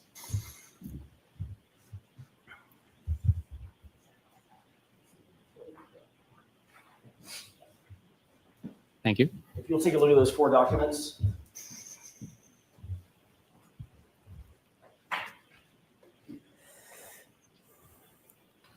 Do those appear to be the veterinary records that you gathered related to this animal?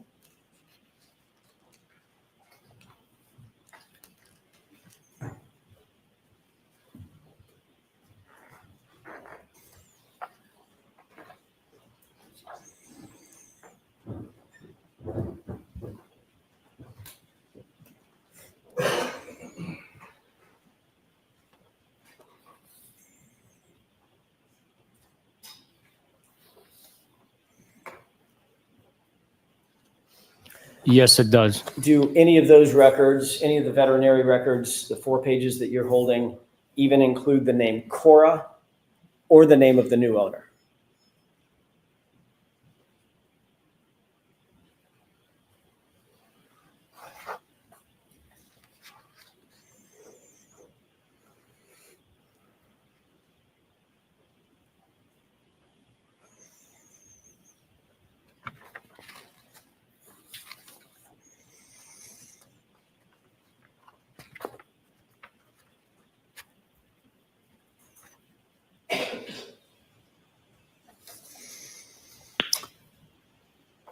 I browsed through it, and no, it does not appear that Cora or the new owner are included in any of these 4 pages. May I approach? Yes.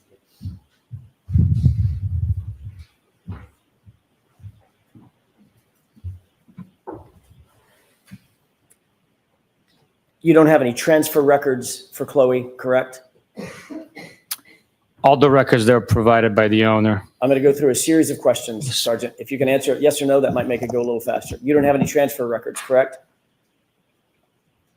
I would know what it looks like. That's why it's even quicker me telling you that that's all the records that I have. Okay. I want an answer to my question. You Okay. don't have any transfer records. I don't know what a transfer record would look like, so the I answer can't. is no. I don't know. Okay. You don't have any rehoming records. I don't know. You don't have any purchase records. I don't know. The only records you do have are those 4 pages of veterinary records that don't have the name Cora and don't have the new owner's name. Correct? That's correct. You would agree, shifting gears for a second, that timely report writing obviously is an important aspect of any investigation, correct? It is important, but we can only write reports as feasibly and possibly we're capable of doing. Sometimes investigations are rapid. So you can't write a report. You take notes, and some time goes by before you actually document the information on an official report. The information's there, it's gathered, it's maintained by the investigator, it's shared, it's acted on at times, but the official reports might take some time to write. So obviously, if you're, like you said, things are fast moving in an investigation, it might be that you interview a witness on a Tuesday, you're super busy on Tuesday, Wednesday, Thursday. It might be Friday before you can even sit down and draft a report about that interview that you did on Tuesday, correct? Different circumstances dictate differently. That would be completely normal. Yes, it is. But most of the time, it's best practices, and you're taught, and you teach your subordinates that it's best practices to reduce to writing and memorialize a report as close in time to the event in question that's being memorialized as you can, right? Obviously, perfect world. In a perfect world, we'd write it as it's happening.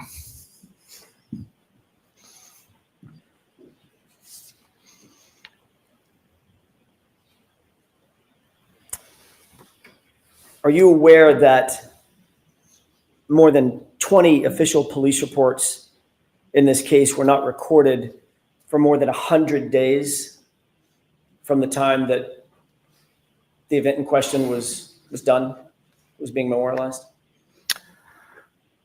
I did not know the exact date in delay. Are you aware that there are 11 reports that are more than 300 days from the time of the event that was being memorialized? I was not aware, no.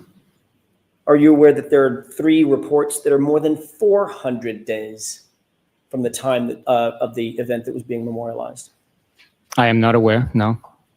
Are you aware that there are 4 reports that are more than 500 days from the time of the event that's being memorialized?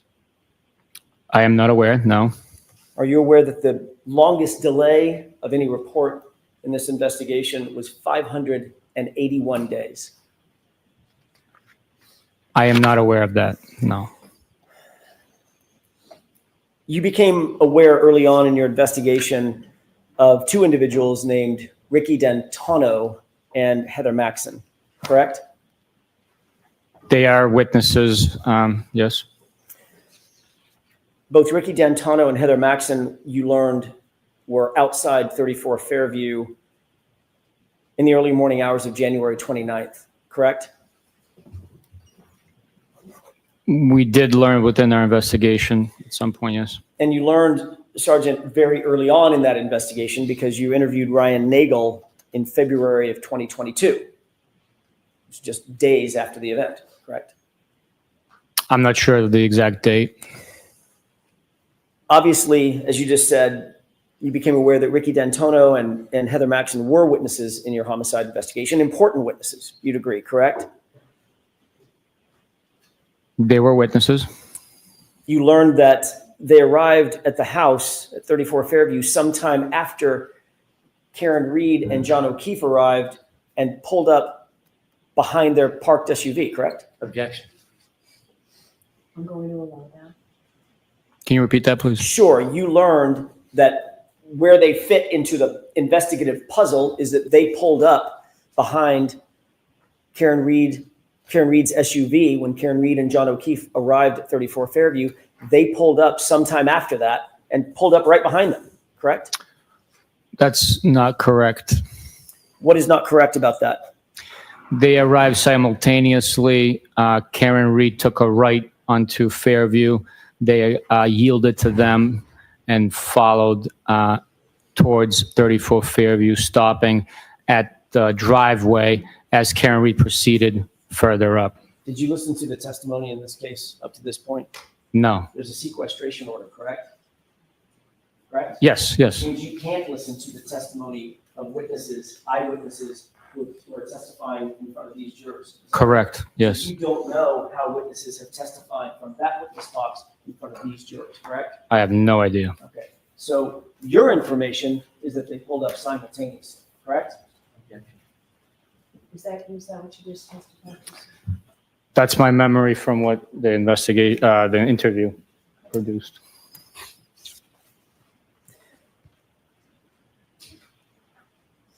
You certainly knew that there were eyewitnesses to the condition and the location of Miss Reed's SUV, correct?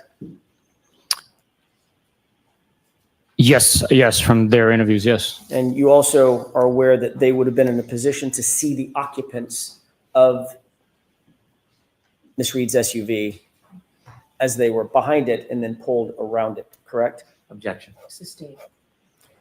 Did you become aware that they were in a position behind the SUV and as they pull around it, they could still see the SUV? Objection. Sustained.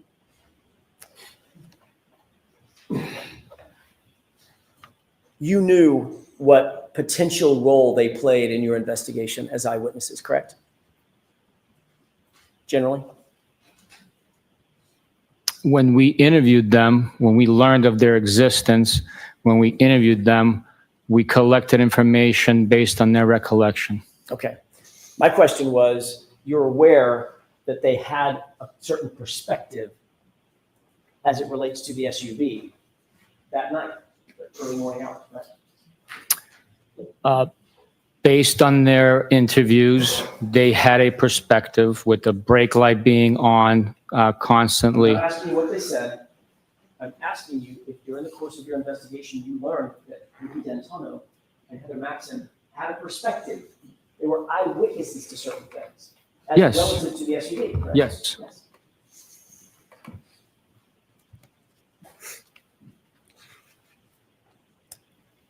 You instructed your subordinate, Michael Proctor, to interview those witnesses in August of 2022, correct?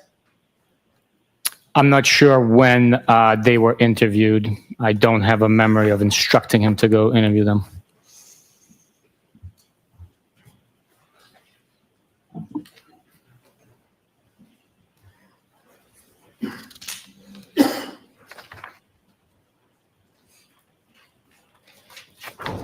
May I approach, Your Honor? Yes.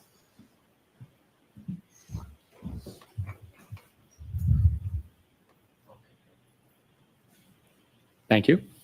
Can you take a look at that document and tell me if you, why don't you just tell me if that, whether or not that refreshes your recollection as to communications you had with Michael Proctor specifically?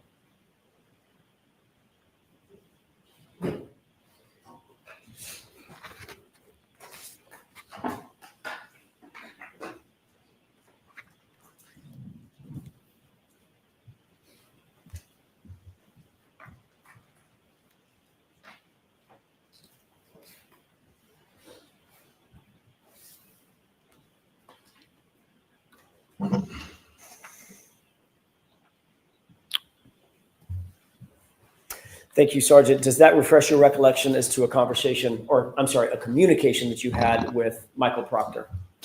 Unfortunately, it does not. I will take the document at face value. I do not have a memory of having these communications, but I will take the document if it's authentic and it is true and accurate that it took place. But I do not have a memory of sending these text messages. May I approach, Your Honor? Yes.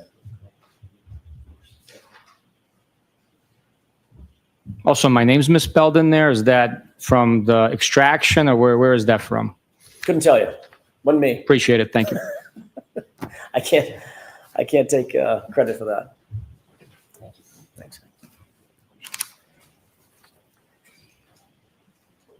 If your memory is not refreshed about that particular communication, do you remember in general communicating with Michael Proctor about interviewing Ricky D'Antano and Heather Maxson? I do not know. I'm sorry. Would that have been something that you would have found important relatively early on in the investigation? These are eyewitnesses. Let's get them interviewed. Yes, it is. It is important to interview anyone that's an eyewitness. Sometimes it takes longer because. Are you listening? I'm sorry. Thanks. You asked the question. I just wanted to answer. I know the answers to my own questions. Go ahead. Okay. So while we want to interview every eyewitness, sometimes an important fact is already detailed and witnessed by another witness. So in this situation, we had already interviewed one of the occupants, the one that was driving, the one that had the observed the events taking place, and we asked him if we were going to talk to the other two, would they have the same recollection, observations? Did they leave the vehicle to go in the house at all? Anything like that? Anything different? So that's Okay, so it would be important, obviously, to interview witnesses in a timely manner. in some instances, yes, Okay. yes. Do you remember when Trooper Proctor actually interviewed Ricky D'Antonio and, I'm sorry, when Michael Proctor interviewed Ricky D'Antonio and Heather Maxson? I do not have a memory of that. No, I'm sure a report would indicate when.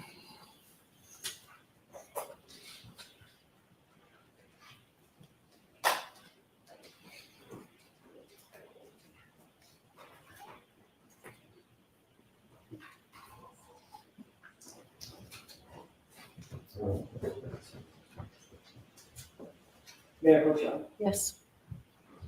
I may have misspoken. Sergeant, take a look at that. I thought that was a report from somebody else. It's a report from you, actually. Tell me if that refreshes your recollection as to when Ricky D'Antonio was actually interviewed. Yes, this report, authored by me, was states that on Saturday, September 2nd, he was interviewed. What year? 2023.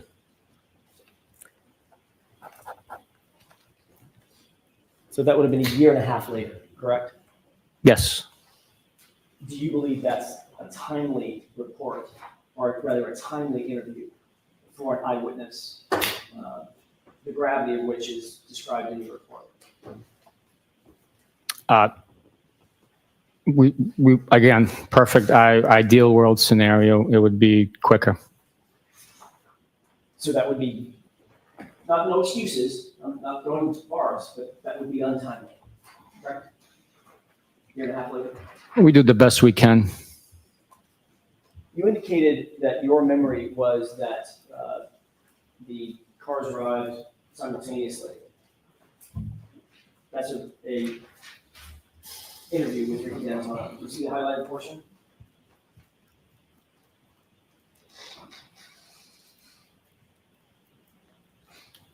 I see it.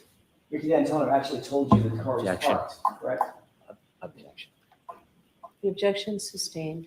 Your Honor, may we approach briefly? Yes, can I see that, please?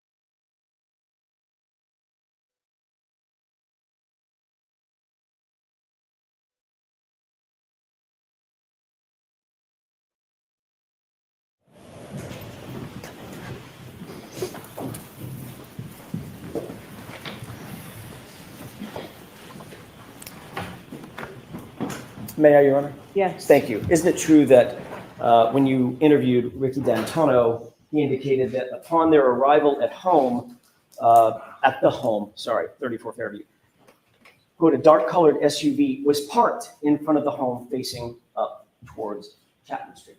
That's what he told me, correct? That's what the report indicates for Ricky's interview, yes. And in fact, you wrote this report based on Ricky's interview. I wrote that report, yes. Thank you.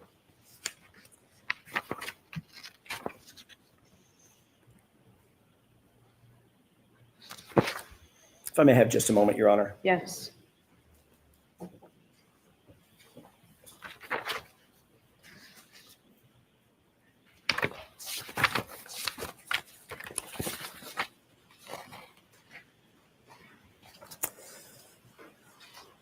Your Honor, I'm just about to. Why don't we come to sidebar now from? Sure.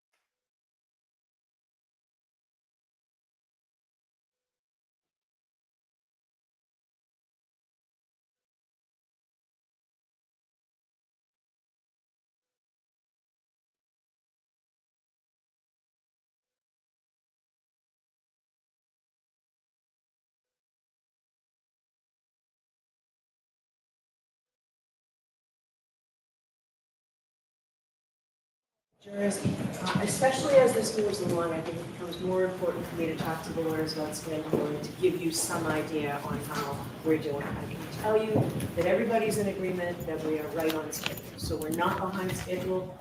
Optimistically, maybe we're still a little bit ahead, but we are on schedule for that. Monday, I'm going to ask you all to come in at 10. So we'll start at 10 o'clock on Monday and we will go a full day Monday. We'll leave every day next week. We'll leave a full day. So we will see you next week. Those same cautions. Please do not discuss this case with anyone. Don't do any independent research or investigation into this case. If you happen to see, hear, or read anything about this case, please disregard it and let us know. Be very careful with your social media use, and we'll have a great weekend. See you Monday at 10. Sorry to be back. All rise, please. Just hold your notebooks so we can take the jury exit. Goodbye.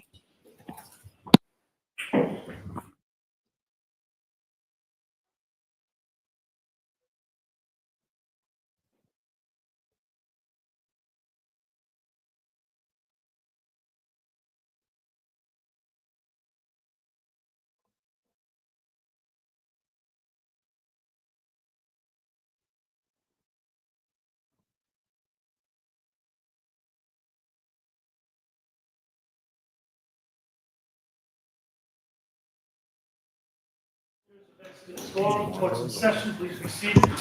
All right, so Monday, we'll start with the jury at 10.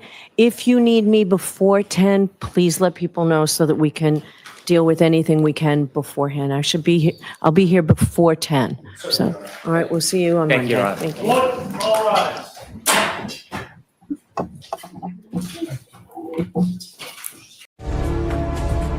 All right, lawyer,